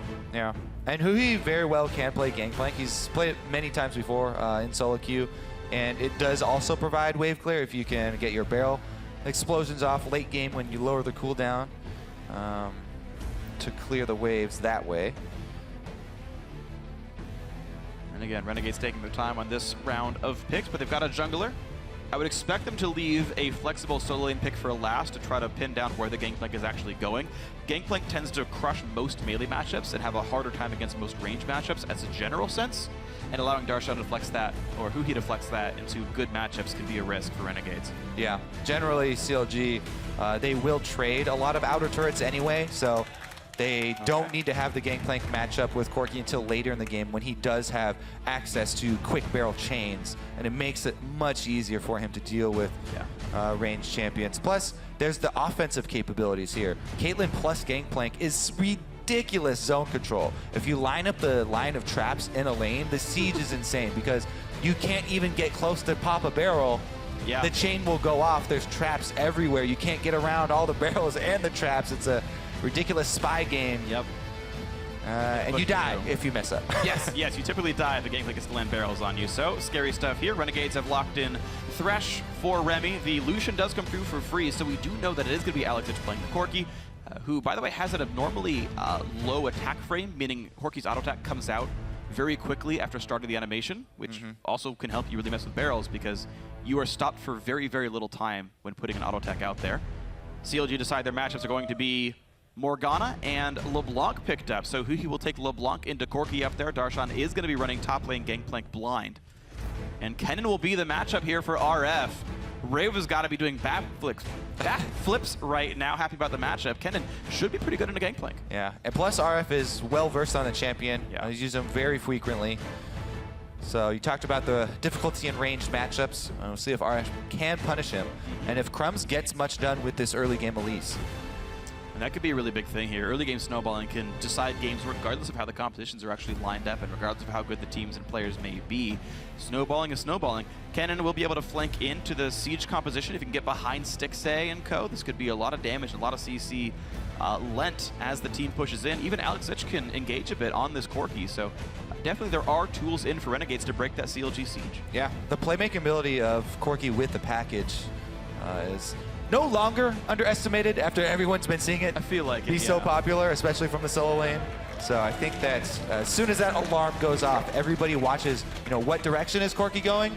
It's kind of involved into now Corkis, when they pick up the package, they'll go a way that they're not actually going to finish walking to, because everybody knows that you do get that small amount. And remember, it only lasts for 60 seconds. When you hear that siren, count the timer, count 1 minute, and you're safe afterwards. Now, guys, you at home have seen the champion select. You've seen the comps. Send your votes to @LolEsports on Twitter. Use hashtag CLGWin or hashtag RENWin for the Renegades. And tell us who's going to be winning this game. We are on to the Rift for our 10th game of the weekend, our 5th game of the day. And here we go to close out Week 3, CLG vs. Renegades.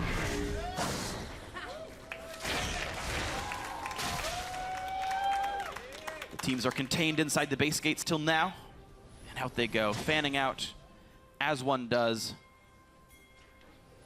All right, right now, it looks like fanning out for defensive wards from Renegades, whereas CLG, maybe they'll go with their same old invade up the red side.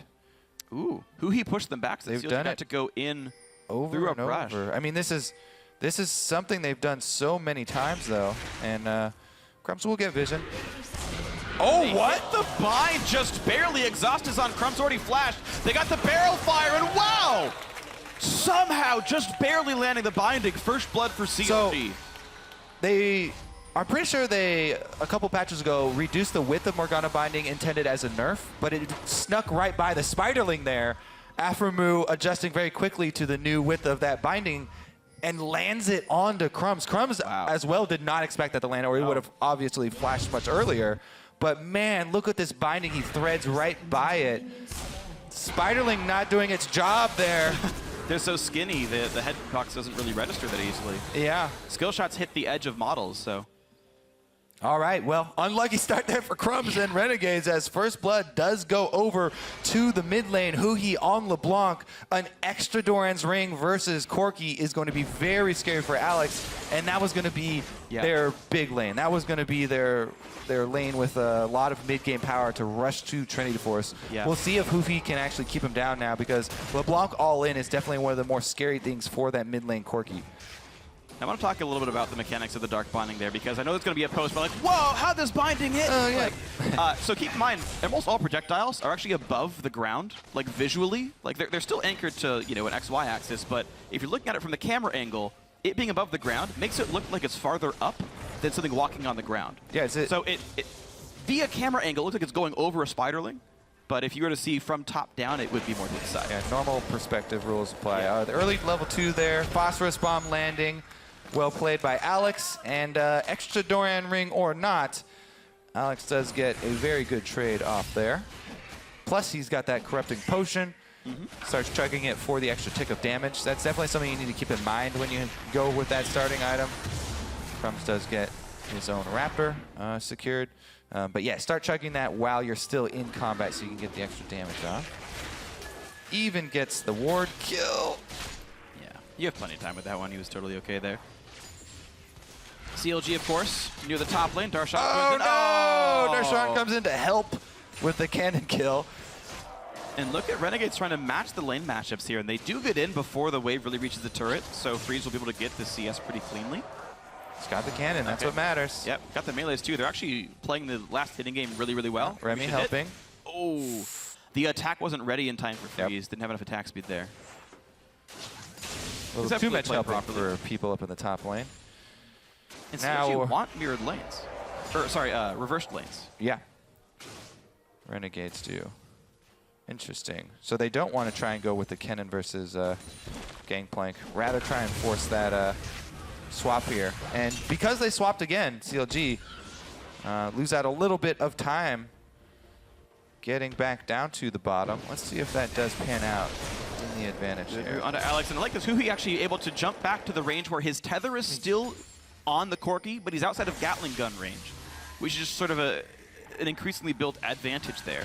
So Renegades are going to recall again here immediately the duo lane, and they're going to try and find bottom as well. They do not want to swap towers. Right, Renegades wants the 2-on-2, and CLG wants the mismatch lanes. It looks like to me. Or it's the turret pushing thing, but they've been trying to seek out Freeze and Remy versus Stixxay and Aphromoo, and RF versus Darshan. Easy barrel kill. Yeah, Caitlyn plus Morgana early game. So far, RF doing a great job of timing his auto attacks against these barrels. Darshan last thing what he can. But you're going to see 18-4 in minions is not a good thing for this Gangplank. Brush camp here from CLG is going to use up a lot of Smithy's time, jungling time. If they're not successful, Crumb's starting to catch up here. You know, after that really rough early start there, giving up his flash. If that W landed, he could have ignited for a chance at a kill. Really close stuff there. All is well so far, though. And interestingly, yeah, CLG trying to make the big plays. Right now, they're really only winning the mid lane. Yeah. Crumb's also already early back, so he's got the extra wards coming out of his tracker and snipe, as well as his pink ward.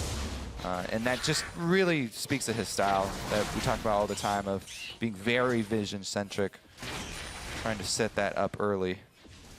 Meanwhile, Smithy will do another full clear of all the small camps. Predicting the dodge there, I believe, Remy. But long enough range that Stixxay had plenty of time to see the trajectory of the hook and does not dodge into it. Just barely got away. Aphromoo, of course, does have a point in black shield here. Smithy looking for a way around, but this Wolf Spirit lets him know what's going on. Crumbs gets some free damage over the wall. Yeah, Smithy's like, ooh, I have and he's in a really bad sense, spot. But hook does not quite land. That was so close. Still close here. Should have a way out. Flash Cocoon, and look at that. A great find by Aphromoo. No chance at all. They're still putting some damage in, but all is well. I don't know about that one there from Crumbs. Yeah, it's a bit aggressive. Huhi getting a lot of damage on Alex. Alex forced to run. Valkyrie's away. Level 6 LeBlanc, you got to give that up. You cannot hold your ground there. Actually kind of surprised that Huhi took the distortion back and didn't just stay up front. Even taking, you're forced to take another couple autos, but maybe he didn't have the cooldowns to finish him off. Yeah, maybe not. Ignite still used. No heal burn, though, by Alex Ich, who he thought he had the damage to win the all-in. Wasn't the case. Alex recalls, walks back to lane. Great hook on Aphromoo, but there's no follow-up there, so the hook just means about 80 damage and not much else. Quick laugh from Remy. No recall stop there from Aphromoo either. And missing one CS under the turret. All said and done, though, CLG got that first blood at the very start of the game, and Renegades have outlaned so hard the gold is equal. Well, they've actually forced the recall. So remember, it was that constant recalling there from CLG. To be fair, yes, they have outlaned as well. You know, as they've shook out here, RF Legendary has been punishing Darshan up in the top lane, you know, abusing that range mismatch. But yeah, CLG choosing to lose out on some minions by going to answer the lane swap. RF, oh, another one you can trigger Thunderlords with. Empowered W plus active W. Yep. 2 stacks for the auto attack, 1 stack for the active. So whittling him down with Thunderlords, who he got blue buff. That was given over by Smithy, thankfully. Who he is winning the lane matchup. Of course, the early 400 gold helps, and is still winning in CS over Alex Ich here. Smithy clears away a pink. Warden says, hey, remember how top lane's aggressive? You better not do that anymore. I'm Rek'Sai. Be afraid. Another quick trade. Huhi lands QRE. Yeah, Huhi actually attracting a lot of attention here now. Can Remy predict the hook? Can she do it? I think she showed. Okay. Because at some point, Huhi was going to W to kill the caster minions. And if she guesses right, hook, line, and sinker, he goes down. I heard the I get it yell. I mean, it wasn't that clever. But I'm glad you got it. Thanks. You're fine. Thank you, guys. But we have a game to play, guys. The jokes aren't important. It's the League of Legends play that is. 200 gold lead only for Counterlogic Gaming. Dual lane, plus 20 minions, though some are on the field. Stixay and Freeze doing battle as AD carries. Hook, dodged. Yeah, keeps predicting dodges upwards, but Stixay has yet to dodge upwards on camera. One of these times he'll do it, maybe. First package of the game. Within 50 seconds of it spawning, too, so Alex like recalled right away for that. Yeah. And his purchase is terrible, by the way. Just has so little money. He got a couple of crystals and boots. The most often, I see it used in bottom lane while bottom lane is still under leveled, but you would need more support, I believe, because Gangplank Ultimate coming down would be instant support there from CLG. I think they could. Whereas you're going to have to wait for the teleport. RF Legendary is definitely in a position to teleport down, and a Cannon Ultimate would also be devastating, but it would take a little bit longer to finish channeling. Yeah. Positionally, it felt like they actually could have sent Crumbs and Alex down there, Yeah. and then had the threat of an RFTP and just straight dived CLG 30 seconds ago. Alex instead walks to the mid lane. After he clears it, maybe he'll go for it, but really not seeing a lot happen with this Corki. That might have been a missed opportunity, to be honest. Good binding there for a little bit of harass. Close one. Smithy actually doing an invade right now does is seen by a pink ward, as well as that mid green ward to clear out. But he's happy to just play the farm game, especially on Rek'Sai.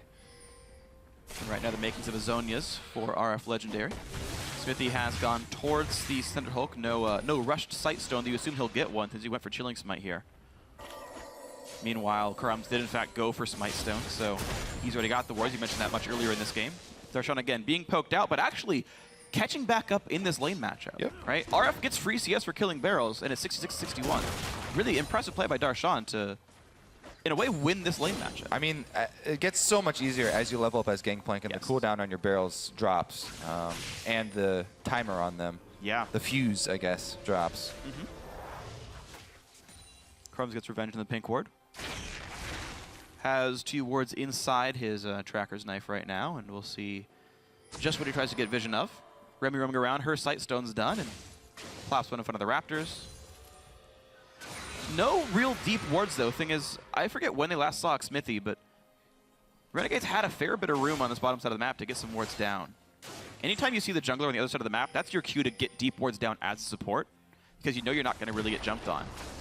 You can shove the wave and get a bunch of deep wards down. As it stands, they can't track CLG's Smithy that easily. Nope, and currently hovering around mid lane here, getting a deep ward of his own.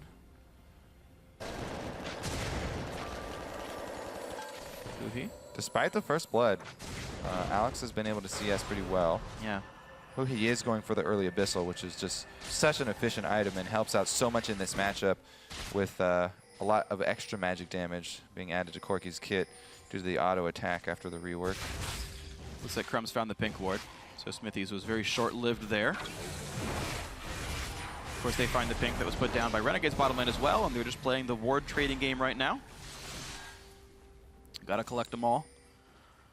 RF really close to completing that Zonia's Hourglass, in which case Renegade's teamfight gets significantly more threatening.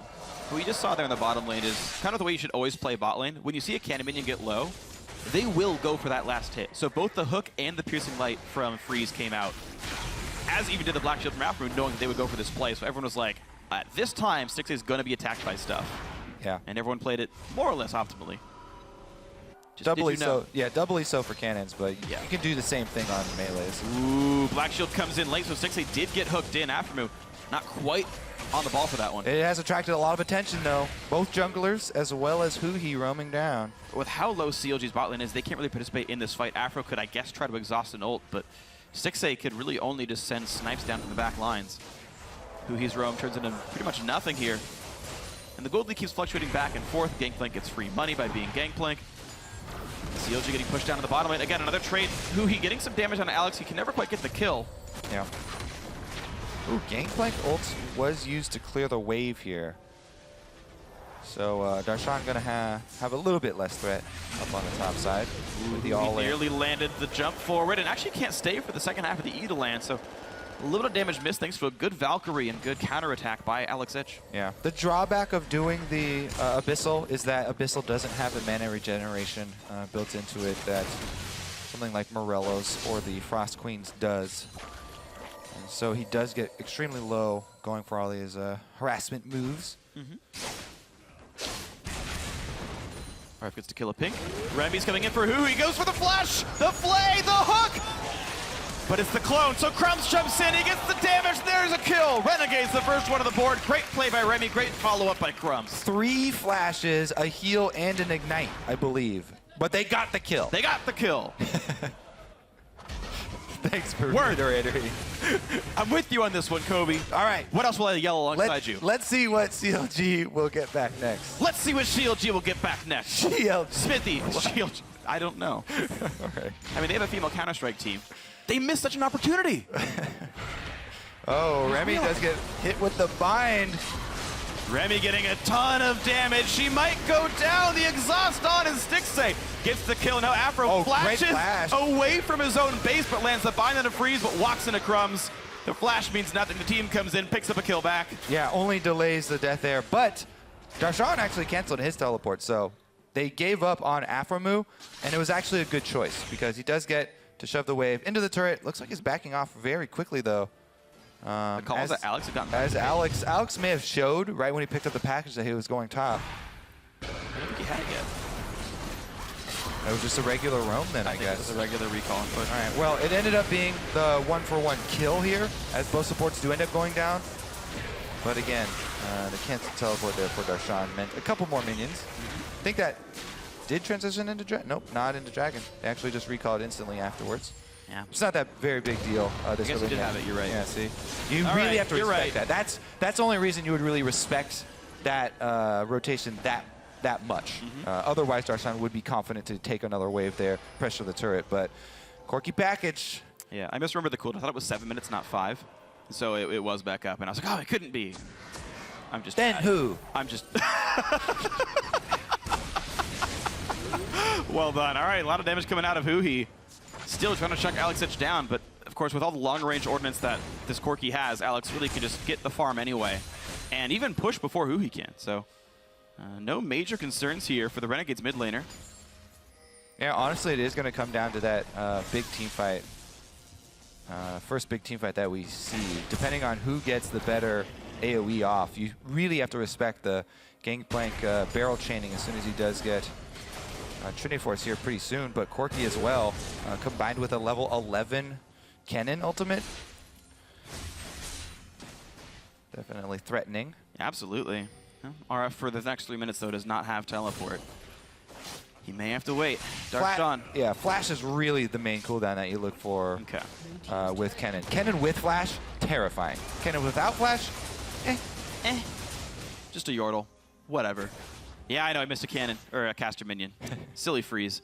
It's okay, though. 171 to 135. Absolutely crushing this bottom lane right now. Renegades have gotten their first turret as well. And it puts them in the, really for one of the first times all game, in a small lead here for Renegades. Ward's getting killed back and forth, as very few champions have been. All right, with Caitlyn showing bottom, let's see if Renegades try and force something, because that level 11 Flash Cannon definitely has the opportunity to collapse down here. CLG are very deep in Renegades territory, and all 5 Renegades members are top.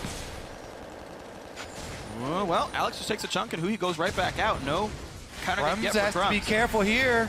Chillings might land, no Cocoon, but they're going to put in plenty of damage. Summoner heal used by Alex to get Crumbs out of the fight, and Cocoon back onto Xmithie, who is tanky.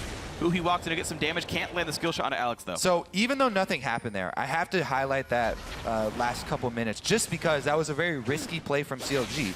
They're showing their AD carry bottom, yet they're going for a deep invade on Renegades territory when none of Renegades bottom lane are showing. So that very well could have been a punish by Renegades, you know, and get something back versus CLG there. They weren't able to, you know, make a play or, you know, capitalize on that collapse there, but it was an opening. Well, thankfully for CLG fans, that wasn't killed, and they're going to be okay. 400 gold down. Top lane cleared out by Darshan. The ulti didn't do much. Well, it got things low. The barrel cleared it off, though, and Renegades were unable to keep pushing for that top lane outer turret. Rift Herald will be picked up, though. You can't push him off this, so we'll see if Freeze and Crumbs go for it. Nah. This one goes to the AD carry. I think they're trying to get this turret. So yeah, just because I am, you know, pro Rift Herald on junglers doesn't mean that it's always for junglers. You can use it for buffing up the minions as well. Looks like it'll be enough on this wave, but similarly, CLG had pushed the bottom lane out. That still is going to stand at a 1-turret lead for Renegades, as top lane will almost certainly go down as well. And Renegades continue the turret advantage. This game started in matched lanes, so this is Renegades building their advantages via outplaying CLG. CLG the kings of lane swap, but really not necessarily the kings of 2-on-2s and the basic matchups there. Renegades getting the top lane counter pick, and also just a pretty darn strong dual lane of Freeze and Remy. Yeah, I mean, it definitely does fluctuate depending on the matchups that you pick into in a particular game, obviously. Let's see what CLG do next, because they do acquire that 6% first dragon buff, and it's actually at a fairly decent time to grab. You know, 2-item power spike for the mid laner is significant. AD carry honing in on 2 items as well. It also really helps Gangplank a bit. Is that a missed missile there? Oh, is he going for the Trinity Force proc activation only? Yeah. Well, it's always weird because, so Trinity Force, when you cast a spell, will affect an auto attack already in flight. So sometimes you won't expect to kill the minion, and then you toss a missile, and you're like, oh crap, the thing I was going to hit just got killed. Crumbs gets away with the lantern, good save by Remy, and Renegade's not losing too much. They got some damage on mid, but they're okay. Vision actually has dwindled for both teams here. Yeah. And it really is just purely defensive now. So we'll probably see both teams play a bit of a trepid game here.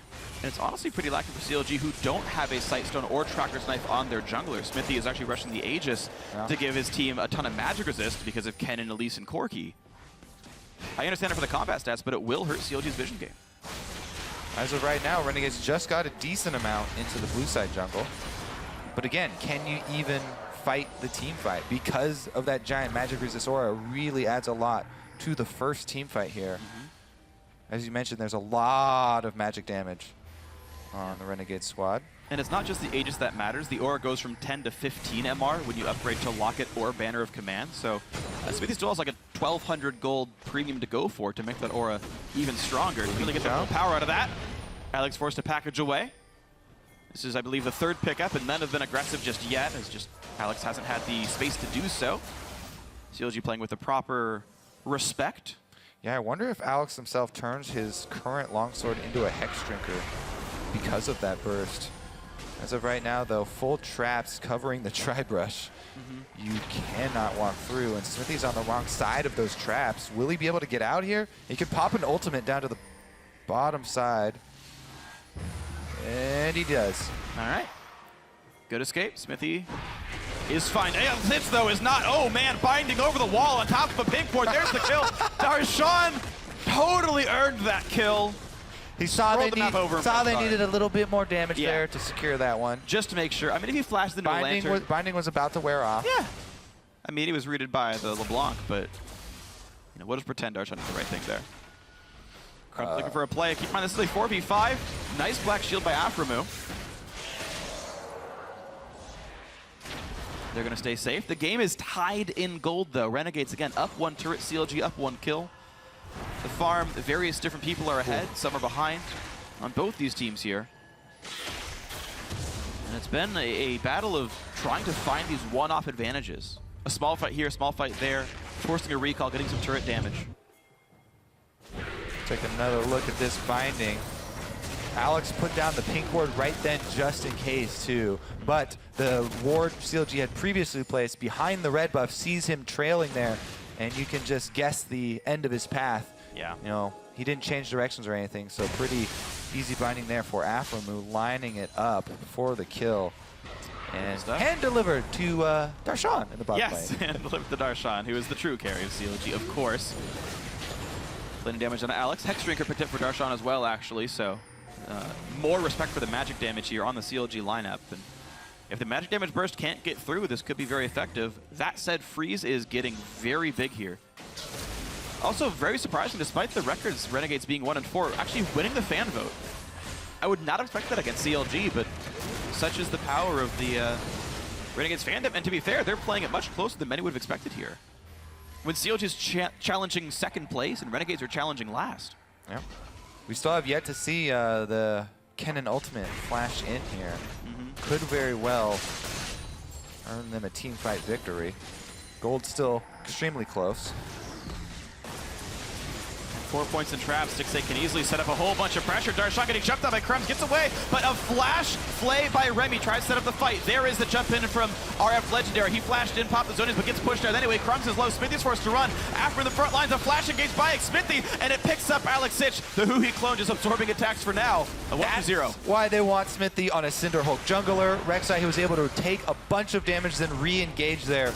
Good job by Smithy biding his time, using the flash to go in on Alex. 4-2 in kills. Everyone's quite low. Smithy spotted by a ward, but still could look for the turret flank. This will not happen, though, when Renegades successfully defend their mid lane outer turret. Out they go. 700 gold down. All said and done. 1 kill. Yes. His hands. And this entire game has been like this. They don't quite have the closing power to get all of the kills. The engage comes in the front, and then there's not quite enough follow-up damage. So it's a game of posturing and trying to make the correct plays, and then it's very, very, very close and doesn't quite turn into a lot. But at some point, especially with the respawn timers now being almost 30 seconds long, this game could explode. All right, so here's the teleport from RF in the backside, so we can see the full initiation here. He does go for the 2 backline members, Stixay and Huhi, and he did get the stun off, but there were so many summoners available, everybody almost ends up burning their flash. Yeah. As soon as Alex goes in, though, binding from Aframu, and Smithy is also able to jump in after that. And it was such a good ulti by RF. He stunned basically everyone, but the rest of Renegades weren't in range to follow up. It felt like they didn't expect Kennen to be there. They were so afraid of LeBlanc hitting them and the Caitlyn hitting them that they had sort of waited and was like, oh, they're stunned. Oh, and they had no damage to deal. Well, RF's first great flank, they're not doing much. Oh, what a cocoon by Crumbs! But he will stay alive. But Cocoon right in the face through the distortion forward. Yeah. The other thing is that, so Renegades, while you're like, oh yeah, they do need to fully commit, you know, and try and follow up on this, you have to be very wary of the Gangplank barrel placement already. True. For all the damage follow-up here from Renegades. Because, you know, as good as a nice kind of ultimate on the backline can be, you know, stunning everyone up, a Gangplank barrel chain will actually just kill people outright. So. Fair point. And it looks like enough respect was given to Darshan's damage that there was no immediate engage. Huhi playing the best that he can. Smith is around to land some AoE as well, and looks like CLG can hold the mid lane for now. Still only 1 turret for these guys. 27 minutes in. And as much as Huhi can try to chunk Alex, it's not the most headway. He did go for that Hex Drinker second. We're looking for with the longsword. So yeah. Hex Drinkers on both sides. And early Alacrity boots as well for this Corki, so a lot of movement speed. Of course, you want the Magic Pen because you're Corki, you need the Sork shoes, but getting the move speed that Boots of Swiftness would have given you by getting Alacrity. I'm really not a big fan of Alacrity. It's definitely a very low cost efficiency there as far as how much move speed you're buying, especially when there are so many other sources of move speed in the game now, but not easily available to Corki, so I guess he really, really wanted that to try and dodge some bindings from Aframu as well as the chains from Huhi here. Yeah. Could pay off. I mean, dodging one of those bindings will mean the difference between life and death. As we saw in the last team fight, it was the death of Alex, so. Yeah. What's interesting is if you start doing the math on item costs and whatnot, at a certain point you just decide that movement speed quints. I mean, it's all relative to the value you put on it, right? Right. Well, the thing is, like, you can look at your builds and say, if I bring move speed quints, I can get that same move speed and just save 450 gold for a different item. And oftentimes, that's just more efficient. Yeah, and move speed is really interesting, too, just because, yes, it's multiplicative with the percentage increases as well as the flat increases that you're buying, but also there are reduced returns the higher move speed you get as far as how quick you actually end up moving. Alex chunked out again, and the Headstreaker is popped.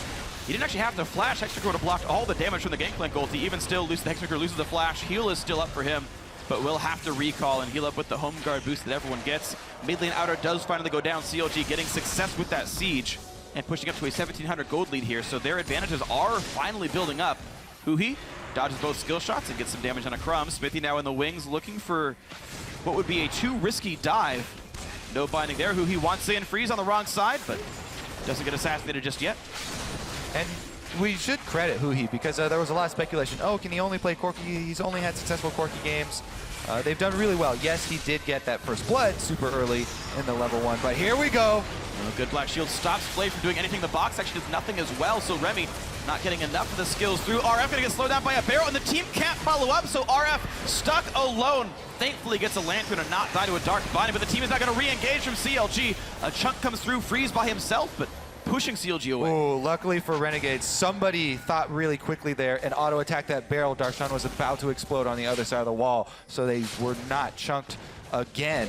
But the first chain there is exactly what we're talking about. Line up the barrel chain, even though RF goes all in, gets the flash off, barrel chain slows and damages the back line. Freeze Ignited, but stays alive. Now Huhi forced to run Ignitus on him as well, but a chunk onto Alex Cinch, and that will be 2 kills picked up as Remy goes down to 1, and Alex drops to the other. CLG now 6-2, and they've got control of the mid lane. They're pushing in for a turret right now. Barrel Chain's gonna slow down Crohn's, but he's tanky enough to not go down. But still, the push comes through. Cinderhulk Elise is the only real front line that Renegades have right now. But now 3 turrets picked up for CLG. Pretty big push right there for them. Finally being able to turn these 2 kills into an objective for themselves. Secondary turret plus second dragon go down easily. Well, maybe Renegades try and chase them out. It's a risky chase for them. Smithy can stay in there and tunnel. Well, good smite. Darshan forced to run. Cooling does a lot of damage though, and Barrel's force freeze far enough away. CLG should be safe to recall and heal back up and get back on the field. Top lane already being shoved back by Huhi. Mid lane, Renegades will be there first, but we'll see what happens. All right, let's see. Huhi going for the burst here. Ooh, flashes for it as well. And the binding means Alex can't take it for him either. Ends up turning around on Huhi, but outnumbered here as both Crumbs and RF were back in the base or behind the turret there on the left side. Great catch by CLG, the ability to, and the willingness to flash forward and take everything they possibly can. And it's grown CLG a bit of a lead. Like when we've talked about the problems of Renegades, it's been their seemingly inability to start the fights that they want. And we've talked about, oh yeah, get the Alistair away from Remy, which to be fair did, not really happen as much in this game. But decided not to pick. Renegades, right. CLG have found ways to get in, whether it's like a flash binding or something, but CLG have actually gotten these picks, and Renegades have actually kind of been at the mercy of what CLG wants to do and haven't been able to, outside of getting some good pushes and some good laning phases, not been able to sort of exert their will in this game. Oh, and again, remember the point about zoning with the Gangplank plus Caitlyn. The team that CLG have drafted here is just so good at setting up control with these trap spam as well as the barrel chaining, just because they were able to snag that first pick Gangplank, which is such a high priority. Ooh, Stixay nearly got hooked under turret and had turret aggro as well, so that could have been a large amount of health off of Stixay. As it stands, the team is all right. Another chunk on Alex down to half HP. Crumbs taking some pain, but of course, again, it is tank Elise, so not the most dangerous. Yeah, good net right there. That was close. He does have Quicksilver Sash, but would prefer to hold on to the cooldown. CLG looked for top lane tier 2, couldn't quite get it, but they did lock down that outer turret, which means that score is 4-0 in turrets, 2-0 in Dragon, 6-2 in kills. CLG have been slowly and steadily building their leads here. It's actually a double Aegis team as Aftermoo has the Banner of Command in addition to Smithy's Locket. Yeah, and they've slowly been moving up their ward line towards the Baron Pit now. 4 Crumbs just cleared that one out. They had 4 standing. I believe Stixay, the only one not dropping his yet, still has it in inventory. And they can easily replenish that one as well. So Baron baits, definitely a real thing as well. You can also use the traps to cut off these jungle entrances, not just great for sieging. And we'll see what the next step is then. Remy doing the best that she can to clear these wards away. Puts a lantern down, sees Smithy. I think they are going to try and set up for this Baron bait because face checking into hidden barrels with the possibility of LeBlanc and Morgana picks is extremely scary. Oh, Crumbs gets run out of his own jungle, and they're going to try and huddle on turret again. Maybe the siege comes through. Maybe. Right now, RF on the bottom side of the map and has to clear away a mini wave that's pretty close to his own turrets. That was the they only have one blue trinket here for Renegades with which to check the Baron and with which to check any of these brushes. So they have to be very careful to dodge any bindings that Aftermoon throws out. Smithy thanks the culling. That could have been a whole bunch of pain, but Renegades are out of wards in a way. I don't even think there are any stacks left on the Tracker's Knife or the Sightstone here. But they have snuck that pink ward into the Baron pit, and until CLG clears that away, there's no threat of a bait. CLG actually going to reset, and now they are on TP disadvantage. Darshan can global ult to participate in some way, but RF has teleport, whereas Darshan does not. And RF has distortion boots as well, so that will continue to be a lower cooldown. Yeah, so it looks like CLG going to go into farm mode then. They actually retreat from all the wards that they set up around Baron for a while. Renegades still have to be careful about clearing them out though, because after you see CLG recall, even though we can see the rest of the map and we know all members have recalled, Renegades have no idea. Although Blanc could still be lurking in one of those brush and easily pop someone. The Renegades have dumped all their wards back into this topside jungle, so they know most of what's happening on this area of the map. Very little vision around Dragon and the Baron pit itself. But it does allow them to really track Smithy and all these roams and ganks and dives and whatnot. Yeah. Darshan also able to push up here on RF to the bottom turret, and it looks like they are going to swing everyone from mid right over down to the bottom side and try and take this out turret. But it's too late. The bottom turret already goes down. CLG assigned their lanes properly, and another turret has fallen thanks to really great map play by CLG. Renegades fought so hard to get the top jungle back, and CLG said, that's cute. Congrats on your wards, your bot turret's dead. Yep, by taking away all the vision coverage here from Renegades. They have to take the long way around when transitioning from one objective to the other. Not quick enough, and CLG claims some more global gold for themselves. They've already come back to this top jungle after McGill a couple wards away. Now Smithy and co will knock down the Baron ward as well. Blue Trinket already back on cooldown. Freeze has been using that pretty much whenever possible just to put that blue ward down. Yeah. I honestly think that they probably need another one upgraded. But they're sticking with the yellows. They want to try and drop some wards with more permanence. Even though CLG have been very clear that they're willing to spend not only the money, but also the item slots to keep pink wards in inventory to move them around. And 2 sweepers on CLG means that even with the double yellow trinkets, none of these yellow trinkets are lasting for Renegades. When you're super far behind, generally we see teams flood with pink or blue trinkets so they don't get baited. But CLG gonna actually go for the Baron this time around, burn it down really quickly. Gonna try to punish his lack of vision. Crumbs will have to just walk from over the wall, but look at that binding. It guarantees no steal with no contest at all. Counter Logic Gaming takes down Baron at 36 minutes. CLG continue their slow and measured control of this game. All right, that Baron buff is definitely going to be some siege on inhibitor turrets here for CLG now. And we are going to see more of the same from them. So instead of looking at that, let's look at what Renegades can try and do. Even though they're so desperate right now, well, when's the package coming up? That would at least give them some hope for playmaking. Ooh. You can't check and spectate. Yeah, unable to close in. But it's not available now, so we know they don't currently have it. And they're just going to have to try and huddle and hope for a misplayed dive there from CLG. You can still punish a dive very heavily with a cannon. Well, speaking of this cannon taking a lot of pain right there, Remy's lantern doesn't quite come out in time, but RF will survive, and it's a short cooldown anyway. CLG have so far played the game slow and steady, right? Only 8 kills in the entire game at 37 minutes and change so far. They're going to keep splitting up the team. Top lane tier 2, the only RF teleporting up. Freeze really deep. And here's RF on the back lines. Here comes the push in it. Exhausted early. Stixxay takes some damage. Pops QSS, but Alex is in. Stixxay for some flash to stay alive, but there's the kill into Alex. Corky is gone. Smithy taking the front line, but will be killed off. A great play by Remy. And look at that by Freeze. Picks up another kill, but trades his life for it.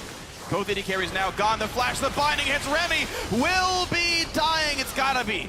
And there's another kill, a double for Huhi, a 3 for 2 in favor of Counter Logic Gaming. Yeah, even though CLG come out way ahead, that was honestly a good attempt by Renegades. They tried to punish the teleport discrepancy there with Darshan not having his available and just rush the back line. But Alex committing that far to follow up on the damage there and try and follow up on RF's initiation meant that Alex was then exposed and he ended up going down as well. So CLG are still able to turn it around, and it looks like they will be able to press in on the inhibitor turret as well. Some pretty smart plays. Top lane had no wave left. Mid lane did, though, so they pushed right on in, and you're going to get at least some damage on this turret. Yeah, Aphromoo also went with the Banner of Command since Smithy already has a locket. So they were able to Banner plus Baron that minion to grab the top one. And that's inhibitor turret down. Not long ago, Darshan had solo Dragon. We saw that on your screen. So that 3 boxes up, and the 4th one will be quite a while away as COG continue to take these small measured advantages where each fight is just slightly in their favor. All right, so let's take another look at this. RF's teleporting in. They saw Darshan on the bottom side of the map, so this is a 5 versus 4. This is basically the best attempt they're going to get. But the exhaust onto RF by Aphromoo as soon as he comes in means not enough damage to finish off Stixxay there. Alex exposed because he went to follow up, and they almost were able to get the Caitlyn, but can't finish it off. Freeze flashes in to finish off Stixxay, but as you know, he answers quickly. Yeah, when you got Stork Shoes and Abyssal Scepter, you do true damage to these AD carries. And even though Freeze had Maw, he had a Hex Drinker. I think he got Maw afterwards. Okay. Yeah, it just wasn't enough to survive. He got chunked out really hard. You can say that. Chunked out when your whole life bar disappears. Yep, it's a big chunk. It's the entire thing. It's the largest chunk possible. That counts, right? Yes, sir. I got a Sir out of that one. I was so Sir, glad you used David Sir. Freak Turley, the package is available. All right. It's still available. It's still being carried by Alex Itch like an inverse Quinn situation, kind of. But you know what's not available is the flash for Kennen, which, as we said, takes away so much of the playmaking potential there. But neither are the flashes of CLG, so theoretically, there's no easy way out, and just maybe something happens. Cocoon just missed onto a Smithy. Renegades have not yet pulled the trigger to go in. This is a tight situation, though. No one hits are dead just yet, and there is a decent gold lead for CLG, but this is not outside of Renegade's ability to win. Especially if they actually get the stun from RF's ultimate and the package goes over it. There's a ridiculous amount of damage in that package. So he's looking for the chunk. Black Shield is on, bursts out Remy. It's a 5v4, and in goes CLG. That was the cue. That was the sign. Oh man, the damage is already there as Alex Itch has dropped on Corki. RF not going to buy enough time. A 3 for 0 in this fight, and CLG might have the numbers they need to close the game out. Still some damage from Freeze, but they push in. They're going to knock him down despite the Maw. Huhi's staying afloat, and they get the ace as Crumbs is the last one to die. 14-4. There are minions already. There is nothing stopping CLG from winning. And in our longest game of the day yet, a whole 41 minutes, CLG move into second place with the win. Yep, congratulations to CLG and a well-deserved victory there. Slow and steady won the race for them. And the early game was close. Honestly, Renegades with Freeze won the 2-on-2. They won the early game outside of that first blood that, of course, happened in the very, very early part of the game. But they knocked more turrets down than CLG. Yeah, they won a couple of fights. Honestly, such a rough, level 1 there, where the LeBlanc gets first blood in the LeBlanc-Corki matchup. Huhi was able to leverage that into a lot of pressure all game long. And when you've got a Morgana on your team, Aphromoo able to lend the Black Shield to Huhi means that this LeBlanc that has had so much success early game is able to poke you with her all-in abilities, without fear of the hook and without fear of the cocoon locking him down. So, really hard to combat that towards the late game. And it's honestly looking like Huhi doing badly is the exception rather than the rule. We said he's only been good on Corki, but is he bad otherwise? Huhi did triple the damage of Darshan this game. Gangplank is no slouch in terms of damage down. He even stole some kills with the ultimate, but 36,000 damage from Huhi, roughly double what Stixxay did, triple what Darshan did. A massive performance from the rookie mid laner here of CLG. Huhi put in a lot of work. He won his mid lane. He's the only guy who actually won his lane on CLG. Definitely a big carry for the team, earning them not only a 1 lane, but also the objectives through chunking Alex constantly. We almost, every time we panned mid, Alex was chunked out, had to go back to base, or had to use his package defensively to get out of range. It's beautiful stuff. So Counter Logic Gaming end week 3, 4-2. The only teams with equal or better records are Energy, also 4-2, and Immortals at 6-0. Now that does move Renegades down to 1-5. They are tied for last with Echo Fox, but the quality of gameplay makes me think that this team can definitely pick up some wins now in the future with Freeze back on the roster. You played CLG close. They definitely looked a lot better. There's a real good chance for this. So we might see many good things out of Renegades soon, but CLG, of course, great in their own right. But for now, we're going to check out with Riv, who's standing by with a winner. Thank you very much, gentlemen. Great cast on the day. We're rounding out week 3 here. I'm joined by Stixay of Counter Logic Gaming after the victory over Renegades. Another win for you guys on the up and up. It doesn't seem like there's too many troubles, but I'd want to know a little bit more about you, Stixay, the new AD carry on CLG. What was it like coming up to play for Counter Logic Gaming, filling the shoes of Doublelift and kind of becoming a part of this organization?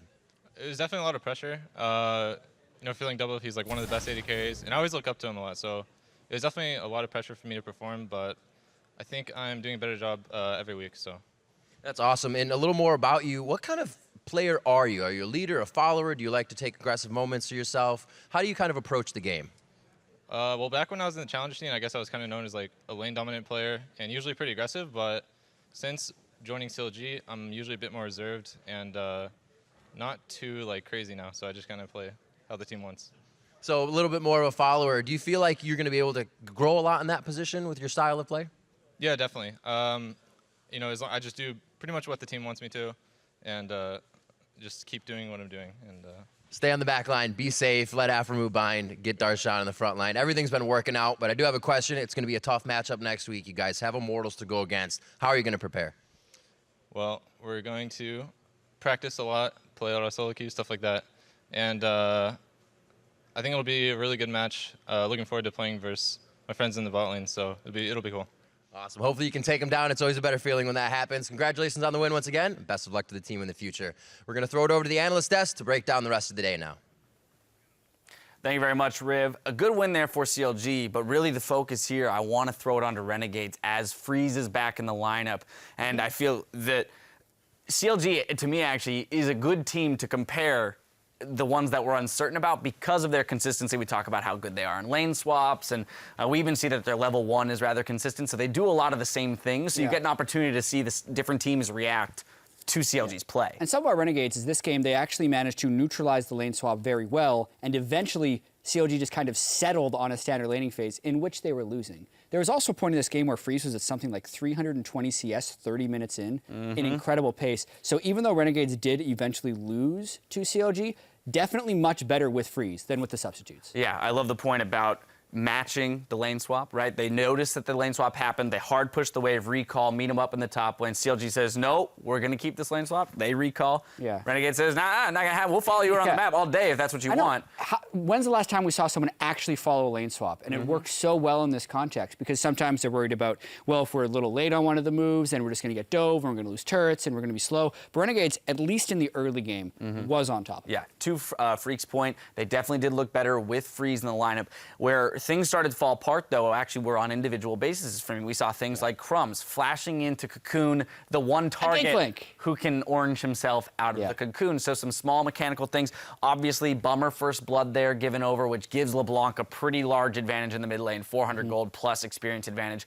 Didn't make Alex's job any easier. So those kind of minor things, though, I feel if I'm, on a team, I'm saying these are things we can fix. That's not a problem. These larger macro stuff, that's the stuff where if we have it on lock, it's just about raising our individual play up to it. Absolutely. And I do want to point out as well, CLG was probably pretty content playing it slow because they know late game LeBlanc and late game Gangplank can get pretty nuts, which may have been why CLG didn't push the lane swap as hard. But I do want to echo your point as well for Renegades. The mid to late game mistakes were there, and they still haven't been able to find a clean way of initiating fights because obviously it's difficult when you're not really far ahead, but the fact that they actually have a lot of these games where they're pretty even and they're just consistently losing those. They did try a few new things, though. We had the cannon, right? So when they had a flash, TPs into the back line, trying to flash in and engage. They were lucky enough to get the Thresh there for Remy, so some form of engage. They weren't requiring the Kalista, but still, as you mentioned, not finding the exact success that they needed out of it. If we flop over to CLG's side, it was already mentioned, but Huhi coming up big. His damage statistics there were fabulous. Stixay being kind of a rock on that Caitlyn.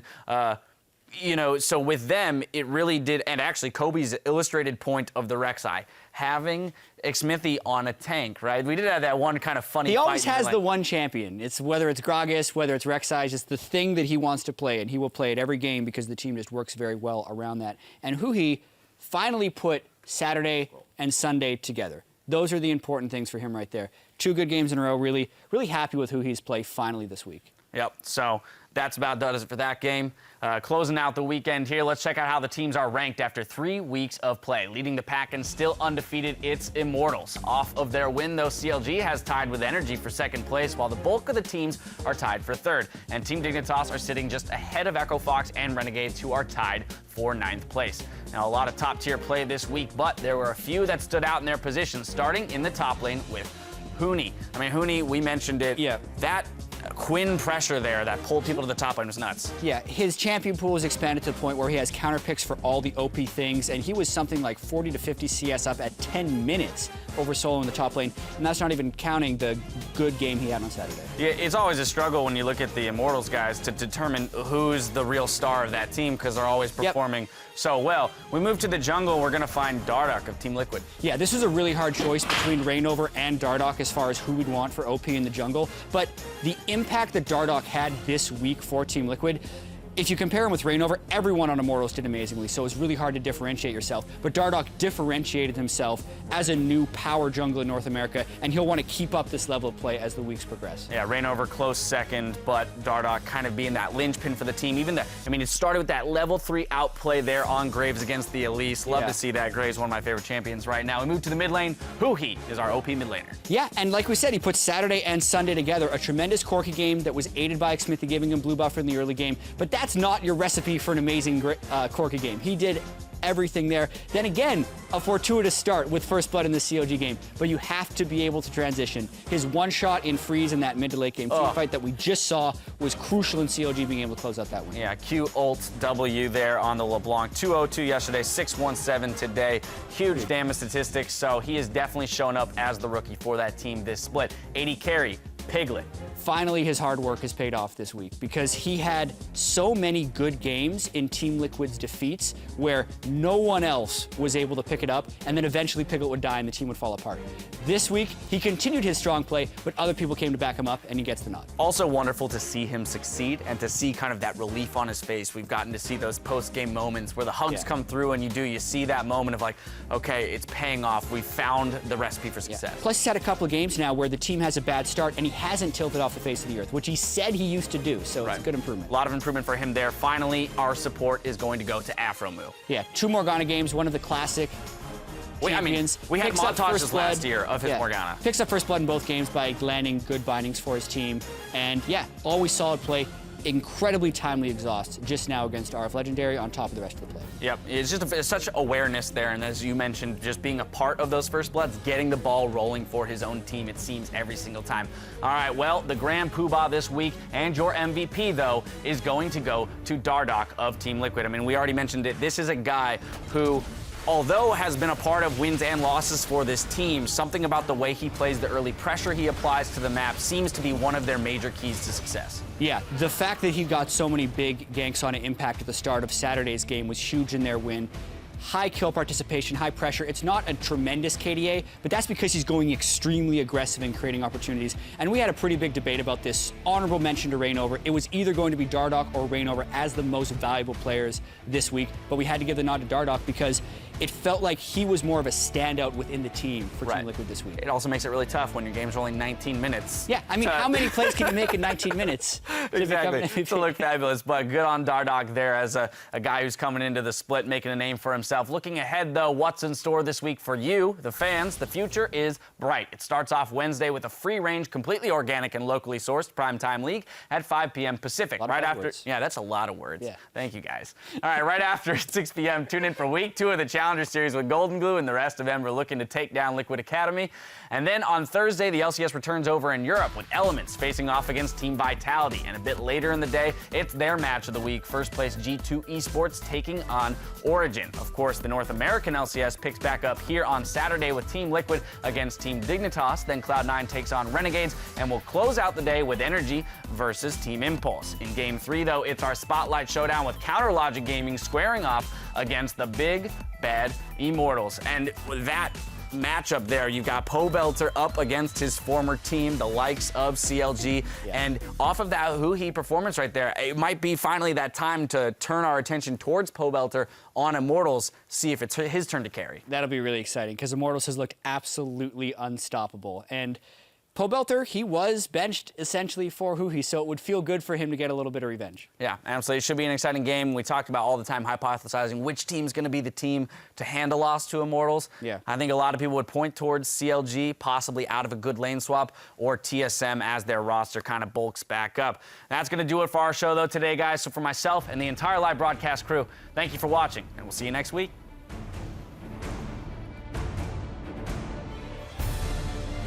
Impulse, they have been making their own path, and it's been a good one so far after the first few weeks. Peekaboo, the rotation from Pyrian, maybe on time. Dardoch dashes back. Was it just enough HP to save him? We're gonna kill the wall! Oh, he gets taken down! Phoenix has the flash. He had that from last fight, but he doesn't have the cleanse. Everybody has turnaround! Mash, way too close. That is a mistake for Impulse. And it's gonna be Liquid taking out Impulse. The same idea in mind, and that's the siege. And right now they are going through everything. They have these goggles that don't even show turrets.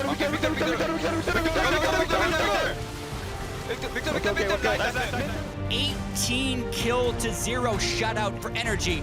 I'm on Johnson, I'm on Johnson. Yes. Yep, keep moving. Keep going. Nice.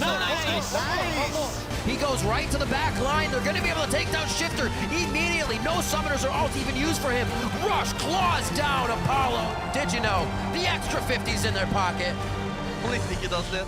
You know, I was troll matching my keyboard in a solo queue game, and I knocked out 3 keys. All right, guys, time to hit the lobby. Dude, you should just like legit lift up your keyboard and smash your head into it. I lost my C key, my V key, and my alt key. Can you help? Yeah, I'm coming. Look. In case I'm tipping. Listen, load. Can you guys rotate a butt? Rotate a butt. Kill Adrian. What happened? Kill Adrian. Oh my god. 13-1 as Immortals win the game. Zaref on the back lines. Here comes the push in. Exhausted early. Stixxer takes it down. Pops QSS, but Alex is in. Stixxer for some flash to stay alive, but there's the kill into Alex. Corky is gone. Hey, can I backing off? Exhausted. Okay, we can win the game right now. I got him. I'm gonna flash the DJ. Go. Nice. CLG moving to second place with the win.